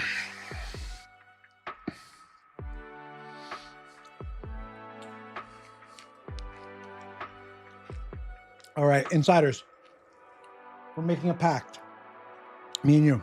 If I ever have food in my beard, you have to tell me. Deal? Thank you.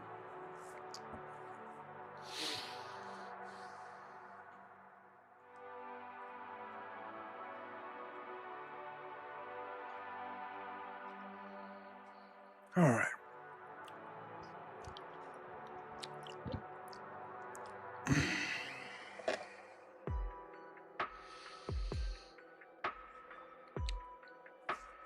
All right, so Adam Eli brought up the word severance and highlighted that. So we talked about how often creation is this idea of separating things, distinguishing one thing from another versus undifferentiation. And it's an interesting thing to think in terms of modernity, where some cultures celebrate like unity and everyone being kind of the same, and other cultures celebrate, emerging complexity, becoming, being, and those other elements. So it has some resonance to today. So let's keep cooking. So what we have is nothing, a light. A light's pretty legit. Definitely not a he, definitely an it. Beautiful. Certainly loves to be taking some action, seems motivated by some endgame. As a result of a light just existing, a light seems to sever, so it seems to be breaking something. So it severs 1 to 2. There's your singularity to duality. And before to after, this one seems to indicate that time is being invented. Prior to that, there was no before or after, because there was nothing with which to distinguish before and after, because it was unmoving, unchanging, undifferentiated darkness. Now we have, but now it's different, right? Now we've severed, a light has severed 1 to 2 and before after, so we're no longer in singularity. We are now in duality, right? And so in addition to severing before to after, I also think that a light severs.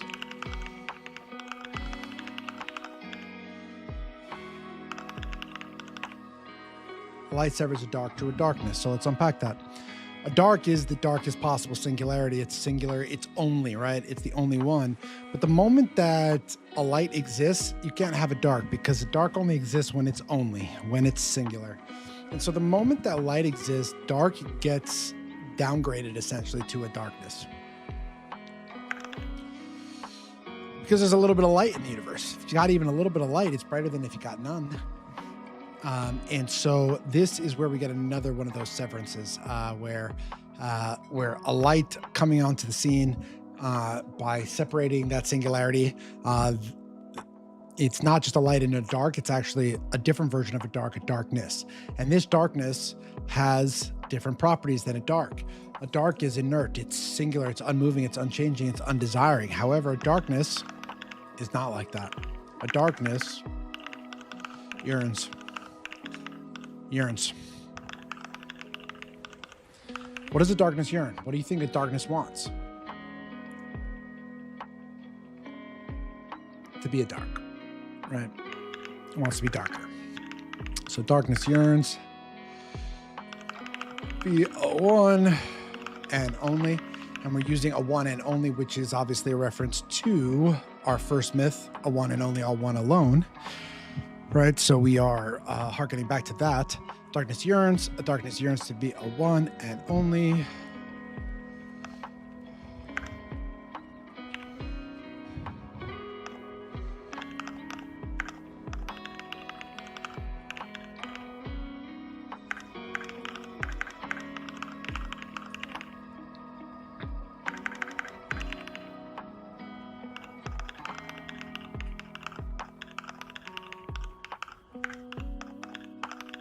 All right, let me read, and then I'm going to take a few more bites of my last table. So we went nothing. A light comes out. A light is emergent and loves to do shit. It doesn't want to do nothing. We recognize that once singularity is split into duality, that a dark has been changed to a darkness because a light exists. This darkness is not unmoving and inert like a dark. A darkness wants to be a dark. It wants to be darker. It wants to be a darker, a darkest, a dark. Okay? So let's read it. A Light by E.I. Werner. At once, I am a light, lightest of all lights, epicenity itself. I come from a dark. My form is white, only white. A light is beauty. I love to be, I love to become every light, all lights. A light severs. A light severs 1 to 2. A light severs before to after. A light severs a dark to a darkness. A darkness yearns.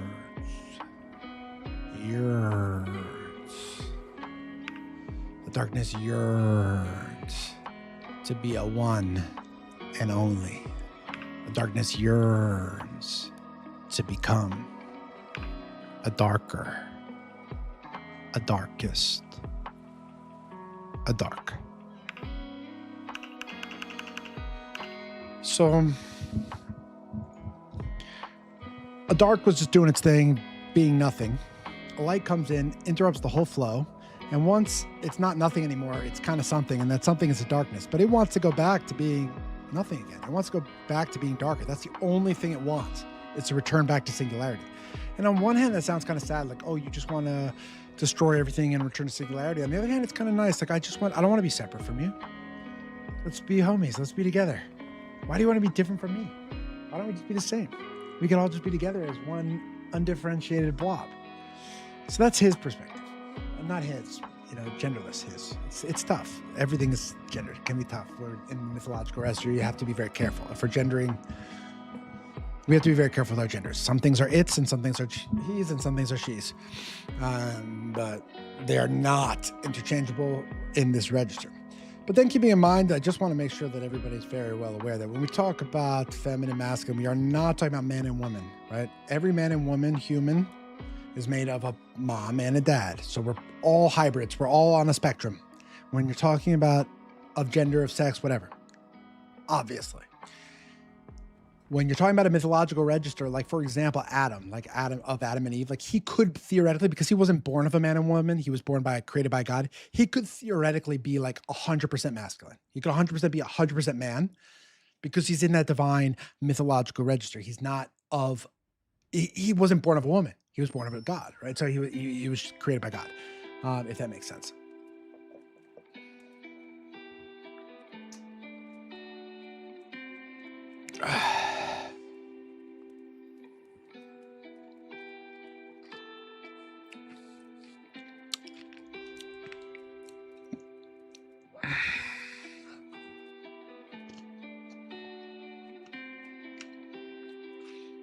You guys following along? You want to keep cruising?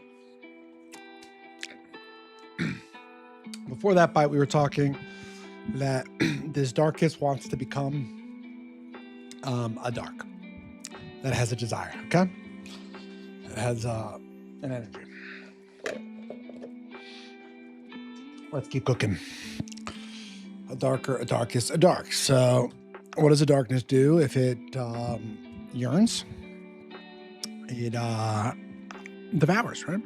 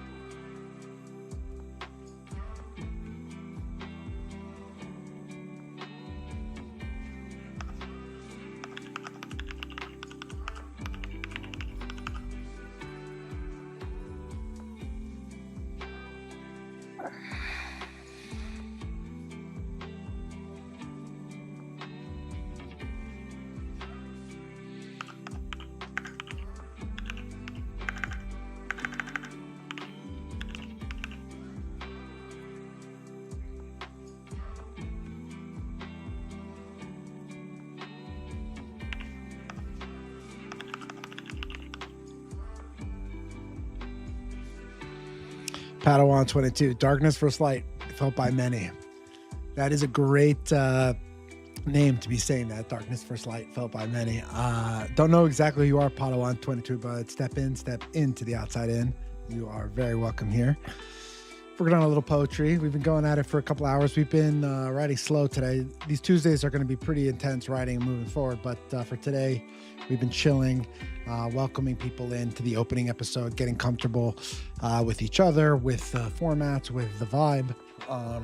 And it's just been a terrific success so far. Honestly, it's I don't want to count my chickens till they hatch, but so far, I'm feeling really excited and happy about how it's going.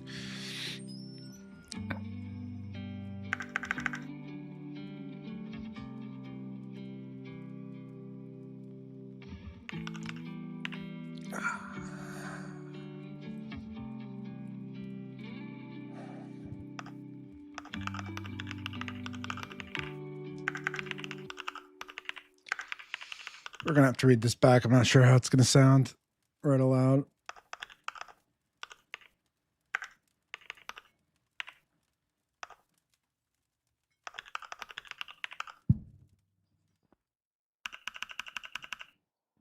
Darkness yearns. Darkness yearns. Yearns. The darkness yearns to be a one and only. The darkness yearns to become a darker, a darkest, a dark. A darkness devours a light, a darker. A darkness devours beauty, a darkest. A darkness devours. A seed, a dark. Michael Goldman, your keyboard is elite level ASMR. I can honestly say that I spent a lot of time tuning it to optimum ASMR frequency. I've run many tests. It's called Mech Vibes, if you want to know the software I use to tune the frequency. But I was watching back a bunch of my clips and optimized it. So A darkness devours a light, a darker. A darkness devours beauty, a darkest. A darkness devours a seed, a dark. So what's happening here is this darkness wants to be darker, right? It wants to be a dark again. It wants to be singularity. It doesn't want to be different. It wants us all to be the same. And it wants to be an only. It wants to be a singularity again, right? So that we know. Now, so what happens is it devours light. So we're getting a black hole here. We're starting to suck in a light, right? So, and things are getting darker. Then it starts to devour the next layer, which is beauty, right? And now it's getting a darkest. And now it's devouring and devouring. And then we get a seed, right? So it's devouring it all into a seed. But the way that this is written right now makes it look like it's devouring the seed. I don't feel like it's clear enough. Let me think about how to address that. If we look, we can break down when you're looking for poetry, right, you want symmetry across the sentences. So here we have a darkness devours a light. So this is an action that's taken by darkness. And then right after we get a darker, we get the subsequent state, right? So here we get again, a darkness devours something, and then we get a subsequent state. Here we get a darkness devours. We get an action taken by a darkness, and we don't get a seed is a subsequent state. What I'm talking, the seed is the like primordial atom from which the Big Bang shatters. You know that we all, it's like the most like consistent. We're all connected, right? So, which means we all came from like one atom, one place, one singularity whole. So this seed is very common across mythologies. It's either an egg or a seed. For scientists, it's the primordial atom from which everything emerges. Now, what's interesting about our mythology versus, let's say, the Big Bang is that you'll find that we're about to get to the Big Bang, but there has been a couple steps before we even got there, right? So we're going to have our Big Bang, but first we needed to get a seed in order to bang it. And so we had several steps before our Big Bang is going to take place. And I actually think this is working. I think if we followed our logic actually through it, like a darkness takes an action on something, and then you get a darker state. A darkness takes an action, you get a darker state. A darkness takes an action, you get a darker state. We're saying a seed is a darker state. It doesn't seem as gnarly as it should, though. I feel like a seed, this is supposed to be the singularity at the center of a black hole, you know, like that, like turns you into spaghetti as you approach it. Seed seems a little benign for that. It feels a little benign. It's supposed to be gnarlier, you know. As far as places to chill, like if I was a light, a seed doesn't sound like the worst one. So we may have to make that gnarlier. I don't think I'm gonna get stuck on it too much, but we call it a single seed, but that's A indicates one. Okay, so I don't think a single seed. I think that's adding a word for no reason. We're gonna have to revisit that. Just that one word, a seed. It just doesn't. It just feels too. It doesn't feel black holy enough.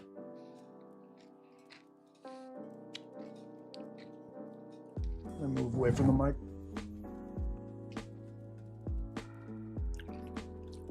Oh, let's push forward. So this black hole, it devours the light. Shit gets darker, devours the next level, beauty, it gets darkest. We're in a seed and now we're in a dark, right? So what does dark look like? Come on, we know this. A dark looks like this. It looks like a dark, a one, and only, all one, alone.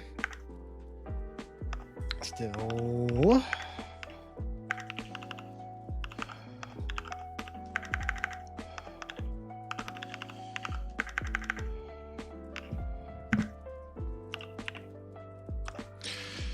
So we get the black hole, takes everything into a seed here. Inside the seed is dark. We know what the experience of being a dark is like. A one and only, a one, alone, still, just that relentless, monotonous nothingness of a dark. But we got a big bang to happen, fam. We gotta bang our big. I don't want to go too fast because I have infinite to write, but I also need to pace fast. How much time do I have left? How long is it? We have been live 4 hours and 20 minutes. Cake. Too easy. Too easy. All right, let's finish this. All right.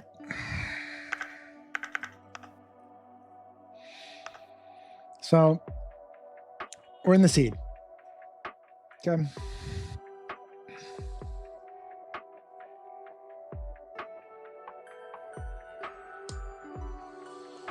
Everything's dark.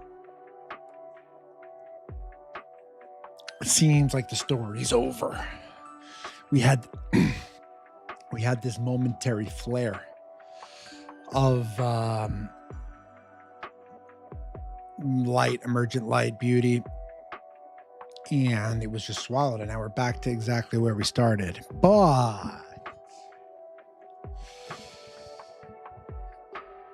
it's not quite over yet.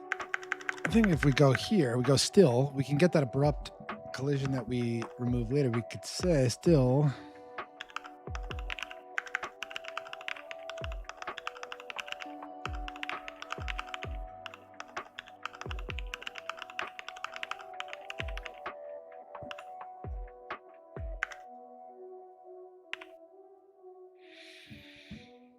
So, when we read it, the way I want it to be is that, like, I think we need a dark here. I want it to be like, okay, it's kind of like over, like a dark has kind of won, and it's all kind of like quiet. And still,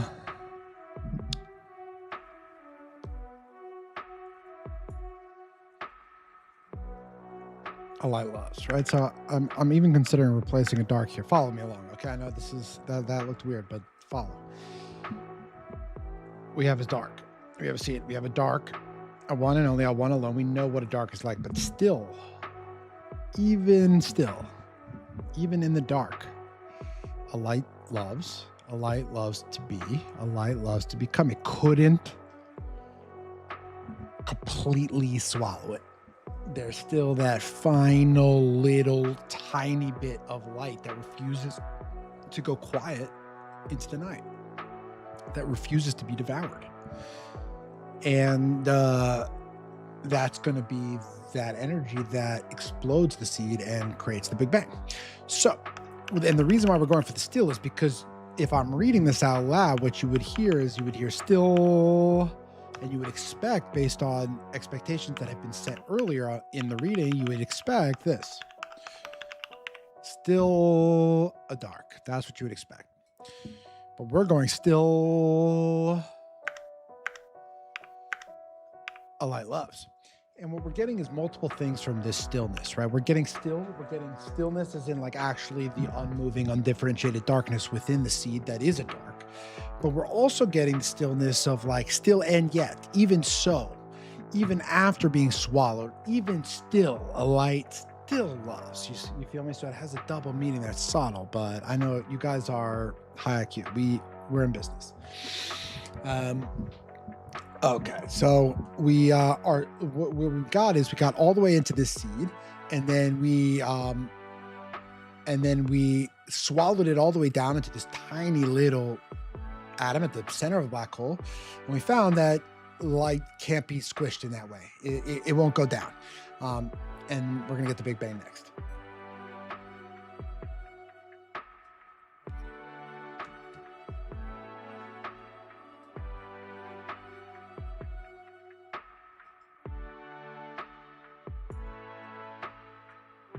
Now,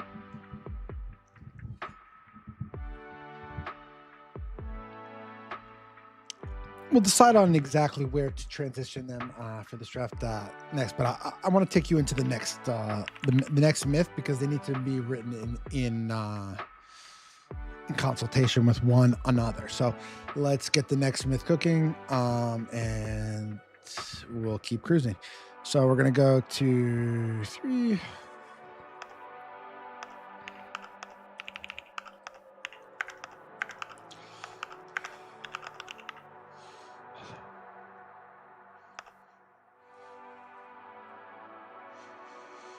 What I said, but yeah, we're under words, right?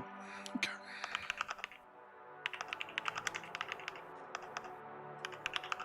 And let's count our words on the last one.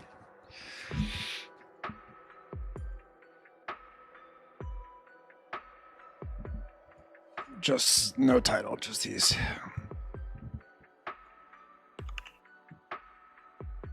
Word counter. 132.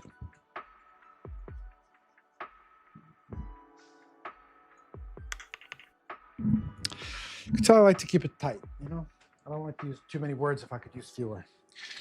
Maybe not in my personal life, but in my writing. All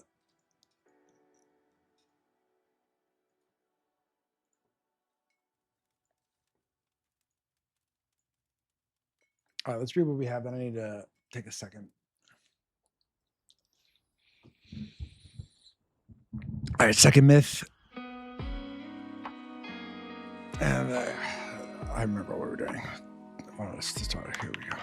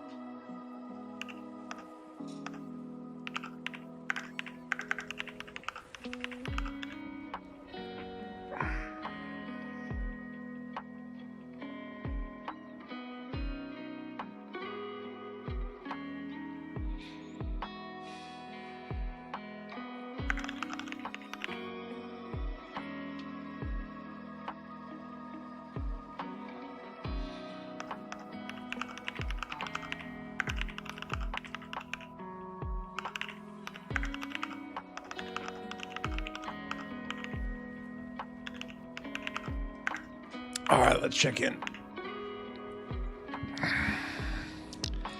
So, myth one, nothing. A light comes out, splits a dark to a darkness. Darkness, not stoked about that. Swallows up a light into a black hole. Center of that black hole, we got this primordial egg, this primordial atom, this primordial seed, whatever you want to call it. It approaches singularity. Gets darker, gets darkest, approaches to dark. And as it's approaching a dark, and as it is a dark, you know, even in that moment of approaching singularity, we have still a light loves to be, and a light loves to become. So it won't allow itself to go out. BT Collins says, keyboard is elite ASMR. Appreciate that, man. And voice is great. Appreciate that. I've worked pretty hard on these audio settings, and want to create this to be a nice place for y'all. And I think it'll be really nice in the sessions when it's less writing and more talking. I mean, less talking, more writing, when I'm writing for these longer breaks of time. I think it could be maybe relaxing to work alongside, hearing just the clickety clack, really helping me groove as I build out this Notion database. I love that, BT Collins. I love to hear that. I love to hear that. And that is kind of what I'm hoping this place is. After all this experimentation, I think that's just it. I'm going to do my writing. Always, I'll be here, and you guys can join along and pursue your dreams, work on your projects, and we're just hanging. We're doing it together. We're trying to be better than we were.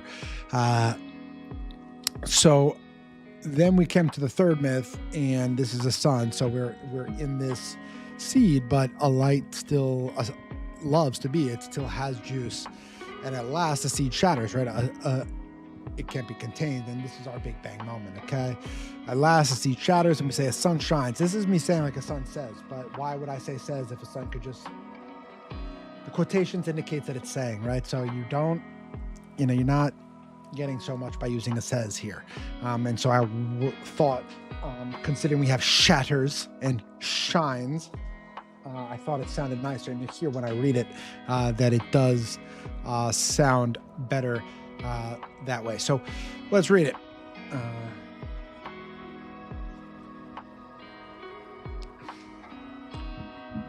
A Sun by E.I. Werner. At last, a seed shatters. A sun shines. I am a sun. Lightest of every light. Obscenity itself. I come from a seed. My form is gold. Only gold. The sun is beauty. And as you can see, we're starting, the sun is taking a mirrored but not identical introduction to the same one that the light took, right? So we're getting everything that we use, we try to reuse, right? It's with writers, it's like everything should have a double purpose. And so a light introduced himself. I am a light, lightest of all lights, epicenter itself. I come from a dark, my form is white, only white, the light is beauty. If we look down, you can see a mirror. You can see I am a sun, lightest of every light versus all lights. Epicenter itself, mirrored. I come from a seed versus I come from a dark. They come from different places. My form is gold, only gold. So this is a different color than white. This is like Gandalf coming back, a different color, He's the same, but he's different. He's the same, but he's different. Okay? So we have our Big Bang.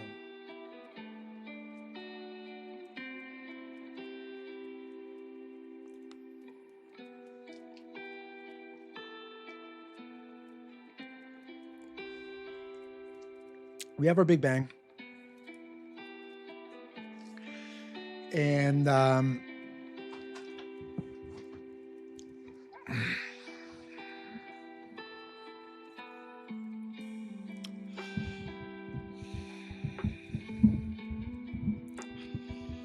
think I just need to write it and then I'll explain it after it's written. It's going to be, so I'll tee it up a little bit so you're not completely surprised. So we're mirroring the same statement as we're mirroring a light's introduction before, right? And now we're doing it for a sun.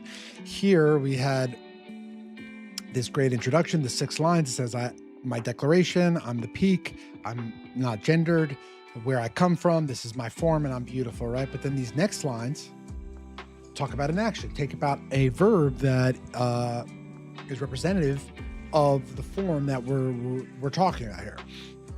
So for a light, we could see that active verb that a light is undertaking is love, right? A little corny, but also the best possible word for this, truthfully. And I've looked at them. I've done the word choice. A light loves.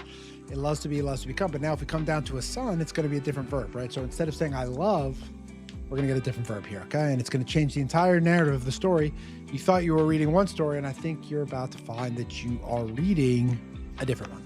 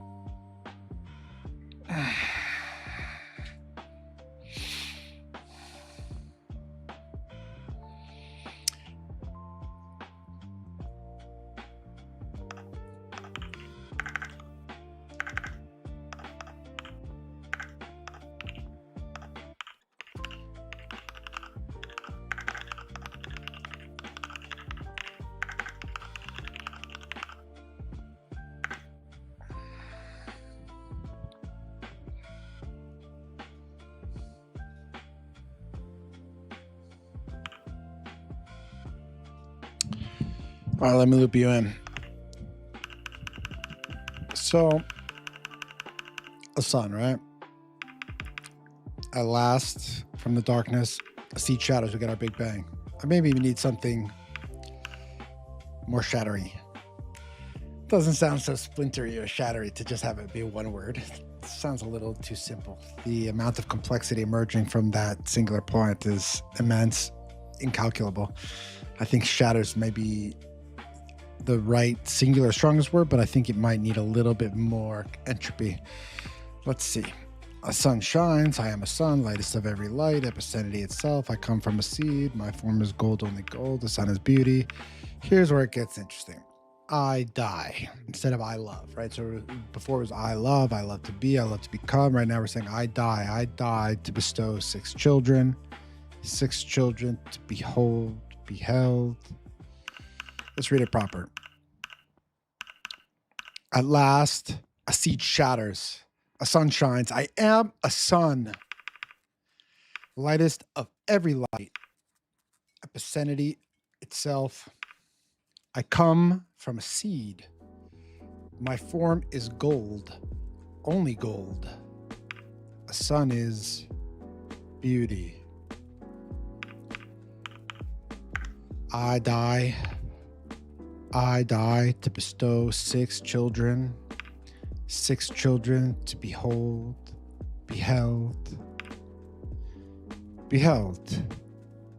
A darkness cannot claim us.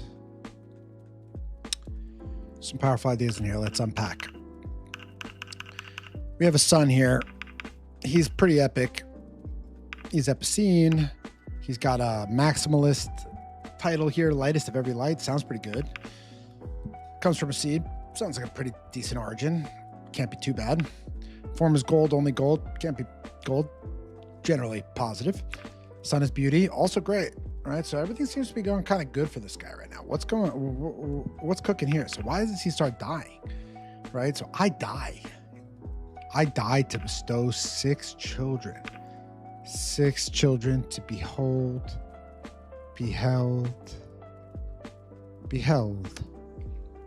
A darkness cannot claim us. So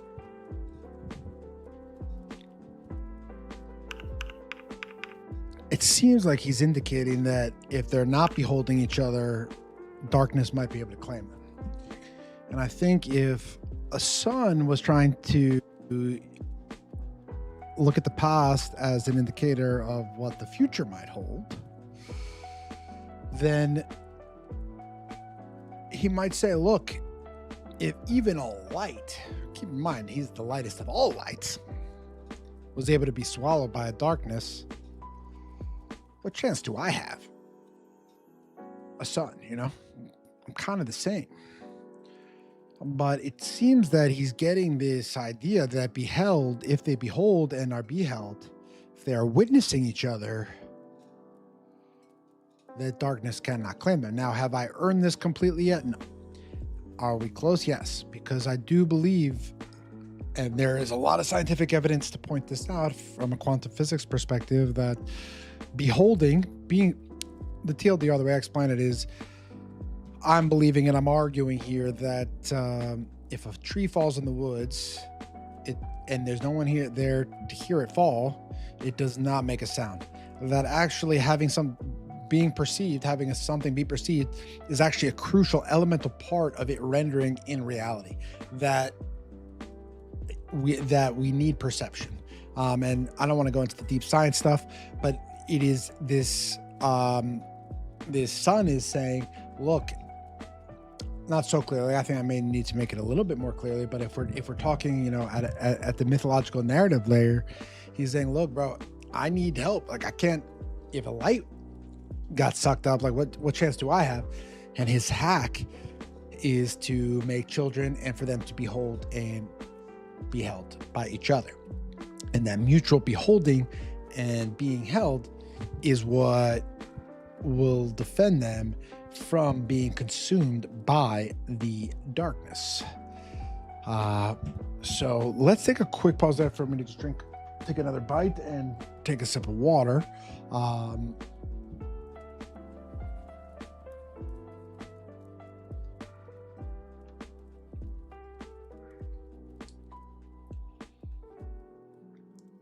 I wouldn't usually eat on stream, but for a 7-hour stream, I think it's defensible.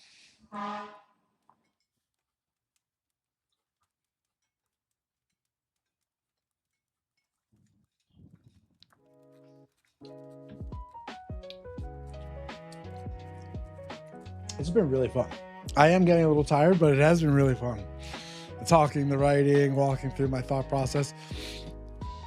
And of course, I think you guys can indicate that how much I'm saying is not all that I'm thinking about all these different layers and these word choices, but there's a lot that can be explained. There's a lot that can be understood if you're trying. If you're interested. If you're not interested, it's harder to understand.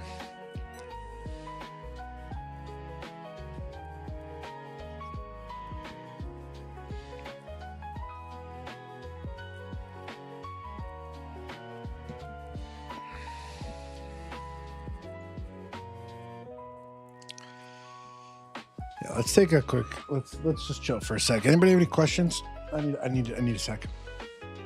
I'm losing a little steam on the writing, but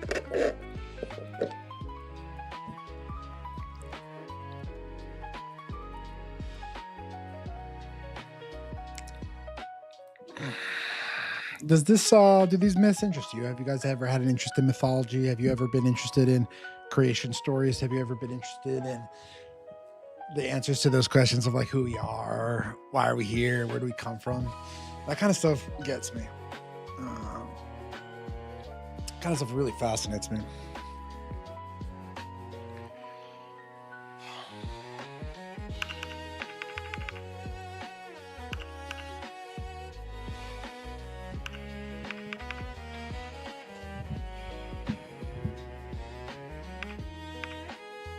I want to try to make a little more progress on this right now. All right, let's cook.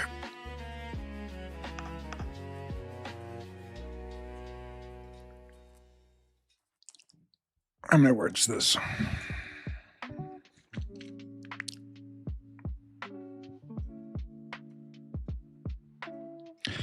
These are all really short.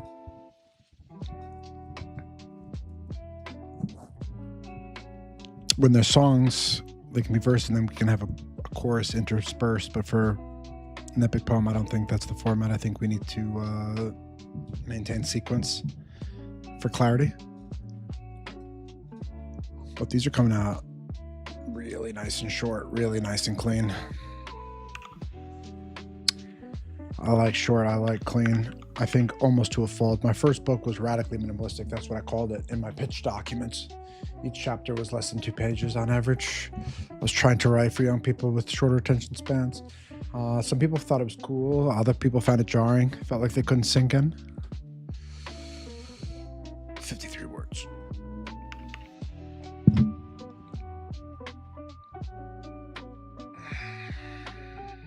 All right, let's go down to the next one. Not because this one's done necessarily, but I think that I just need to show you guys how they all need to be kind of edited in relation to each other, which is why I'm going to press ahead here. Even though this one is not finished, it's going to need at least another 2 stanzas. Let me keep cooking here. Although, man, I'm going to move too fast through my material. We still have 2 hours and 20 minutes left. We got to talk about something. Let's talk about something. Before I start the next myth, let me think about something good to talk about.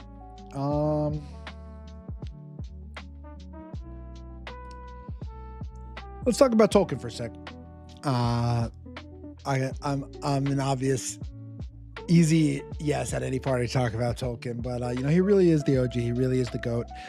He invented this entire genre that we have all, so many of us have fallen in love with, and so has taken us to so many different places. People didn't know what a fantasy book was before Tolkien. People didn't know that it could be so popular, and then The Hobbit was like the best-selling book for over 20 years across the globe. And he really came at his myth building, his mythology from every world builder of talent takes a strength and they lean in on it to really create a nice cornerstone for their world with which to build a bedrock, with which to build their unique, distinct reality from our Earth on. And for Tolkien, his angle, his distinct angle was language, right? So he was actually a professor at Oxford of languages, of the history of languages, how wars and ecological crises influenced the evolution of language, of both the phonetics of speaking it, but also of the writing of it, of the no, that's maps. I'm a little brain blurred here, but the actual calligraphy. So he invented like 17 languages. And so for me, what I'm really trying to get to with my things is to play my strengths and to make my world unique is these myths, is that they really believe it and they quote it. And it's not just myths that are referenced. It's like you can read the source materials that the people in the fantasy world are referencing.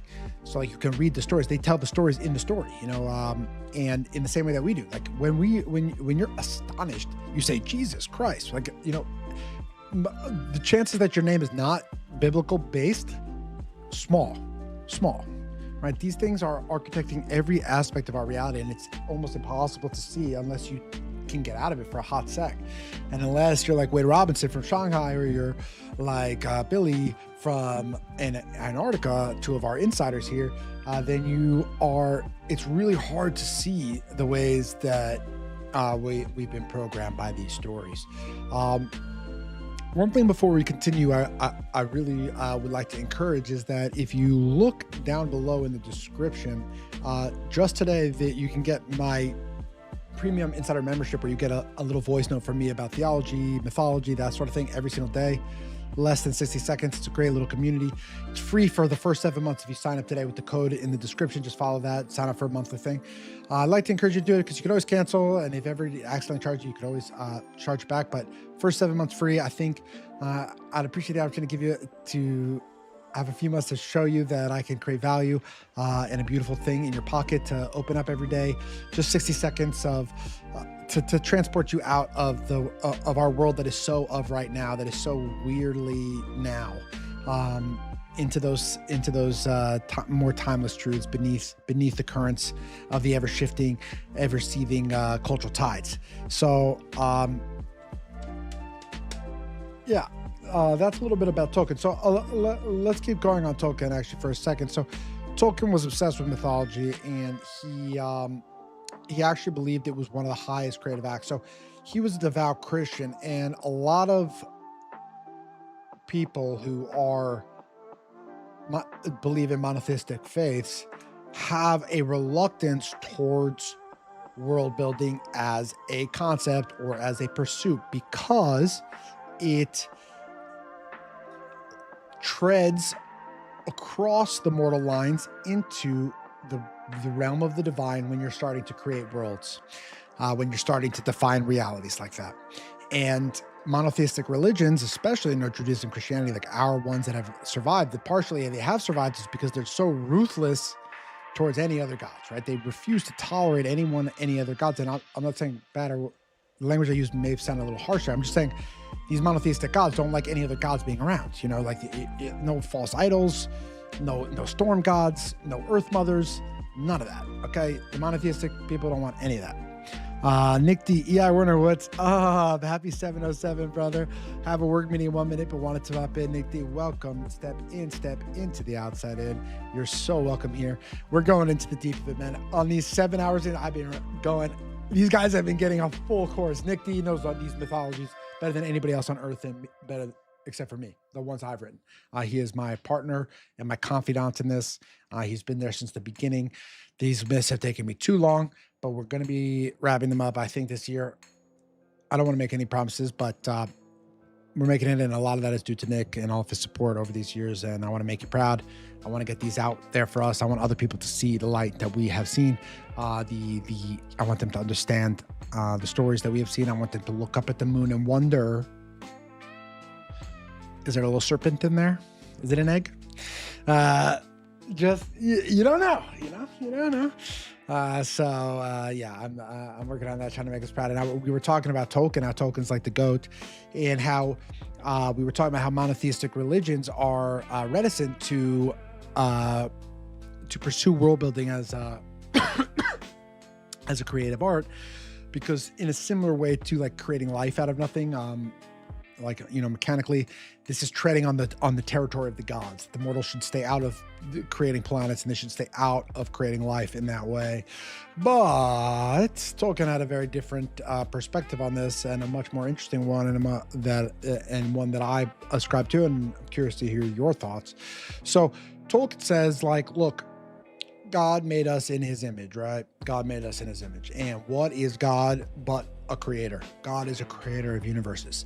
And so in order that actually creating mythologies and worlds, like fantasy world building, is actually a creative act, not at the same level of the divine creation, but in as a sort of worship and a sort of respect of divine creation, that God created us to be creators, that he left us here to tend to the garden, to name the animals of Eden, to be fruitful, to multiply, to return to a promised land, to achieve, to go and accomplish, to go to a land where I will show you, to Abraham. Very vague, but he says you got to go. And brain exclamation, thanks, Nick D. So we were talking monotheistic God. Doesn't like world building, but Tolkien switches it on its head and says, actually, it's acting in a divine way to create a new world, to aspire to be more like the divine, to be more like God, is actually to participate in the creation of smaller worlds in your own personal life, but also in the pursuit of fantasy world building if the call summons you. Which, it's actually not the most uncommon call. Like, I think there's a lot of people who like and want to write fantasy. I'm not the only guy out there. I definitely don't have any ownership over this genre, or it's extremely popular for young writers, especially, to get into. I think people underestimate the complexity of fantasy. When you enter any new city, you don't know how many people you have to invent. How many people are there? You have to invent what material the roads are made of. You need to know how people travel around. You have to know the travel times between the market and where the warriors chill. You need to know what the neighborhoods are. You need to know, okay, who's doing all the shitty labor that nobody wants to do? Who controls all the wealth? What matters, right? And whereas when I was like working on the script in ancient Athens, with my co-writer Otis, you could just Google like how many people were in Athens in this time period, and you get a good estimate. And for food, right? So if I make a new city in a fantasy world, I have to go and I have to say, okay, what is the terrain like? What do they have access to via trade? Do those other people that they could trade with, like, what would they even want to trade it for? Is food just superfluous? It's so abundant and bountiful that we don't even need to worry about it, or is it something scarce and something maybe? So that's the thing about fantasy. You don't get to just inherit anything. You have to kind of start from scratch, and it's a very complicated genre. And when it comes to the actual writing strategies, it's like you have to try to squeeze in world building in between the conversation. Like, it has to feel natural. You can't just go like world building paragraph, dialogue, world building paragraph, action. Like, you got to weave it in, and that's the art of it. And that's what I think people underestimate about fantasy's difficulty in writing, is that you have so much more information to articulate just to create every setting. like, for example, if you're in a Harry Potter world, which is like a half and half world, by like half ours, half magic, like when you go to platform 9 3/4, like you get to actually inherit trains. You actually get to inherit King's Cross Station. Like you get these associations. You can make comparisons. This is like a newspaper. This is like that. Like they don't have newspapers, bro. Like you can't say it's black and white like a newspaper in a fantasy world because they don't have a goddamn newspaper. At least in Judeo-Christian God, it feels like a fine line. We got struck down with the Tower of Babel, and the apple of knowledge was a no-no. Yeah. The Tower of Babel is where it gets really complicated. I think that is the most interesting example. I think it's the most complicated and the most difficult one to read because there's two ways to read it, and I'll tell you the story. Humans, after Noah's Ark, okay, after the flood, everyone is actually pretty amped up. They're like, yo, this is a new age, like all the bad people are dead, and there's this resurgence of humanity and this building because, and keeping in mind that a flood is the anti-diaspora, like everybody dies except for the people right around here, right? And so with the Tower of Babel, what happens is that these people who are like so in lockstep after Noah, they start building up a tower to approach the sky god, right? And right as they get close enough, right as they approach God's divinity, right as they approach that height where they could see, the same way that God smites them and makes them all speak different languages, and they all destroy it, and then everything goes to shit. And so there's two ways to look. There's a couple ways to look at it. You could say like, okay, on one hand, God is jealous. He doesn't believe that humans should ever reach that state because he needs to be on a completely different plane, and he's very protective of that plane. On the other hand, you can look at it as humans, by building that tower in the first place, was hubris, that they shouldn't have dared. Now, I'm a little daring myself. If I think I could build a goddamn tower, I'm probably going to build it. So I don't love that. I don't love that God, if we're taking this story at that first reading, right? God is the person that is inspiring us with that spirit to go forth and build the tower. And then when we actually are about to achieve our goals, he fucks it up. And so the Tower of Babel screws with me. I don't really, it's very powerful. It's very interesting, but it is annoyingly complicated for God's nature. To really understand God's nature, that throws a wrench in some of it. Padawan 22 says, that's really interesting, Nick D. Created with curiosity, it's sometimes condemned for it. Yeah, we were created with, sorry, I missed it. Yeah, we were created with curiosity. Were we created with curiosity? I think my expectation is yes. I don't think anybody would make something powerful enough to make us. Why would they make it if they weren't curious about what we would do? If we were so predictable, it seems moot, right? So I do think that there is some curiosity there. When people talk about the demiurge theory of creation, which is that there's essentially like a Yahweh type figure, like a single God who kind of created all of us as a sort of simulation to watch us because they find it interesting, because they want to learn from it. They're trying to solve some equation. But there is a very, very, very popular and more ancient than Yahweh mythology that is quite widespread, that has this borderline evil mass creator who created the simulation, and our job is kind of to break out of it. Then we don't really know the intention of it. It's like a creator beyond us. And the demiurge is a big thing in like the Epstein class. Those guys are into that kind of shit. Let's put it that way. And I think when you, this is an important point.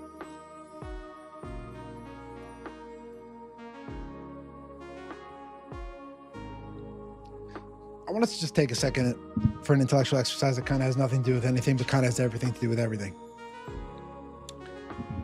Let's say you're 21-year-old pop star girl. You've got the look. You've been in dance class since you were 4. Your toes have been broken too many times to count because of all this shit. You missed all those fun events because you were at different dance recitals. And you get a call because you got some viral video. Some talent agent in Hollywood hits you up. Hey, Shira, come to this party. You're such a good dancer. I have some people I want you to meet. Okay, come to the party. You're waiting for these introductions. You're kind of ignored. People start leaving the party. You get invited by one of the powerful person who invited you, says, hey, stay after. There's like some meetings we want to have. We have some meetings. Next thing you know, you're like downstairs and there's some like ritual that's about to take place and someone is going to pitch you on it. This guy who sent you, who invited you over to this place around all the sexy, most glamorous people, all the people living a life that you've literally worked your entire goddamn life for. The same way that I've done with my writing. Like for this dancer, this is everything. And this Jeffrey Einstein type character, I don't want to say his name for YouTube regulations or whatever, goes to you. He looks you in the eyes. He says, Shira, you are the most incredible dancer. And what you don't realize is that you are special. You are special. And there is a class of people, of special people. And we have access to truths, occult truths that you don't know about, that other people don't know about. And it's the secrecy and these rituals that have real power, that have shaped the entire universe. And let me tell you something else. Your religions, they lied to you, man. This Jewish God that they're telling you about, they're telling you, oh, Baal was before Yahweh. Yahweh inherits a lot of the attributes of Baal. So you're yelling at us for worshiping the cow god that always comes back up, the heifer? That's Baal? He was the first storm god. He was a fertility god. He wasn't necessarily such a bad guy. And they'll go into your core beliefs and they say everything you believe was a lie because Yahweh is not the real guy. He's a usurper. Yahweh is a usurper. That's what he would say to you. And he would get in to your mind and he would make you believe that everyone else has been lying. And the reason why you believe him, even though deep down inside, Shira knows she's making a deal with the devil, is that he's giving her exactly what she wants. I'll make you the dancer. I'll put you on stage. You'll be in the room. You'll date politicians and celebrities. You'll be in all those rooms you only dreamed about. You'll wear all those dresses. All those dreams that could have not come true, I can guarantee they're going to become true. But you just have to accept this new reality that everybody else was lying to except for us, these secret occult people who are going to take your gods and they're going to point out little flaws and holes and how they actually came from this and someone lied to you and we're the real truth, yada, yada, yada. And you see why Shira says yes. And you wonder how people get into these sort of cult rituals. And I just know, like, you know, I'm very interested in these things and like these powerful people. And I do believe that there are a lot of ritualistic, satanic type shit happening in this world. But I think there needs to be like I do believe I would turn it down. But if someone came to me, you know, considering how hard, how much I've sacrificed, everything I've done, you know, there's a deal that the devil could offer me that would be hard to resist, that I would really aspire. I think who I am, I think you can look in my eyes that I really choose the right thing. I like to believe that. But I also see how when these people like the Jeffrey Einsteins of the world are manipulating you, they're going to go for your God. They're going to go for your core beliefs. They're going to make you start to question those elemental principles about the universe, about God, about who we are, about why we matter. And we need to have certainty and conviction in our own beliefs, or at least conviction in what's not good, right? I think like a lot of this ritualistic stuff does get into like sacrificial shit, which is, if you're hurting babies, it's probably bad. Okay. But you know, I watch these essays online about, you know, Yahweh is a inherited God, is a secondary God after Baal. And you know, if you are looking to believe something because it will help you with your dreams, you know, like you could have amazing, people will abandon their beliefs, abandon their truths. And that's why I think when we're thinking about these elemental truths, about what we hold, I think it is no longer safe to just trust all the people around you and what they're thinking. I think people's ideas have gotten really dumb and really groupthink, and people have absolutely no capacity to hold anchor on a belief based on some first principle thinking without religion really tethered to it. People are so quick to ride the cultural wave of left or right. People like, look at your own beliefs 10 years ago versus today. Like, how many of yours are consistent? Like, even mine, you know, like a lot. And I work really hard at this. And when you're trying to approach the world with first principles thinking and make your own mind up about things, you got to look at these stories, man. I'm telling you. Oh shit, I got to disconnect. Reconnect, come on. All right, I think we should be back. We back? Someone confirm in the chat we're back. I don't want to rant to no one.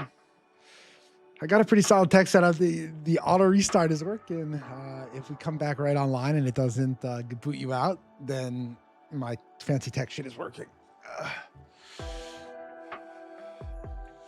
You can, what I do is I have Wi-Fi, but I also have this AT&T thing that uses a SIM card, like as if like it's a hotspot as a backup. So if it detects that I drop, because I'm like in a city building, you never know, it will hop over. I tested the fuck out of it. I kind of had fun with it, and it works. It works nice. We can stream from anywhere with really good cell service now. We've reached that mastery of the tools. One of them is this guy. This is like a mobile Wi-Fi thing. You can put SIM cards in it.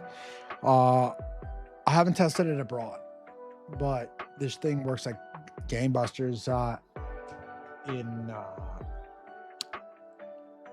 the States, in the city.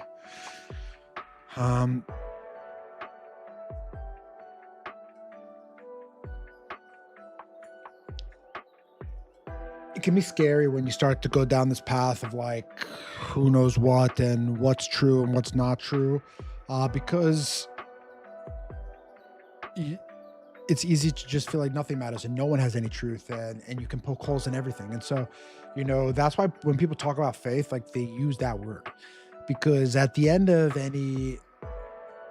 at the edge of it, almost all of these lines of thinking of why first principles, there is a leap of faith that's required. Like either it matters or it doesn't, and no one can tell you 100%, and you're gonna either have to take that leap that it does or it doesn't. And I think that's what's cool about faith, is that it's not automatic like that. Okay, we got Padawan. They're not mad. They're trained to believe, not to know. Belief can be manipulated. Only knowledge is dangerous. 100% perfect quote. 100% perfect quote. And I think that people who travel a lot and people who read a lot of fantasy and a lot of fiction or a lot of period stuff can really have that ability to like sink into another time, recognize that there are different ethics for different times, you know, not judge everything by what their cousin and their girlfriends and their brother-in-law think, to actually reason with it and say, who am I? What is my role here? And am I acting in alignment with that?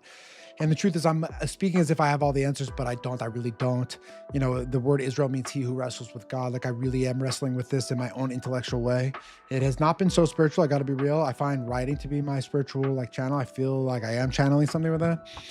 So I have been studying all these texts, but it hasn't really been spiritual. It's been more intellectual, but as part of that pursuit of truth, I do feel when I'm doing it, when I'm doing my studies, when I'm trying to wrestle, that I am living a vivid life as it's supposed to be. You know, you talk about a Socrates sort of guy. He says an unexamined life is not worth living. And yo, this guy like fucking died for his belief. Like they said, you could be exiled, and he took in court. He just fucking slugs poison. He's like, bro, an unexamined life's not worth living. Y'all don't like the truth. You don't like asking questions. Fuck you. And he just slugs poison in front of fucking everybody. That's a goddamn legend.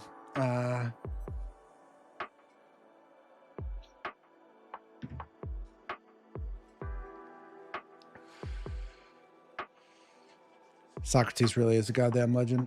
He was like a kind of like a hobo. He was notoriously ugly, short, little dirty, clothes never fit right, and he actually never really said anything. He only asked questions and exposed hypocrisy, and they fucking killed him for it.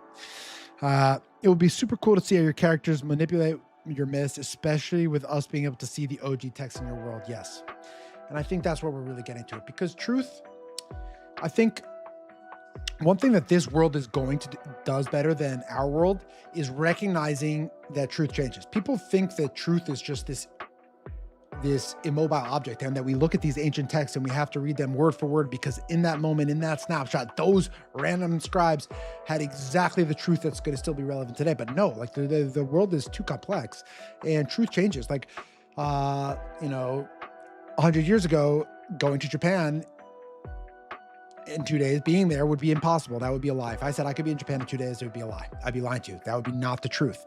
If I told you that right now, I could book a flight. I could be there, right? That's the truth.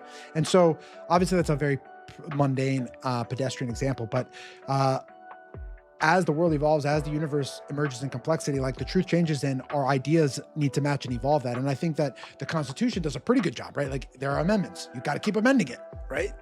Because it gets complicated.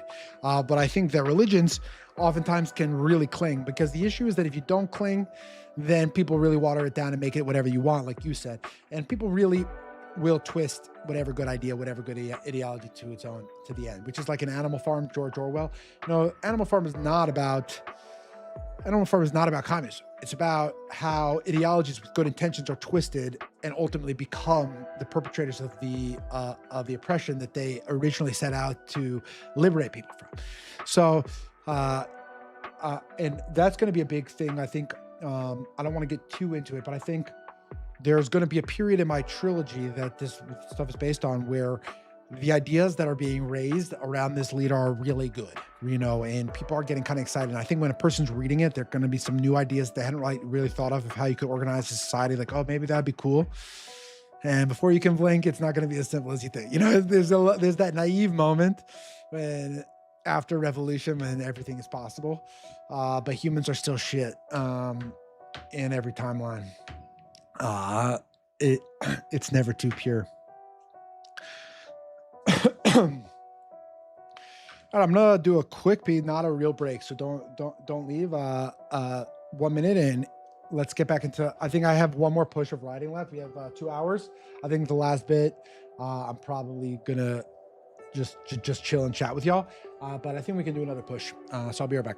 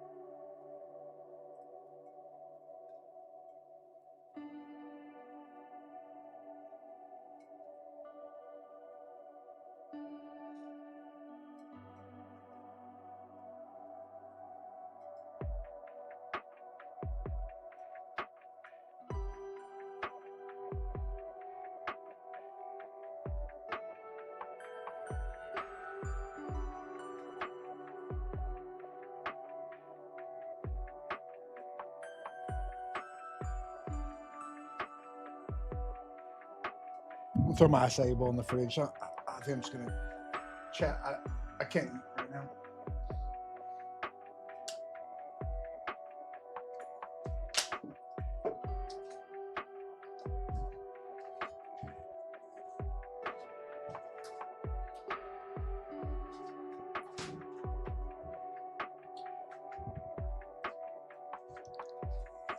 Yo, Padawan, are you cool if I introduce you in your role in the inn and this project to everybody?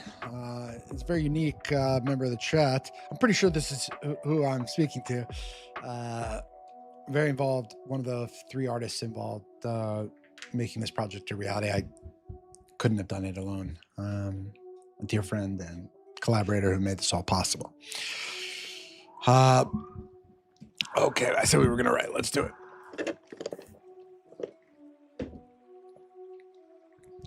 All right. So 53 words. Let's say we go here.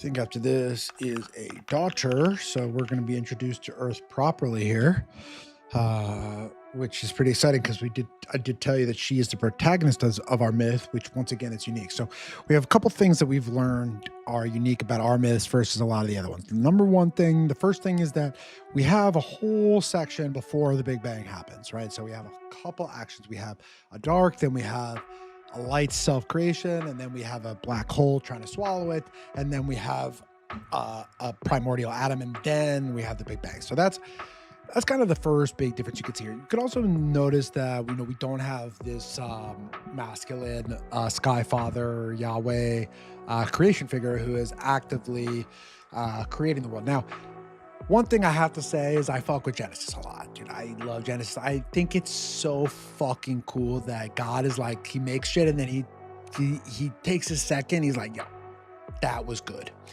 You feel me? It's got this he's like, he made this and then he looked back. He's like, that was sick, bro. That was a good one. And I find that creation and then reflection of God very, very interesting. I also find God resting on the seventh day to be just such a powerful concept. I don't actually rest. I don't really take weekends. I don't remember the last day that I haven't written, but I tell other people that even God rested on Sunday. Even God rested on the seventh day, and I think we do need rest. And I'm motivated by something that won't sleep, and it's a gift and a torment. All right, let's get into our next myth. We're not going to go further than this myth, but I at least tee you up for this one. And guys, I'm making really good progress. Like you're going to have pages soon. Like not so far off. Like you're going to have pages in your hands, drafts. I'm going to be reading out loud, asking for feedback. I'm going to be trying to cooking this stuff up. I'm in a writing workshop. I'm reading every other week. I'm reading all these myths. That's why you kind of hear I'm a little more rehearsed in the readings. I've been reading in my writing workshop. I'm actually going to New Orleans with my writing workshop. And in August, I'm going to get a lot of work done there. I think we're having a great time today. Today's been a huge inflection point. Today's been a huge win. I'm proud to be here. I'm grateful that the tech is working, that I feel comfortable, that I have good writing to do, that I have good friends who showed up. But we got to get pages out. It's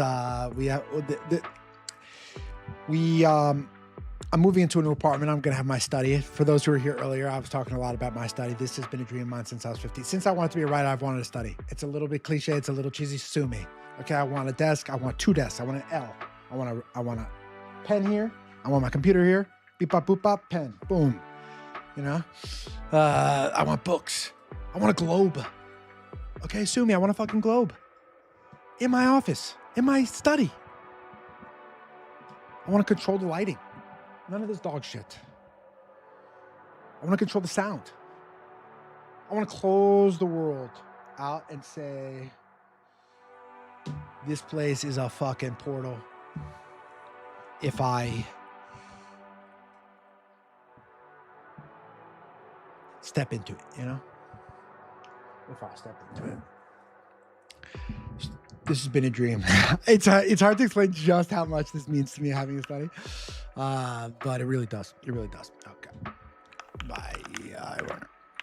I'm going to give you guys just a taste of where we're going on. I'm not going to do great writing here, so I don't want to go too far, but I want to give you guys a little taste. I told you Earth was the protagonist. I haven't given you guys a lot of information on that. For the very few people who watch my Is Earth a She series, I did a very well-researched, less well-delivered series on whether Earth is a she, going from all these different perspectives: science, philosophy, theology, mythology. TLDR, more she than she is not she. More she than she is not she. Not from a science perspective, definitely from a language perspective. Myth perspective, yes. Religion perspective, no. If you're monotheistic. Monotheistic doesn't believe Earth is a setting. It's not gay at all. So if you are a religious monotheist, you're not going to necessarily want it's not if you were going scripturally, you wouldn't believe that Earth is a she. You would also not believe her that. Let me try to unpack that for you, so you guys can understand what I'm saying, because maybe I'm assuming. If you have one God, you can't have any other gods. Okay, that's what monotheism is like, and it is really strict, especially like Jews. Like no other gods, no other idols, no fertility goddesses. So Mary, you know, Jesus' mom, you can't worship her proper. Like people actually, it has loosened up, and there's a lot of songs that borderline on worshiping her, but she's not a goddess. She's not a goddess. You can't worship her because you really cannot be blurring that line between mortal and God. Only Jesus can do that, right? Whereas if you look at like kind of the Greek myths, you know, there's a whole aspiration towards immortality, towards ascent of Olympus, towards becoming more godlike via deeds of great renown that get told on and on and on, and thus immortality via being perceived as an idea again and again, which goes back to our beholding being a core part of reality concept.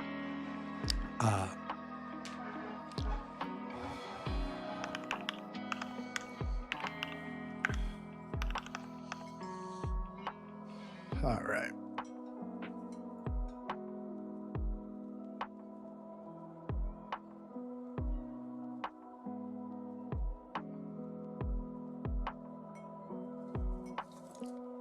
There's so much more to this. We're moving a little fast. There's always more to explain. There's always more to do, but we're keeping a high level. We're writing in a more relaxing way today. We'll make some progress. We'll pick it up.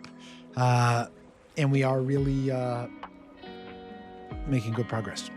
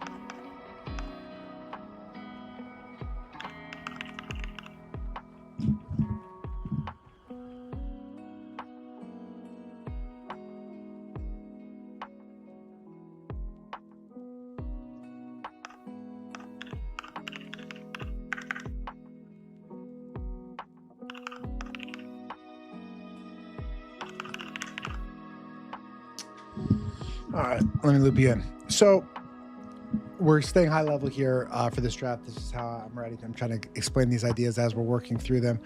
We'll take it from the top. We'll start from nothing. Okay, so a dark, right? This is that singularity, that nothingness before beginning, undifferentiated darkness. Nothing changes, nothing moves. We have this relentless, a dark, a one and only, right? 3 times in a row, no changes. Okay, so the form reinforces the theology, the mythology. A light, next one. So we have this dark, we have a light, comes out hot, comes in swinging all at once, right? He's epicenting itself, no gender, comes from a dark, beautiful, but keeping in mind that a light loves to be, a light loves to become, and it even has this concept of pretty abstract, but it loves to become every light, all lights. It definitely seems like every light, all lights is more light than a light, but so it seems like this light seems to have some sort of desire to become something. We discovered that at the point that a light introduces itself, there's no longer just one thing. So singularity is severed, right? Before it was just a dark, one thing, singularity. Now that a light is introduced, it's 2 things, duality, right? And so by introducing itself, by severing itself from a darkness, we actually severed singularity into duality. In addition, we severed, so that's the severs 1 to 2, right? And then we also severed before to after. So we invented time here, right? Because in undifferentiated darkness, if nothing changes, if nothing moves, then there's no before, there's no after, there's no point, there's no reference. And if we think about relativity, reference is crucial for time to exist, because time is an axis which is referential amongst itself. Okay. You don't have to understand that. That was some geeky shit. Some sci-fi geeks. That's all the time travel movies. You start to learn the rules once you start watching all the anime time travels. Okay. A darkness yearns to be a one and only. So we talked about how this a dark was downgraded to a darkness once a light exists, right? So because a dark is singularity, it's the only thing there. There's no light piercing it at all. It's entirely singular. It's entirely pure in its concentrated blackness. Here we reckon that once light exists, that dark is downgraded to a darkness, and that darkness only wants to be a dark. All it does is yearns. And we'll read it again before I hop off, obviously. To be a one and an only. It only wants to be singular. Only wants to be darker. A darkest. A dark. Okay? And we said that then a black hole comes in. A darkness devours a light. A darker. A darkness devours beauty. A darkest. It devours, brings everything into the center of the black hole. A seed. One primordial atom, one primordial egg, a single thing that everything else is going to shatter from. If we all came from that one place, if we all started there, if we all condensed there, then are part of us all a little bit connected? This is where the woo-woo people and the astrophysics people and a lot of the religions all kind of agree, which is that we all are kind of connected. And a lot of that is the natural connection from if we all began in that primordial atom. You'll get a Carl Sagan saying we are star stuff, we are made of star stuff. The cosmos is a way for it to know itself because it's we are created from the same nitrogen on our teeth, right, as stars. So people, this is one of those unifying ideas that we're all connected somehow. And I think a nice way to think about how that could actually to try to visualize it is if we actually literally all started it in like one single seed, that we are all fractals of kind of that singular seed, and that there is a point where we're all together. But the issue is that if you get all together, then you're singularity and you're non-differentiated, so it's kind of a bad thing. Everything is everything, baby. We said Gilda Minute. That could not be more true. Everything could not be more everything when it comes to that. And Gilda Minute, step into the outside in. You're so welcome here, and thank you for swinging by to this opening episode. We have been live for 5 hours and 29 minutes. We've got an hour and 45 minutes left. We're still chugging along. You'll notice these glyphs over here. Those I invented. The number 7 is very important for us. So instead of a decimal system, we use a septimal system, base 7. I've already explained it today, so I'm not going to go into it right now, but that is what those numbers are. They are saying the same thing as the decimal numbers below them, but in my own invented numeral system, so that people can start to familiarize themselves with that numeral system, because I do plan to integrate it in everything. Instead of saying, for example, let's say like 2, this would be the symbol 2. This would be the symbol 2. So Gilda Minute, thank you so much for swinging by. I would love to hear your thoughts on the tunes at some point when we next catch up or hang out. I posted a snippet of the loop that we got going, 77-minute and 7-second snippet, of course, this morning. So you could also, if you ever wanted to listen to those tunes, I'd be curious to hear your feedback, because if you look closely at the animation where the music is coming out, we have this, the music is supposed to be coming from in scene, this record player in the corner. So Gilda Minutes is really, is a music curator and record reviewer, and it has like a passionately dialed record setup. So if you look at this thing in the corner, it's like a steampunk record player, and I call it the Gramsophone because my mom is called Grams by her grandkids, and it's called the Gramsophone, and the music's supposed to be coming out from there. So I think keeping that feeling of maybe some scratchiness, some steampunkiness, but also some like crisp audio, like I think there's some potential there. So music's a big part of this, and just trying to bridge gaps. We do have this incredible composer, Padawan 22's literally right in front of you. He's wrote all the music for The Outside In. So he is, and you're blushing. That's great, Gilda Minute. So the person right above you in the chat, Padawan 22, is the composer of all the music here. And not only does he do the lo-fi for this, but he also, I turn these poems into songs too. So he that's where he really shot. This lo-fi stuff is kind of easy for, we have fun with it. We really get into it, and he's exceptionally talented and can express himself in this form. But when we really get into it is when we're turning these poems into hymns that you can like fucking sing, and he sings it. He plays like all the parts of a chorus. Like he's a fucking badass. So introducing Carson, what up? So Christian was an intern for me back at my first startup, Portal, which actually had a very similar thing. I don't know if I didn't work at Portal, which was like an alternative creator monetization aside from advertisements. I don't know if I would have had this idea to become a creator online, or at least give it a shot, because we were always looking for different ways for creators, Christian and I together specifically, like working on this app, we're looking for ways that more controversial creators, or ones that weren't exactly advertiser friendly during that adpocalypse era, could make money. So we had subscriptions, we had micropayments, so we've been thinking about creator monetization for a decade, maybe now, almost.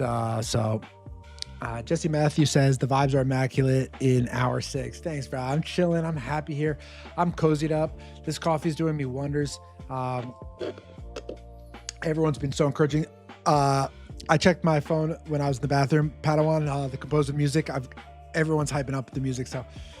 And we also have a lot of musically minded people in this fucking community. Yeesh.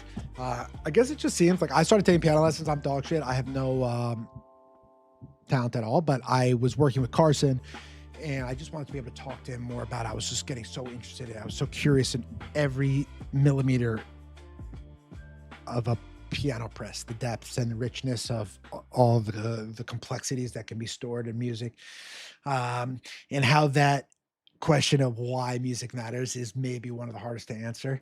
We're gonna take a stab at that, not in actually this series of myths. I have so much I want to write. Too many ideas, man. I don't have writer's block. I have writer overflow. I need narrow focus. I need to deliver projects. I need to get pages on your fucking nightstand, man. I want to adorn your nightstand. The prettiest thing on your nightstand possible is a book. A pretty one that you're excited to read. That's what I want to make for you. Maybe not today, maybe not tomorrow, as in definitely not those 2 days. But that's what I want to do for you. I want to put a book that looks nice, that you can't wait to open, that you're proud to display. That's my role here in this interconnected universe, is to write that book on your nightstand. It's on one hand a very humble goal, and on the other hand, like, it's a very bold one. You know what I'm saying? It's kind of has both. It's not like presidency, it's not power, it's not money. But on the other hand, it's so hard, and it has proven elusive. So at the same time, I do have a sort of peace in my shoulders about just being a successful writer one day, because I just know I'm not going to quit. I'm relentless. I think you could see that with the stream. Like, I just kind of go, I just if I could see it, I'll keep going. And that gives me a sort of peace, as far as like me feeling like it's going to happen, it's inevitable. But that peace also brings me a sort of sadness, because I don't know how long it's going to take, and I'm resigned that it could be a really long time. And I'm doing everything I can to make it not. I would like to arrive as the eye learner, beyond just, the homies and everything. I would like to bake a destination and bring people there. But I'm young in this game still, and my belly fire's never been hotter. I've never been more stoked. And this 7-hour long stream is working. I feel comfortable here. I think I'm gonna do some good writing here on Tuesdays. I feel like I'm gonna save some interesting shit for us to work on together. I feel like doing this stuff live, Jesse, working with you, like both on that last novel session we had, that workshop, and then being able to show you some of my writing and the decisions I'm making. I think it's just like cool to have these kinds of conversations. Like these are the kinds of things I'm actually interested in. So yeah. Okay. I want to tease you guys with what's next, and then maybe I'm going to start slowing down the writing. No conversation is off limits. Yeah. I also do, like, the truth is, like, Jesse, my honesty and my earnestness is a superpower of mine, and people can tell I'm being honest. People can tell I mean what I'm saying. They can also tell when I'm like lying or being a flight. And I can be socially awkward sometimes. You know, I can whiff on who's ready to talk about what and who's open-minded. People can react in a surprising way to me sometimes. But the truth is, I'm here to stir the pot.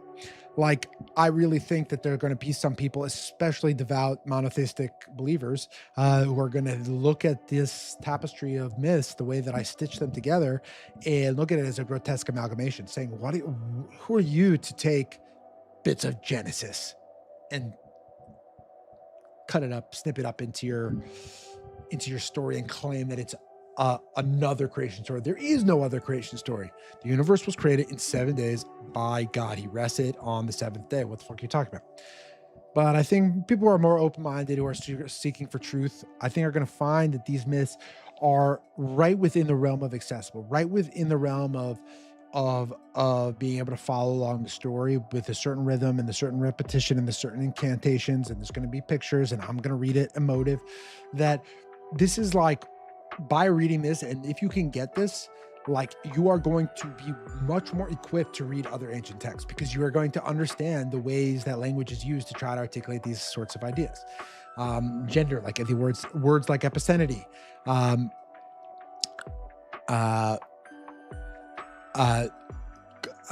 full recurring things like using that definite article a to say, hey, this is not one mother, it is an instance of there's infinite mothers across all timelines. So how do we refer to all mothers across all times? Every mother that ever has happened, is happening, and will happen, we call her a mother, a. So we use that definite article a, we use that recurrent present to create that timeless feeling.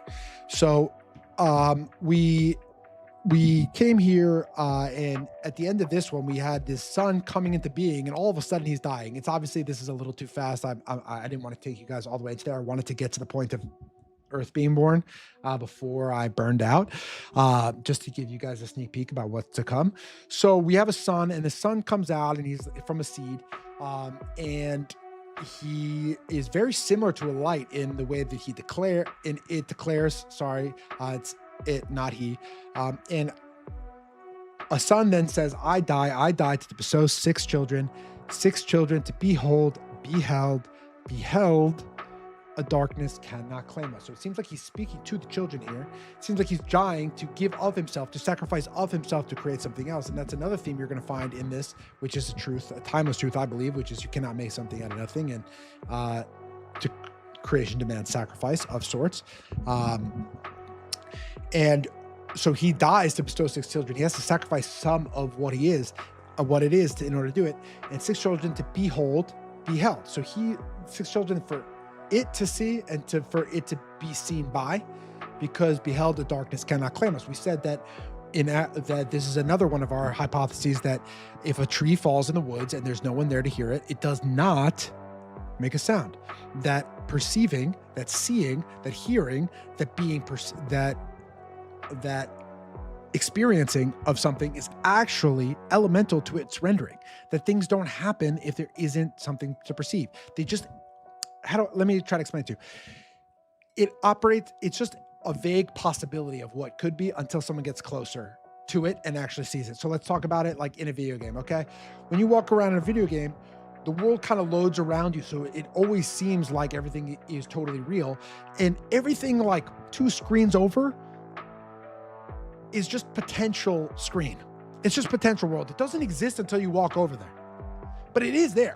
It is potential, right? Like it exists. You can walk over there and it will load. So what else is that's real? What do you mean that's not real? No, it's more complicated than that. Because if I didn't walk over there, until I walk over there, it remains in this. That's what, just so you know, for people who are new to this kind of thinking, this is what quantum physics is. Quantum. When you talk about quantum, it means that there are some things that exist in that state of like potential, like the area of the video game that you could walk in and see, so you know it exists, like it's real enough that it's repeatable, you can revisit it, and yet There is proof. There is scientific proof. Look at the Nobel Prize winners, 2025. That beholding is crucial to the actual rendering of reality in as far as the act of beholding elementally changes properties of things. So that's pretty fucking cool. So that's what we learned there. So we learned that this was a son's big play. Okay, a son's making a big play, making a big time move, not trying to get swallowed by darkness. No, not today. So what's he do? He makes these children. And we start the next myth with a daughter. Okay, so now we're getting introduced to Earth, and she's starting off cold. She's gonna go, she shivers. Let me start again. A Daughter by E.I. Werner. She shivers against a cold abyss. A darkness yearns. The darkness yearns to devour her. At once, a heat, its glow. Before I explain what happens here, I feel like you guys are starting to get into it now. You can start to understand. Okay, so here we are. He gives birth. We have a daughter. We're talking Earth. She seems cold. I feel like that's pretty fair. She's shivering. That doesn't seem so good. Clearly, this darkness wants to eat her, and that doesn't seem good either. But while we're talking about the risk of being devoured, all of a sudden, at once, a heat. Remember, is epicene itself, capital I, carries capital I. Epicene itself. We're talking about it. So in this fantasy world, when they say, oh, you're it, or that's it, they're saying like God, like the best possible shit. It is like elite level compliment in my world's vernacular, okay? Because it is a completion whole, right? It's epicene itself. It has no need to fill any empty parts to be full, to be itself. Okay. So I'm trying to think of a good cliffhanger, a little one for y'all. So let me think.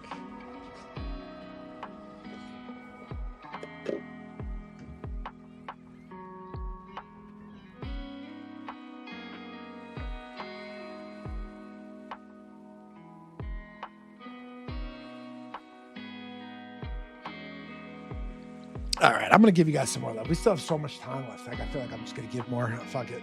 We have so much writing to do anyway. I don't need to be saving shit.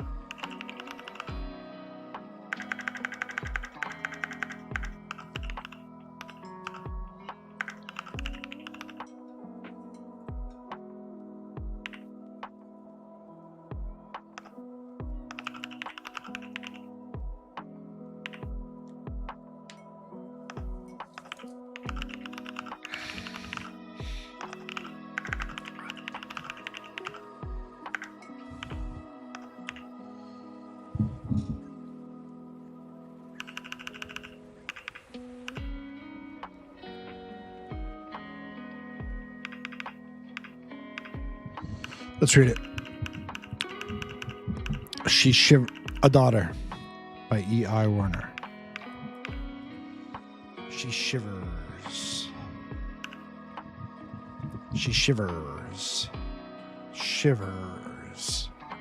against a cold abyss. A darkness yearns. The darkness yearns to devour her. At once, a heat, its glow. Beheld, child, I hold you. Beheld, child. I behold you. That's not good. Behold, child. At once, a heat, its glow. Beheld, child. I hold you. Behold, child. I behold you. Let's look back. Beheld, the darkness cannot claim us, remember? 6 children to behold, beheld, remember? We're coming down. Let's keep cruising. This is where we... Oh, she's going to be sweet. She asks. She being Earth. Who are you? She asks. Remember we were talking about Moses asking God who he was earlier, so you don't always get the best answers here. Moses got I am that I am, which could be the best answer ever, but also not exactly clear what I am that I am means. You could probably debate that forever. Okay, so she asked, who are you? So now she's having a conversation with the sun. Kind of interesting. I don't see so many myths where Earth talks to a sun. Let's see what happens. What do you think a dying sun says? I think a dying sun's probably gonna introduce himself probably in a pretty similar way to the way a light did, probably the same way the sun did.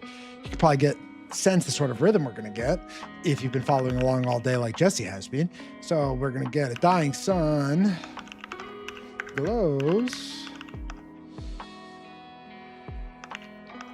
And remember that in this case, because, yeah, okay, let's say I am a dying sun.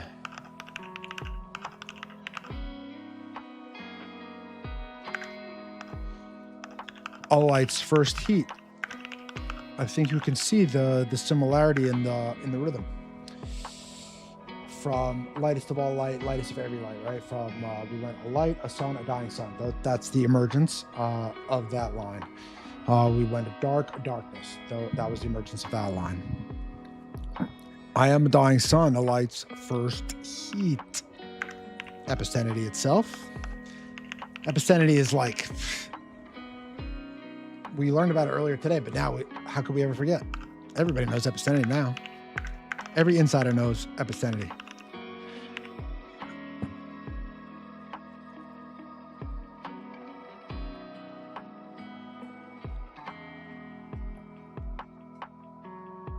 I am a dying sun, a light's first heat, obscenity itself. So what comes next? I come from a, right?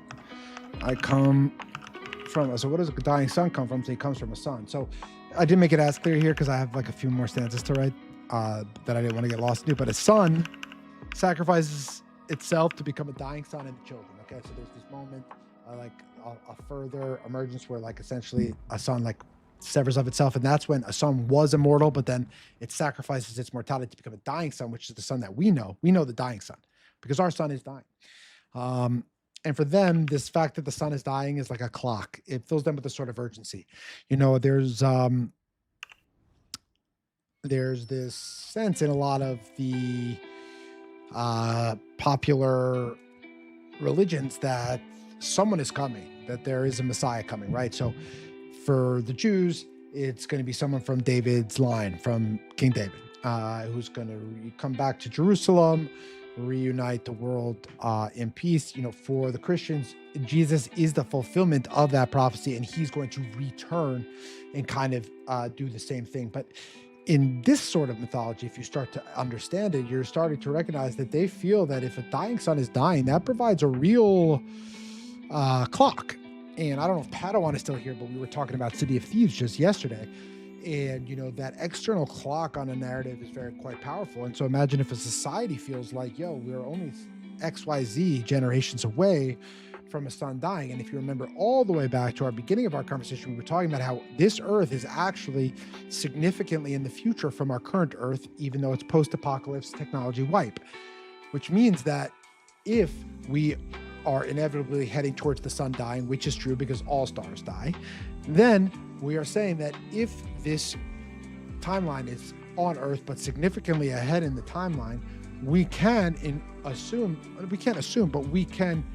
consider that maybe this version of Earth is significantly closer to that day when the sun is going to die, when it will give its last breath, because all the sun does is give and give and give, and can't last forever.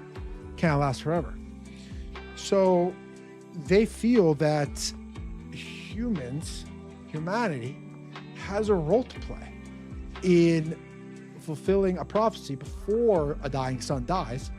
Otherwise, we will all be consumed and swallowed and returned back to the singularity.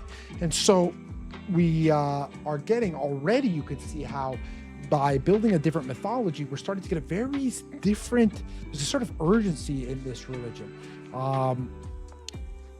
And a unifying human purpose that ties humanity in as an essential player, a humble but essential player in the cycle of the cosmos, dark to light, order, entropy.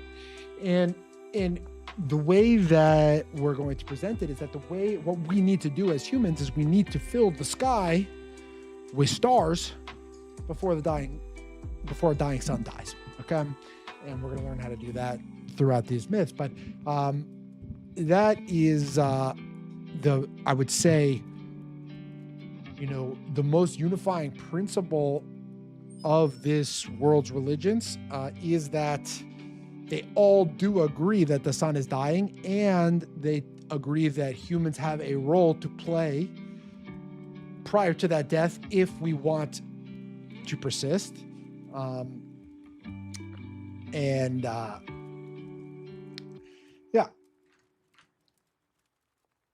have been talking for like 6 hours. This is pretty intense. I kind of fun, but I am getting a little nauseous. I'm not gonna lie. BRB stand up. Sounds good, man. Are you in New York? It's 1 p.m. stand up. Engineers must love that. Oof.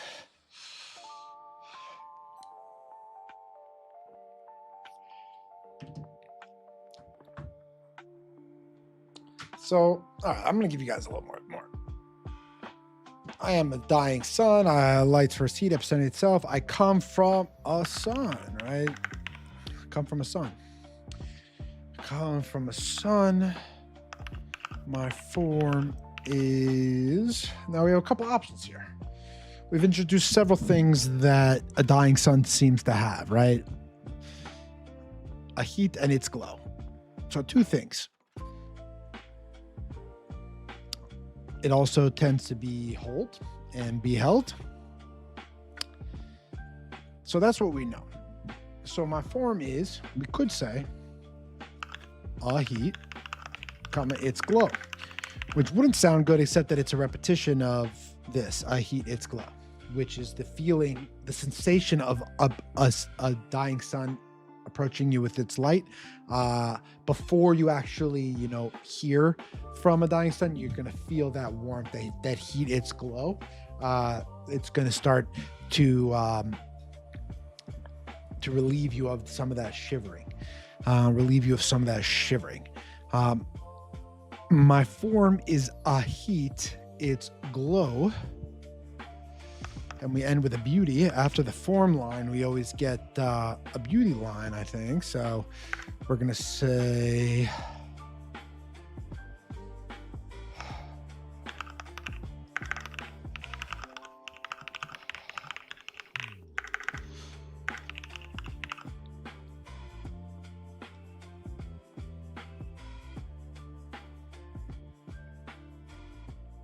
Dying sun is more beautiful. Now, this is where it gets it. This is where I'm going to have to end it.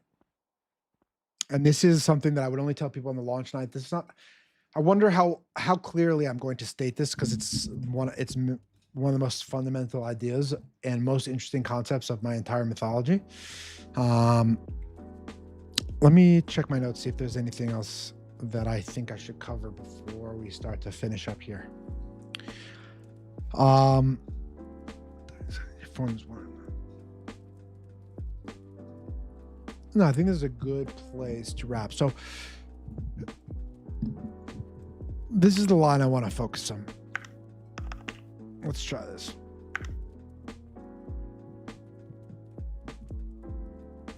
Let's just say I'm going to make it overly simplified for the sake of the argument because it is complex, and I want people to grasp it, because I think if you take anything from today's stream, it's this, okay?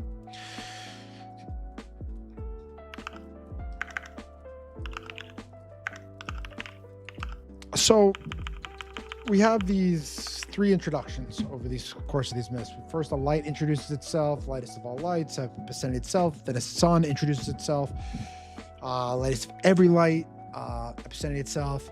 Now we get to a dying sun, where a dying sun is actually dying. It's no longer immortal. And we get this line here. I chopped it a little bit to make it even more clear, but dying, let's make it like this. Dying, a sun is more beautiful. Dying, a sun is more beautiful. Okay, let's lock in, team. This is a high IQ area, so I need you guys to. We're not writing, we're talking, okay?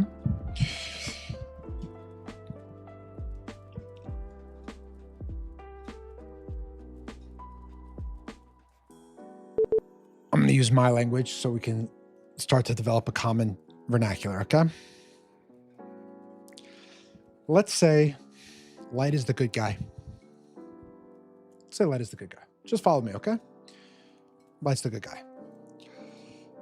Light wants to become every light, all lights. Okay, so it wants to get to kind of the end game of its desire. But let's take it to the end. The idea of taking things to their end, when it comes in this mythological or theological registers, eschatology. So let's take it to the end. Let's say a light becomes every light, all lights. Let's say a light wins in every single timeline, across all timelines, every timeline, everywhere. It always wins all the time. It wins. It's over. It's always light, every light, all light. What's the difference between every light, all light? It's singularity, same as darkness. The end games of both are undifferentiated. Into all dark or all light are the same, okay? Now, keep following with me. You're with me. I promise you you're with me. You're on the fence, but you're with me, okay? Now, let's take somebody else, not a light. Let's say you are some tech oligarch, and your goal is to relieve humanity of all of its suffering by merging with technology, creating like a hive mind where no one is really different from anybody else. Everybody has access to the same sort of resources. We think as one, we're able to share our resources, and we're able to act like almost like a colony, like an ant colony, with absolute, just massive unity. So I think the word you should just look at it is, it sounds beautiful, unity. Like we are all unified. We are all connected. We are all think the same. We have all achieved alignment. There are no obstacles between our goals because our goals are aligned and we have achieved them. Okay. So let's say you get there. So let's say you're this tech oligarch and you've injected yourself with some serum shit and you're living forever and ever. And finally you get there. You've achieved one world government, singularity, 5G, utopia, whatever. You get there. You're every light, all light and everything. God damn, does that sound boring? In the same way that achieving that perfect unity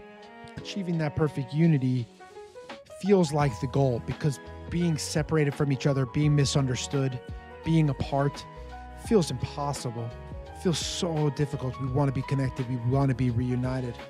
But at the end of the day, let's say I was tech oligarch billionaire guy. I achieved perfect unity, and I wanted to watch the most interesting, the most compelling, the most beautiful, the most emotional, stirring TV show of all time. What settings would I create on my simulation if I could make as many simulations as I want? All right, so let's say I'm the god. I achieved every light, all lights. I achieved my singularity. I got it. I win. It's over. But now I'm a little bored because I finished it. Okay. And so what would you do? Let's say you're there. Let's go there. We're going there. That's what we're going to the end. You win. Light won. No more dark. What then? Everyone's unified.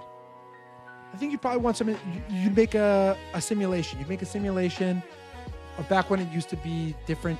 You'd want to watch people who feel real stakes. You'd want to watch people have consequences. And this is the thesis, and this is it. And I was hinting at it, but it's a constellation that brings it right to this. And the fundamental thing is this: the gods envy us. The ones who win, the immortals, the ones at the end of the game, they envy us. They envy us because we are doomed to die, and we are doomed to know that we are going to die from the moment that we are born, from the moment we have consciousness. We have to live our lives knowing that we're going to die, that every choice we make is at expense of another choice, that for everything we do, we could have been doing something else. When you are immortal, there is no consequence. There's another timeline. There's another infinity. We don't get that.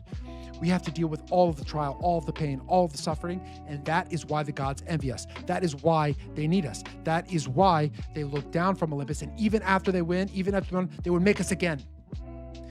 We escape our humanity. This tech oligarch billionaire we were talking about, he achieves the immortality. He escapes the mortal plane by defying death itself. And he's just chilling there, immortal. Fuck. Wouldn't you want to see some guy full sended on his passions, sacrifice everything, go for it, dream big, try to make something out of nothing?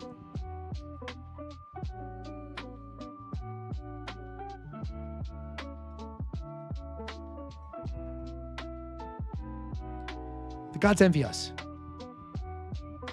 The gods envy us. And if we got to the end of what we want, we would pick this again. We would pick this again. We would start again. All the pain, all the shit. There actually isn't a better endgame.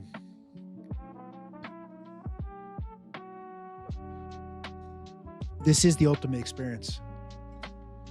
Humanity. It is the ultimate experience.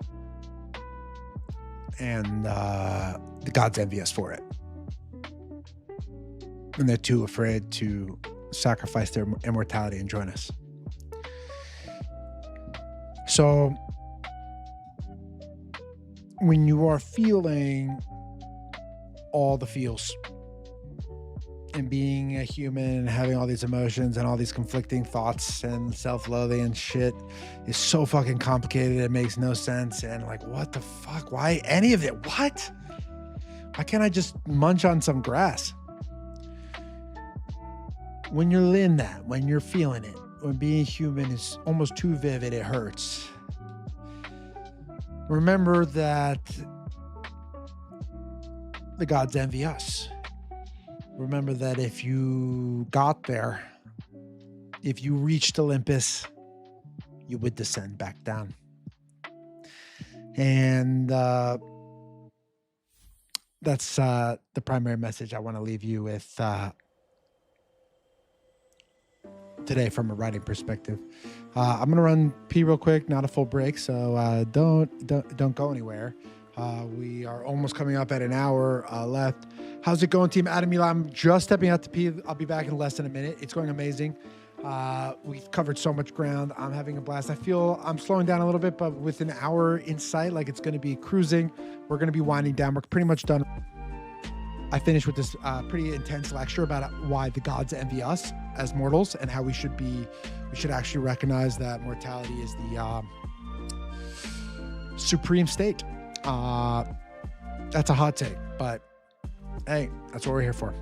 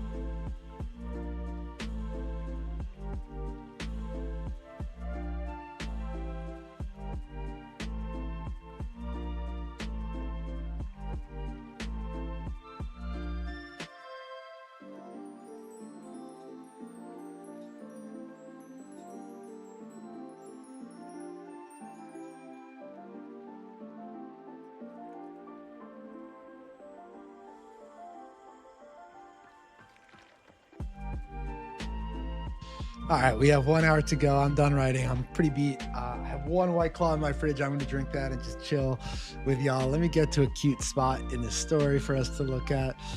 We can look back at what we covered today. All right, let me take a cheers to hey, everyone. I really put myself out there with this whole thing. It's been hard and at times pretty embarrassing. And just really appreciate you all coming here and showing the support on this launch day. Like I needed that, this juice that you all brought today. I needed that, and we needed that, and you brought it, and it just couldn't have gone better. So thank you. Jesse Matthew says, haven't left the apartment. The gods envy me today. I love that. For real, Jesse, no joke. That's what they envy. It's that. When you only have nectar of the gods, sometimes you crave honey.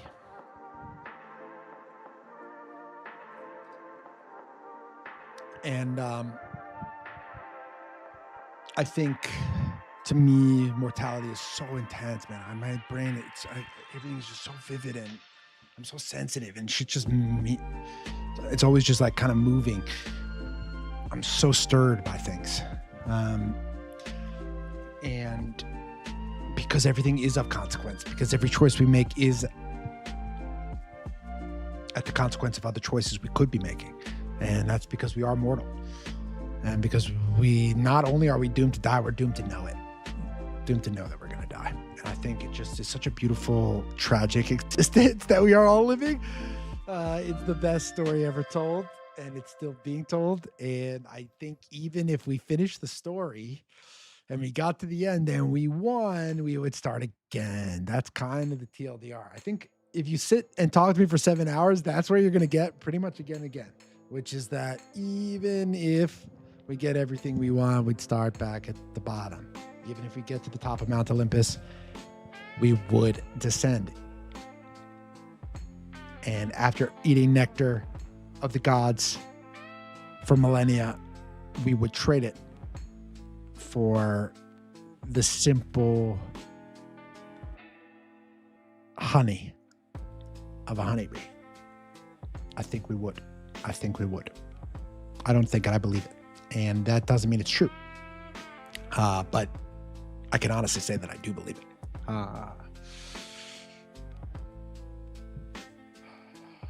And so one interesting thing I'm just going to bring up, like this is late, little eyes blurry hanging out. One interesting thing that keeps coming up in these myths is that the gods keep falling in love with mortal women. Like mortal women are just too beautiful.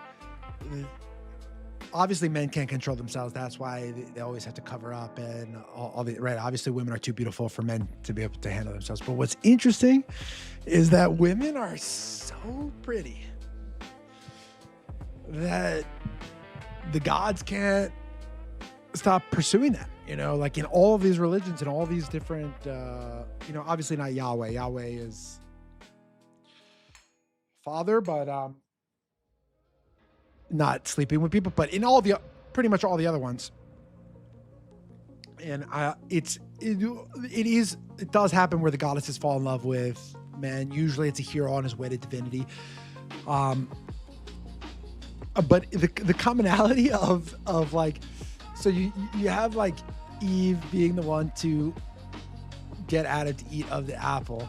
And then you have these gods who like the book of Enoch is all these fallen angels coming and like just getting like obsessed with mortal women and like losing their divinity because they got lost in the sheets essentially of mortal women. And then they had all these like hybrid babies, and that's where like, you talk about the Revelations Christians, they believe these things that we've been talking about hardcore. Okay, let's talk about mythology as it relates to current events, because this is something that I feel like not enough people have perspective on. Look, am I some geopolitical wizard? No. Am I the most knowledgeable about European politics of XYZ? No. I study big history and empires, but not all this stuff. But I have what my unique perspective is is eschatologies. That's this word I brought up before, and I think it's one. I would say if you had to learn one word today, it was epicenity, both, neither, gender, okay? If you had to learn a second word, what was I just saying? Man, I'm tired. Epicenity and damn.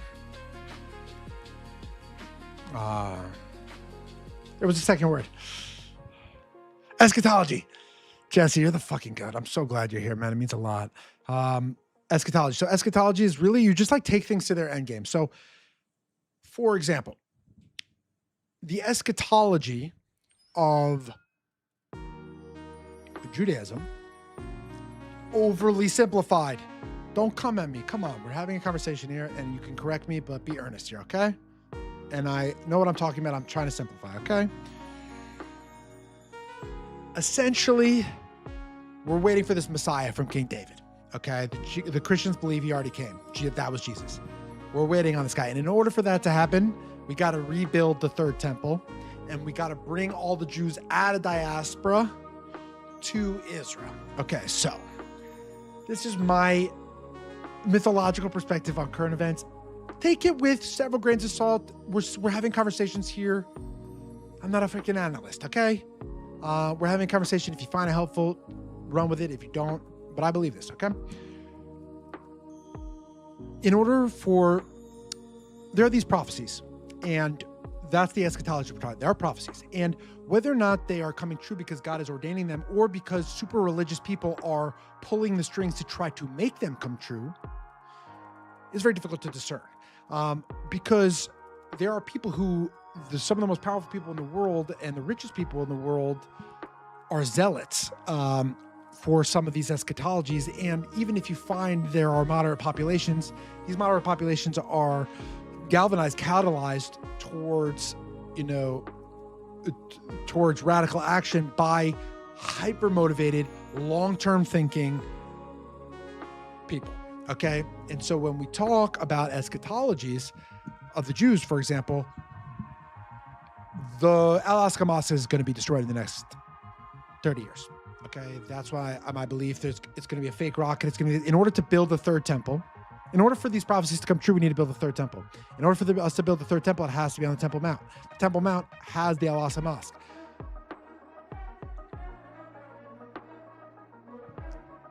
It's coming, okay?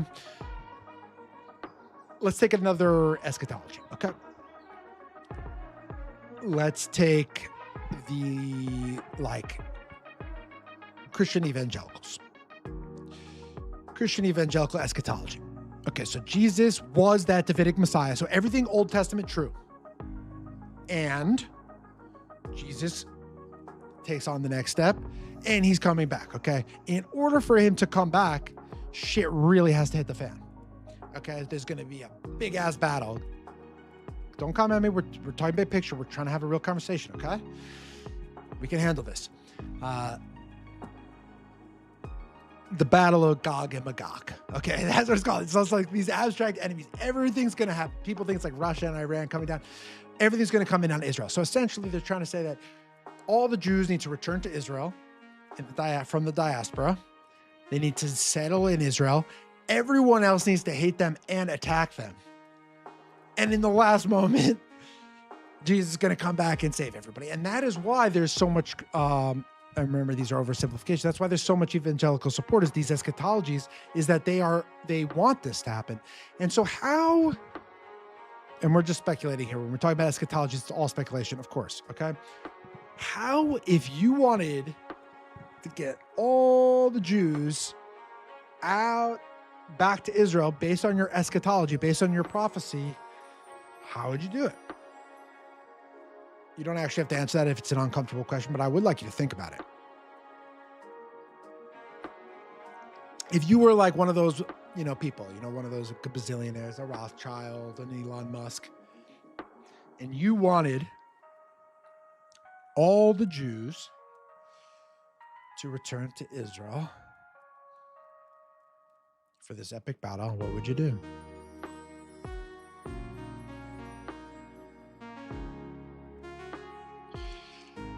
I think the most assured way,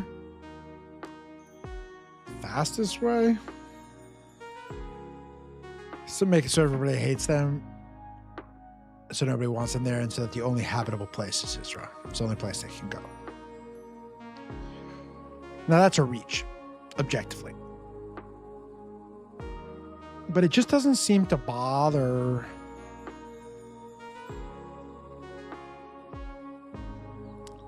the people pursuing this eschatology that much that people hate the Jews. And I feel like if you really, you gotta wonder, like, if you don't care that they hate us,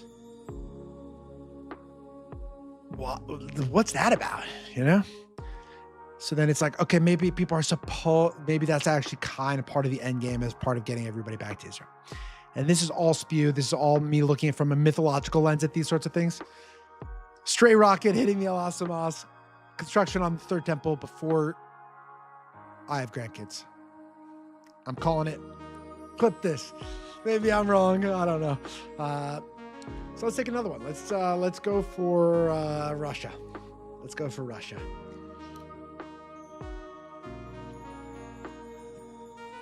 Russia's interesting.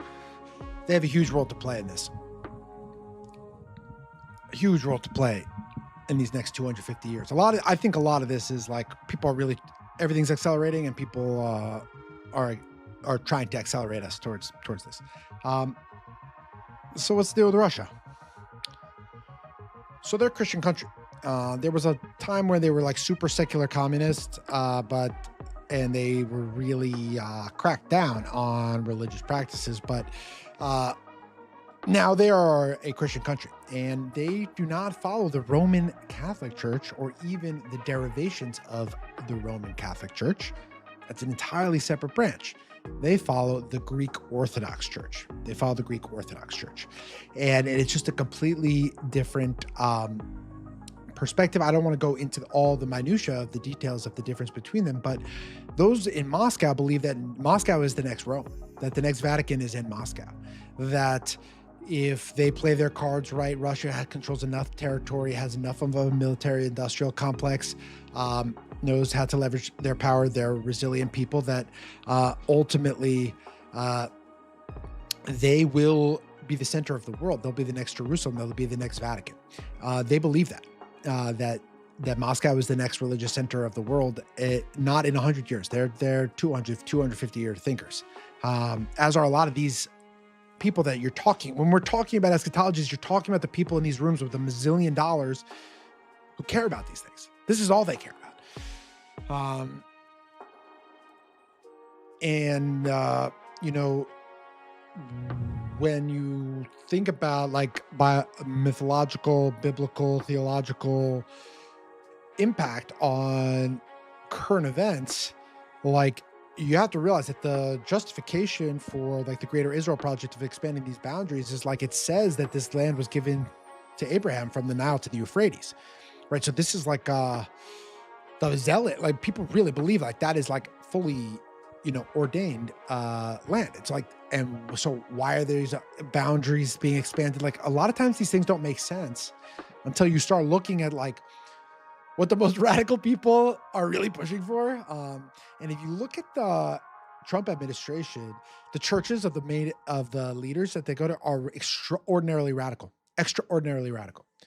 They do strongly believe in Christian nationalism. And I think that without good ideas forward, and I'm not putting myself in there, I want to be a part of different conversations, but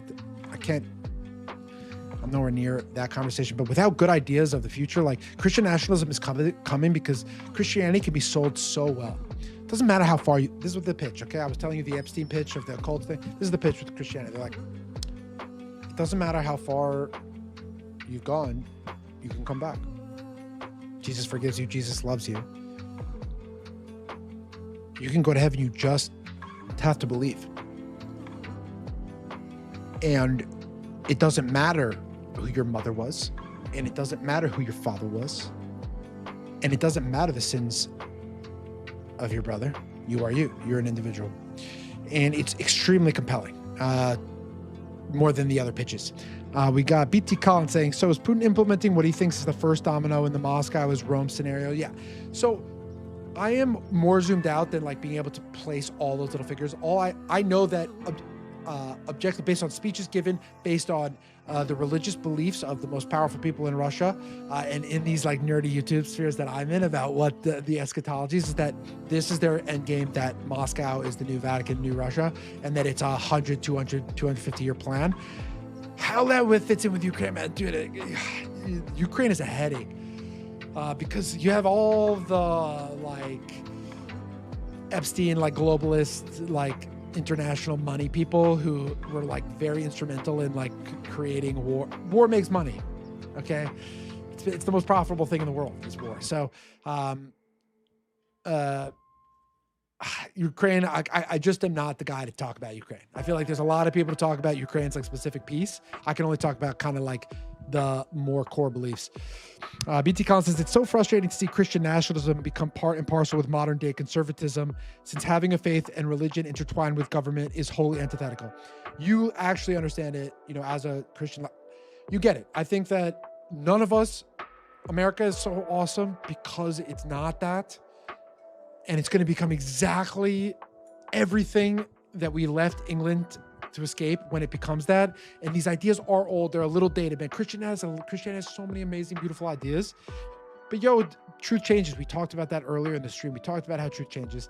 And to go towards Christian nationalism after all this liberalism and after all this progress would be a huge regression. And the truth is there are just not enough good ideas in the common space, that we are going back towards white race, white supremacy, toward racism, and not in the same extreme way as it used to be, but we're headed towards that, and we're headed towards Christian nationalism, because there's no other ideas that you can cling onto. There's no other ideas you could sink your feet in and feel like you got gravel pushing back, like feel like you got traction, like you feel like you matter. And Christianity just has the best pitch. It's the most open-minded. It has the biggest infrastructure. It has the most power. It has the biggest voting base. It has global infrastructure. It has rich history. It has churches for people to commune at all over. People go to their priest before they go to the police. And truthfully, they probably should, because fuck, like law enforcement is its whole thing. So I'm really terrified. I don't live my life in fear. I believe, unfortunately, I don't want to believe this. Christian nationalism is coming. I don't want to believe this. There's just no other good ideas. And the zealots, because these Christian nationalists, they are intellectually consistent. They do kind of hold the same line. Okay, no gay marriage, no abortion, white is good, immigration bad, deport illegals, and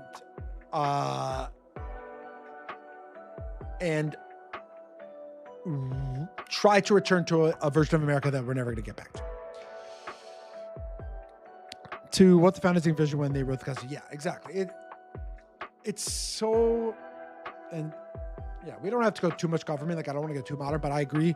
I'd say that my biggest fear, because of my perspective, which you guys can start seeing with these myths. And if you're in my insider group, the chat, you'll see us in these like little bits. So from my perspective, what's on my radar right now is Christian nationalism as being too compelling for young people who are desperate for an ideology that is intellectually honest and coherent, with leaders who have ideas that don't shift in the cultural tides. Young people are desperate for that. They need that truth. And Christian nationalism is the only thing giving them something to latch onto. And it's gross. And it can get ugly, bro. It can get ugly. Yeah, they are very consistent. And consistency, pays off in the long term. If you're intellectually honest, that's the thing. That's why empires that have like a higher power, that have a god, are so much more successful than ones that don't, just proven, is because it's just this, it keeps that intellectual consistency and honesty of alignment beyond a person to like a higher power that unifies people, that really unifies people. And so I want the opposite. I don't want the opposite of Christian nationalism. I wish we had more purposes of a nation. I've talked about this with you, BT Collins, specifically, actually. We've had a very similar conversation to this one, where I say, I feel like America gives a decent amount of opportunities, but not really. It's kind of rigged and getting worse, but it does give a better opportunities than anywhere else. But what it fails to provide is like why America even exists. Like, what are we doing here aside from just like making more money for the richest people and persisting another day? It feels like, and then the easiest go-to answer a politician has is they invent some war to have a purpose, or they go for the colonialist expansionist route of just like conquering shit. Like, okay, more territory, good. It's like, okay, more territory, good. Because why? Because again, more money for rich people. Like, it lacks a coherent purpose. And I find that these theocracies, as broken and as busted and as controlled as they are, like, people really do have a more coherent thing. But obviously they fracture and people want to get more secular and they become horrible also. So I'm not like, I don't want a theocracy. I'm just saying, like, I don't know, man. Christian nationalism, no bueno, and it's coming. So what else is coming? Okay, see, these are my gnarly predictions. Christian nationalism, it's coming unless we fight, and I'm gonna fight. I will fight, and I respect Christianity so much, and I know a lot about it. Okay, and I respect Jesus a lot, and I believe he's a prophet. Okay, Christian nationalism is coming, not good, not in a good way, no bueno. And Al-Aqsa Mosque destroyed. Construction of Third Temple begins before I have grandchildren, so probably 35 years. Those are my two.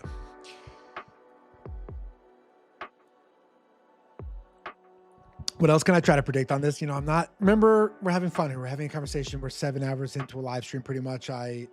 We're trying to just like, I'm speaking out loud the way I think, which may not be right. I'm not asking people to pay money for that opinion or to inform any policy. I just like to take ideas to their end. Why? What? So who actually is pulling the strings, and what do they actually want? And what have they actually said? And there are some zealots out there, man. Obviously we all know one world government, AI surveillance state. Could be based in Jerusalem. The only way it would be based in Jerusalem is if major diaspora back, like anti-diaspora back to Jerusalem, and if they had more territory. They just don't have enough resources to really support an epicenter like that. But considering Jerusalem is Jerusalem, it's Jerusalem. If you had to run an AI surveillance, one world government state where everyone has a chip in order to pay for anything, in order to access money, you need a chip in your arm that can be tracked, yada, yada, yada. And you could put it anywhere. And the Jews do have a lot of money and a lot of influence, and everyone kind of fucks with Jerusalem in the sense of it matters. And what are these powerful people like? They like what other people like. They want what other people want. So I could see a world, I would probably be dying, but where if Jews start flocking back to Israel in 30 years, and it could become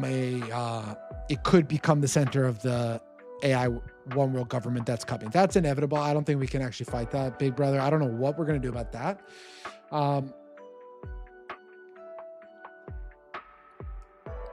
But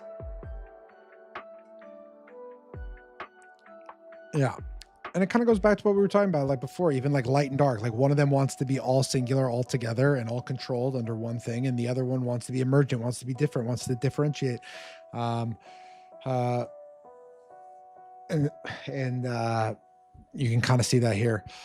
I think the biggest mystery to me when I'm looking at this stuff, and I'm not the only one. Remember that I'm not like inventing all these opinions. I'm connecting some threads, but I'm not the only one to think like this, and I read a lot, and I watch a lot of people who study these different things and apply this sort of thinking to it. So, I'm not pulling this completely out of nowhere.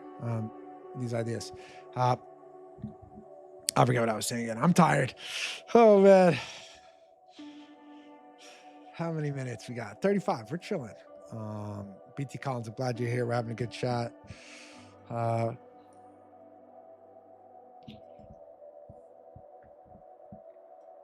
Today's the most hopeful I felt about the stream, and just the best I've felt about all the work I've invested these last couple months in getting this ready. I have fun today, and it's only going to get better. It's only going to get more fun.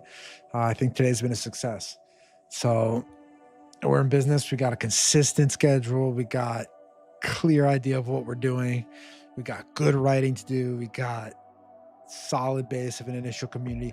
Oh, by the way, anyone who is here, please, only for today, you can get 7 months free on my premium membership. The details are below. Sign up for a monthly plan. There's a discount code. I have to delete it. I'm deleting it tonight at midnight my time. So do take a second, just fill that out. Then you'll be able to request access to like the private Telegram community that's already popping off. It's 7 months free. You can always cancel if you ever got accidentally charged because you aren't checking, you're not using it, just cancel. It's obviously no sweat. I'd always refund you. Don't worry about that. But I do encourage you to go ahead and check out that insider group. I think it's a really great group of people in there. We're having some interesting conversations, and every day I am posting a daily insight with 2 ends, 60-second or less voice note, astrophysics, theology, mythology, that kind of geeky stuff that I'm into adjacent. So super short, easy to consume. I have some new ones in the pipe I'm going to be recording tomorrow. I'm excited about these first ones. I recorded all of them already. So people are getting some that are a little stale. I'm learning. I'm getting better. We get better here. BT Collins says, I also like the new website and cleaned up beard. I appreciate it. Dude, stoked for you. Okay, wait. I just catching up with a bunch of chats here. They are very consistent. I'm with you to the end, dude. I appreciate that, BT Collins. Is there a reason the chat is delayed? I don't really know. I think I maybe could decrease the delay on the chat. I don't know. I think maybe 30 seconds. I'm not sure why that's the default. I haven't never changed it. But I can look into that. And dude, so for you, thank you, man. I appreciate you being here. You've always been so supportive of all the art that I make. And I also like the new website and cleaned up beard. I appreciate that, man. Yeah, I feel like since I moved into this launch pad, I've been working out a lot. I've been trying to clean up. I've been trying to be even more social. I think this past week I've been like July 4th weekend, I didn't do anything. I saw my family a little, but mostly I was in my room just working on all the little things to try to make this go smooth. And it's gone really smooth, like as smooth as I could hope. We're streaming for 7 hours. We had 2 drops. My auto restart worked, both ones. Audio's been good. Energy's been good. So really kind of just a W all around, gotta say. And I was due for one. I was due for a small W, not a huge one, but I was due for a small W, a nice win, a nice encouraging day where a lot of people swung by, and a lot of people have sent a lot of love. I think a lot of people see how hard I try, and the ones who know me a long time know that I've been trying this hard for as long as they've known me. So the people want me to win. I think people are rooting for me, and that feels nice. Like I don't think at every period of my life people were rooting for me. I can't say that. And definitely not in every position, but in this stream and with this writing and in this stage of my life, the people around me are rooting for me, and that's great to see. Diane Warner says, I think you may need a 7-hour nap after this. Yes, I think you can see my eyes are like I'm a little tired, but I feel okay. I'm pushing through. I'm truthfully just grateful. Like there were just times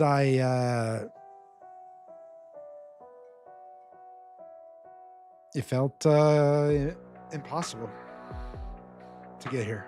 There were yeah. And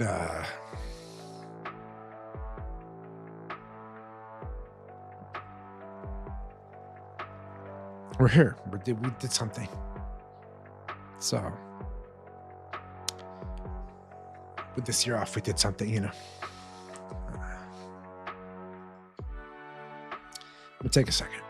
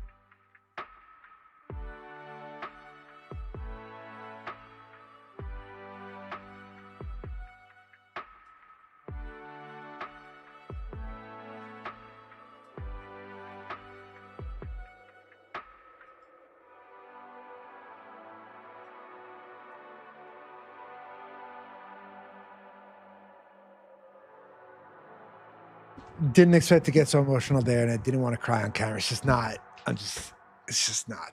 It's just not time for that. So I'm tired. But I just feel relief. Like I have been trying hard. So you always have people rooting for you, even when it doesn't feel like it. Your drive is infectious and inspiring. Thank you, BT Cons. I appreciate that. I know you are. I know I've got the core. I also feel like sometimes the way I show up or have shown up doesn't always encourage people to root for me. I could show up in a way that's more palatable sometimes, but part of the stream is just a place to talk for 7 hours about these kinds of things. Like, I don't think you guys can understand how many times I've had to say, I'm sorry for being so intense in this conversation. I'm sorry for taking it there. I'm sorry for asking that question. It's like, where can you talk about these things? How do you find truth without conversation? And hopefully this is a place like that. And I don't know. I have like humble and patient hopes. I just want to be reliable and be relied upon and be reliable and show up as someone who's pursuing those dreams and encouraging other people to join along. And we'll see. I think there's a big difference between being on the internet at all versus not being on it at all. And right now I'm not really on it at all. And if you don't say who you are and you don't give somebody to engage with, you can't just expect the world to just kind of come to you. It's just not how it works. And I think people around my age, younger than me get it, but people around my age kind of have this look of social media and the internet and sort of trivialization. And like, this is where young people are. Like, this is as real as reality to them, maybe more real than reality to them. So, and what are we doing if we're not talking to young people? Like, what are we doing?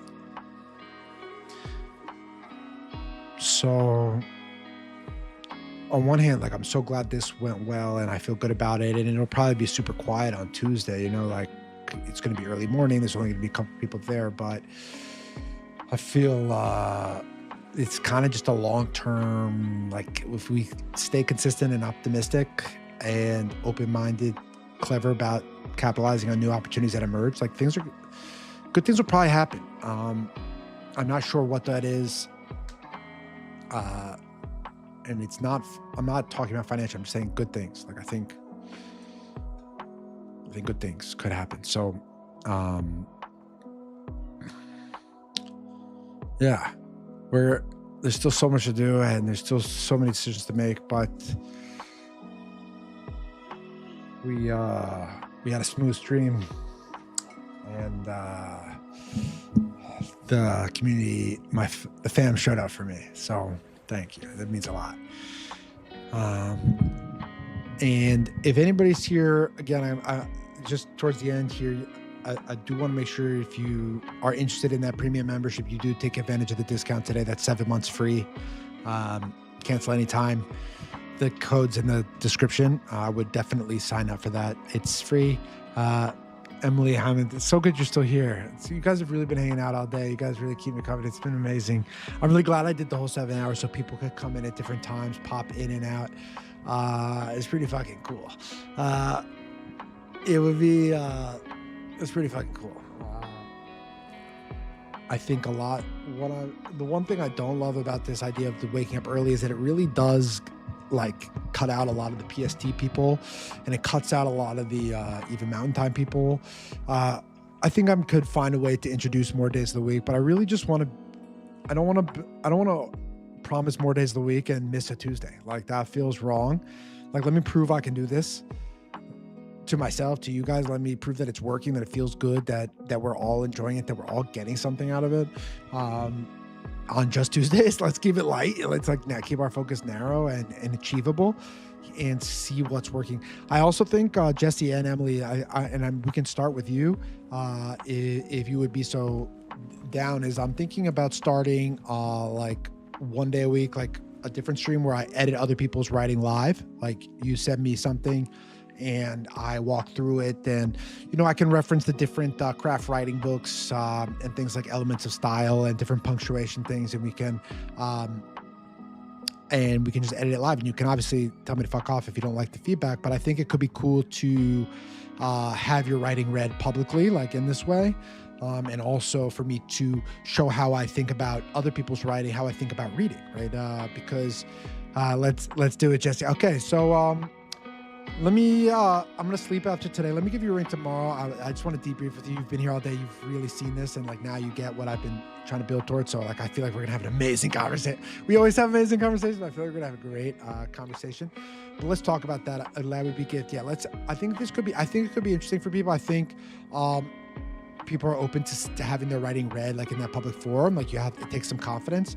But I also think it could be, okay, we always do. Yeah, it's great. It's been great having this friendship. And my buddy Paul, I was supposed to have my first piano lesson this week, but he had a family, death in the family. So I had just had my first piano lesson canceled. I didn't get an exact time when he's coming back. So I don't know when my next piano lesson is, but we're definitely doing something after that too. Playing piano is so fun. I'm so bad. My mom's has been playing a lot of piano too. And one of the tracks on here, I can't hear it now, but if you hear the ooh, ooh, that track is called Dawn. And my buddy Carson, the composer, he flew out to New York to record my mom's vocals and spend the weekend with us. And it's my favorite track. That and Alloy, which is like the garage metal moment. I don't know if you guys have heard that in the loop. It'll take like roughly 2 hours for the music to come back around to repeat. All these are original tracks owned by Outside In. The benefits for this existing membership right now are limited. Let's just put it this way. The benefits for the membership will increase. I'm good. There's going to be more offerings. This is the most sparse. This is the most minimal version I could possibly launch with. Diane, I love that about Tolkien. I had just assumed he was an atheist. Okay, yeah. So we're looping back. We were talking about Tolkien. Tolkien was extremely Christian, and we were talking about how world building, how monotheistic religions, there is a negative response towards world building because it crosses over the mortal boundaries into the divine. It's not for humans to make worlds, to define rules of reality. That it's for us to participate in and for gods to create. And there's a distinct hierarchy between mortals and humans in these monotheistic religions. But Tolkien was obviously a myth maker and a world builder, and no one has written more similar myths, has embarked on a more similar project than what I'm doing as him. But what he says is that, if we humans are created in God's image, then and God is a creator by nature, the first thing God does is create and then reflect upon his creations with gratitude, with delight. And so if God is a creator and we're made in God's image, and if in Christianity you really are trying to live, you'll never succeed, but you're trying to live as in alignment with God as possible, right? Then actually creating worlds is in alignment with God as long as you pursue it with humility, as long as you pursue it without hubris, without a desire to replace Yahweh, the monotheistic God, whom Tolkien very much believed in. Gilderman, it says, I've got to drop, my friend, but excited for next Tuesday. This has been a lovely addition to my Tuesday. Let's keep it going. I'll be here. 100%, Gilderman, and we'll chat too. Give me a couple days just to debrief on this, but I'll hit you up. I think we'll have a great chat. That'll be fun.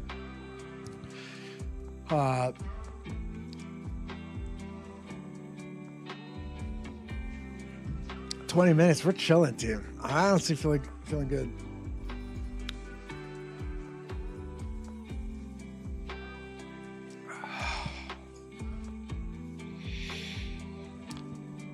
So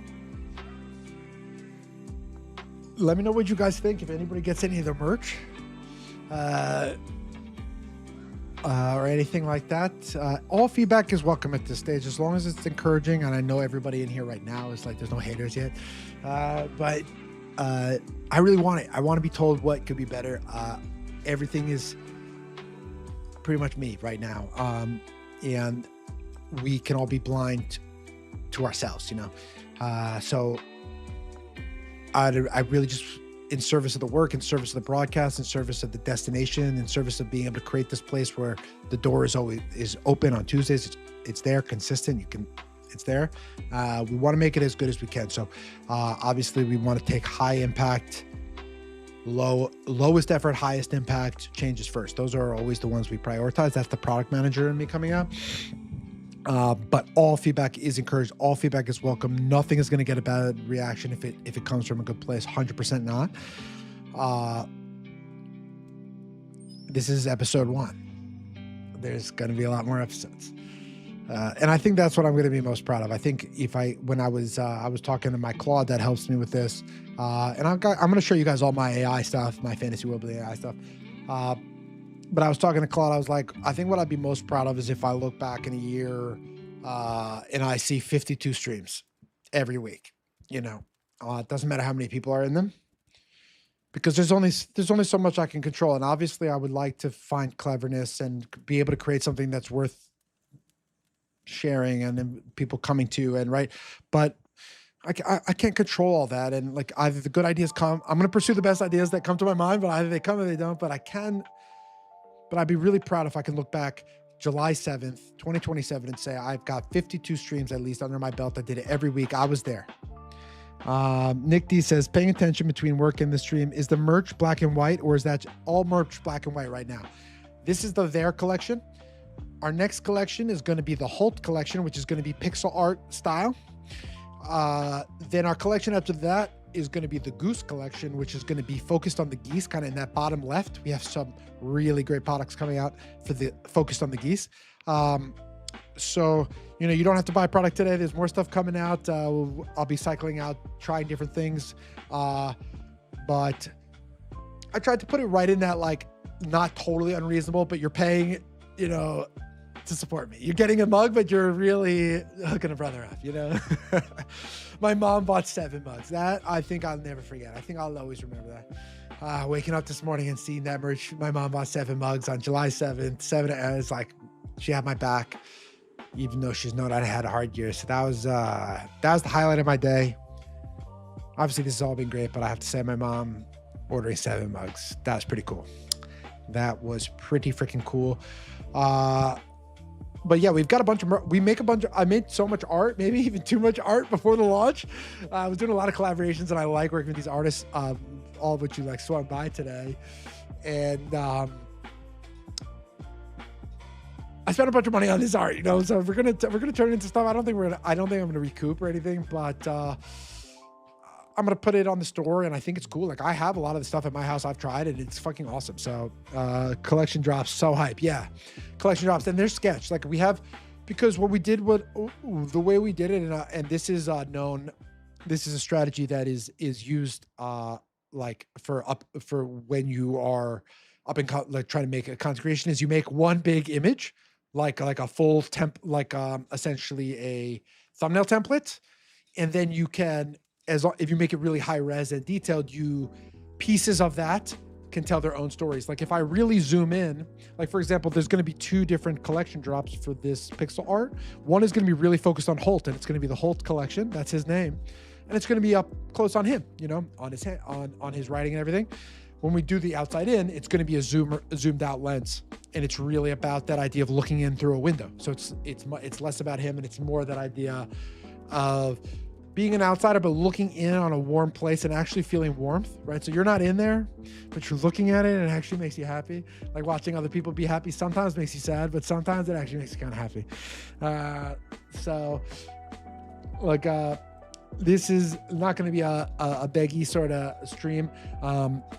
Just letting you guys know, I do have merch, but I do want to encourage everyone to sign up for the 7 months free membership, and then cancel anytime very easily if you don't want, because it is only free for 7 months today. And I think you'll really get a sense it's improving. And the idea is I send these daily insights with 2N, where I just like kind of give a quote from, our first one was like Stephen Hawking. The next one was from like the Enuma Elish, which is like a Babylonian myth, so just like a second, 60 seconds on the toilet to take you somewhere else, like a completely different reality that has no CNN, that has no that is not talking about, that is just like talking about that ancient shit people have always been talking about, not Twitter feed type shit. 60 seconds a day, a little voice. You hear me. I'll try to read it really nice.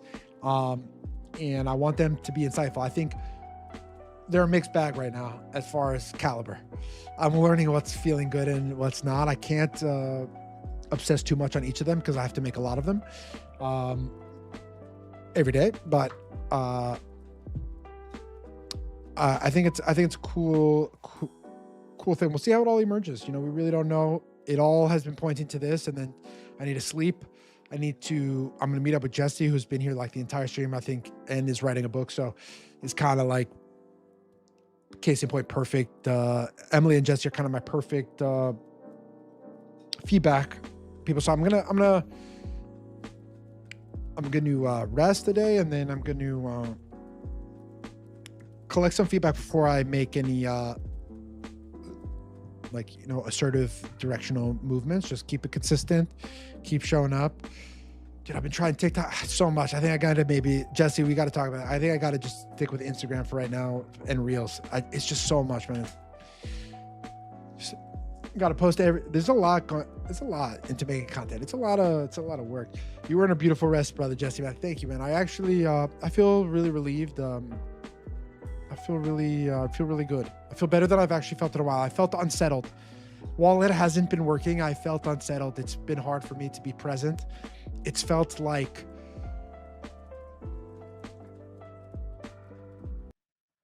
I hadn't given up or anything, but I wasn't. Nothing I was doing was working, and I knew it wasn't, and it sucks.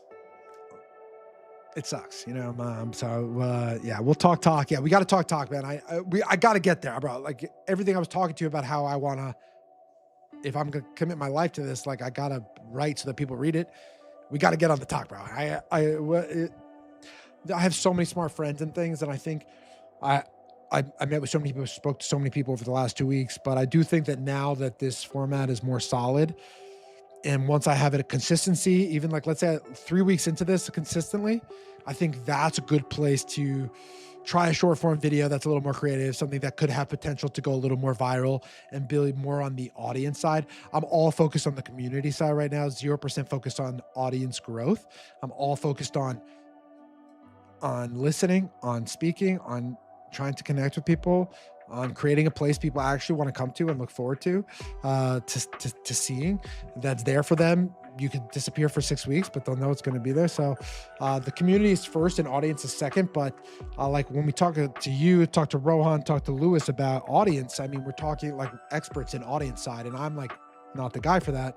But I had to refine my focus, and I'm going to be posting vertical clips and stuff from this, but they're less about growth and they're more about giving people a recap of what happened so they can keep tabs on the story.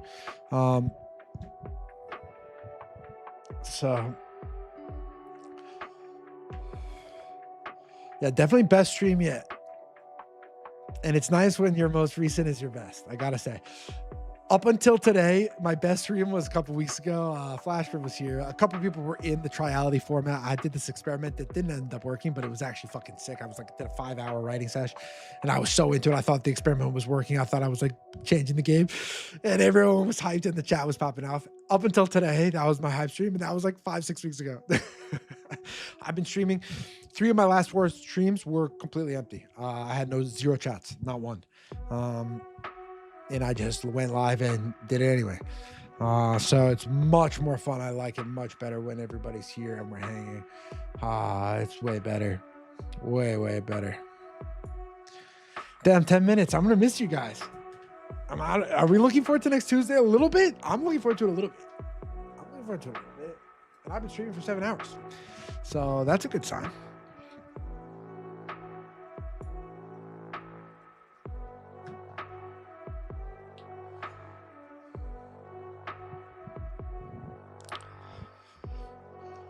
I do think like, I don't know, I'm so like self-motivated and so driven, and I can learn things really quickly, especially in this AI era with my technical fluency. But I think I could have avoided a lot of mistakes in these last couple of months, 4 or 5 months, if I like had a partner who also cared and like ideas to bounce off instead of like just full sending and face planting and then be like, oh no, that didn't work. Let me just, okay, that was a few dozens of important hours. So I got to think about that. Like, obviously this is a me endeavor and it's going to be driven by me, and it's my responsibility. But I think that upon reflection of to get here is I kind of did a circuitous route. This is kind of what it was at the beginning. And I kind of went all over the place. And I do think, I don't know, like, I just remember like building my tech back at Skims. I made these beautiful apps that were really powerful and that people love to use, you know, like I sharpened myself on the engineers, especially. And my ideas were always better after a couple rounds with them. And so I think, you know, entrepreneurship, I think I have the spirit of, you know, just do it, just start it, just try. But at the same time, I think my creativity of going in all these different directions, it's like a little distracting almost. Like, I think having a sounding board to help me, you know, under the pressure of these last 2 weeks, it's been really clear, the signal and no noise.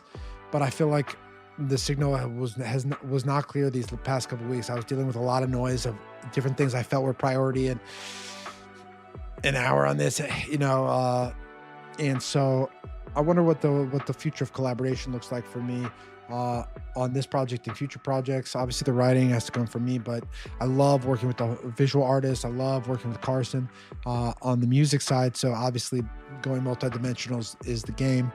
But I don't fucking know how I'm tired, and I don't know how any of it's going to shake out, but I do know that I'm going to keep showing up and that y'all are invited. That's what I do know.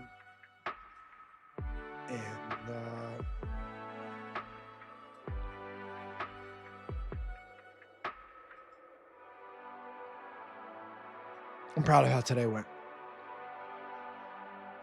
I can't be only relentlessly hard on myself, and like I can honestly say that like I gave it all, my all. I didn't do anything this weekend but this, and I stayed in every little thing, every little piece, testing it,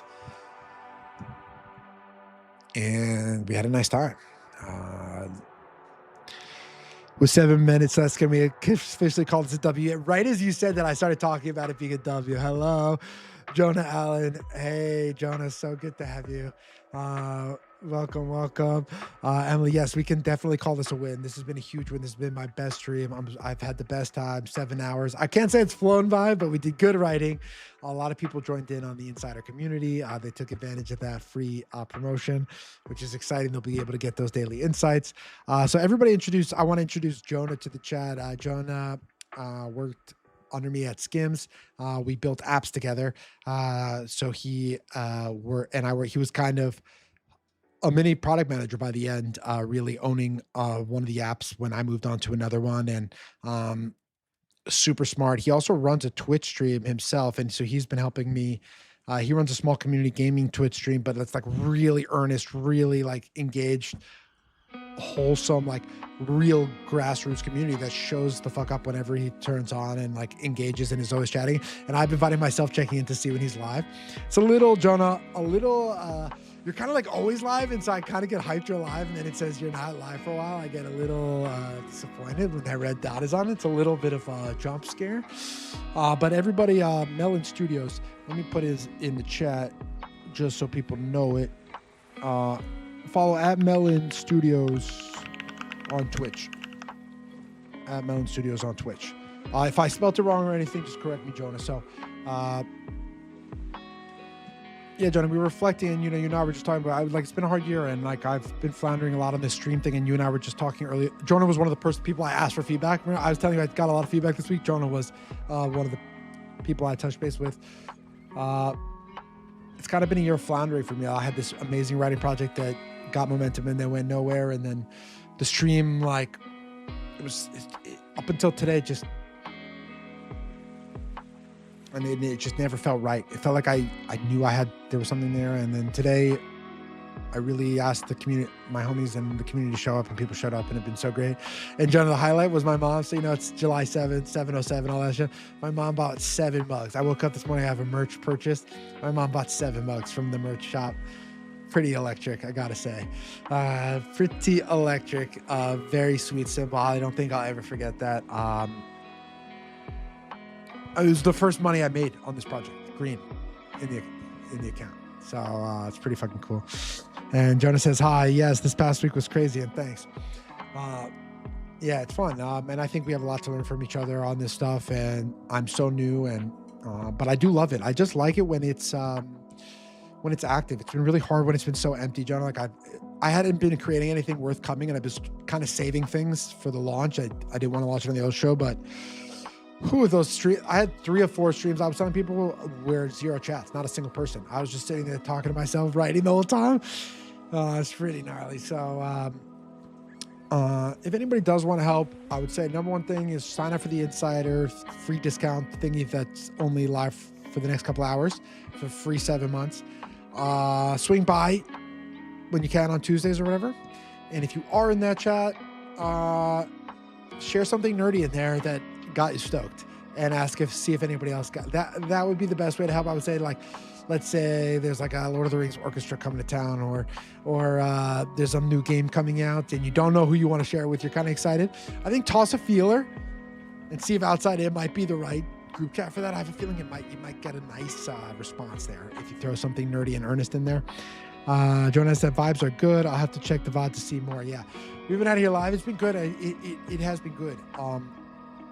It has been good. I streamed private live for just a few people a bunch of hours late into the other night, and then yesterday I went live privately to run a mazillion tests.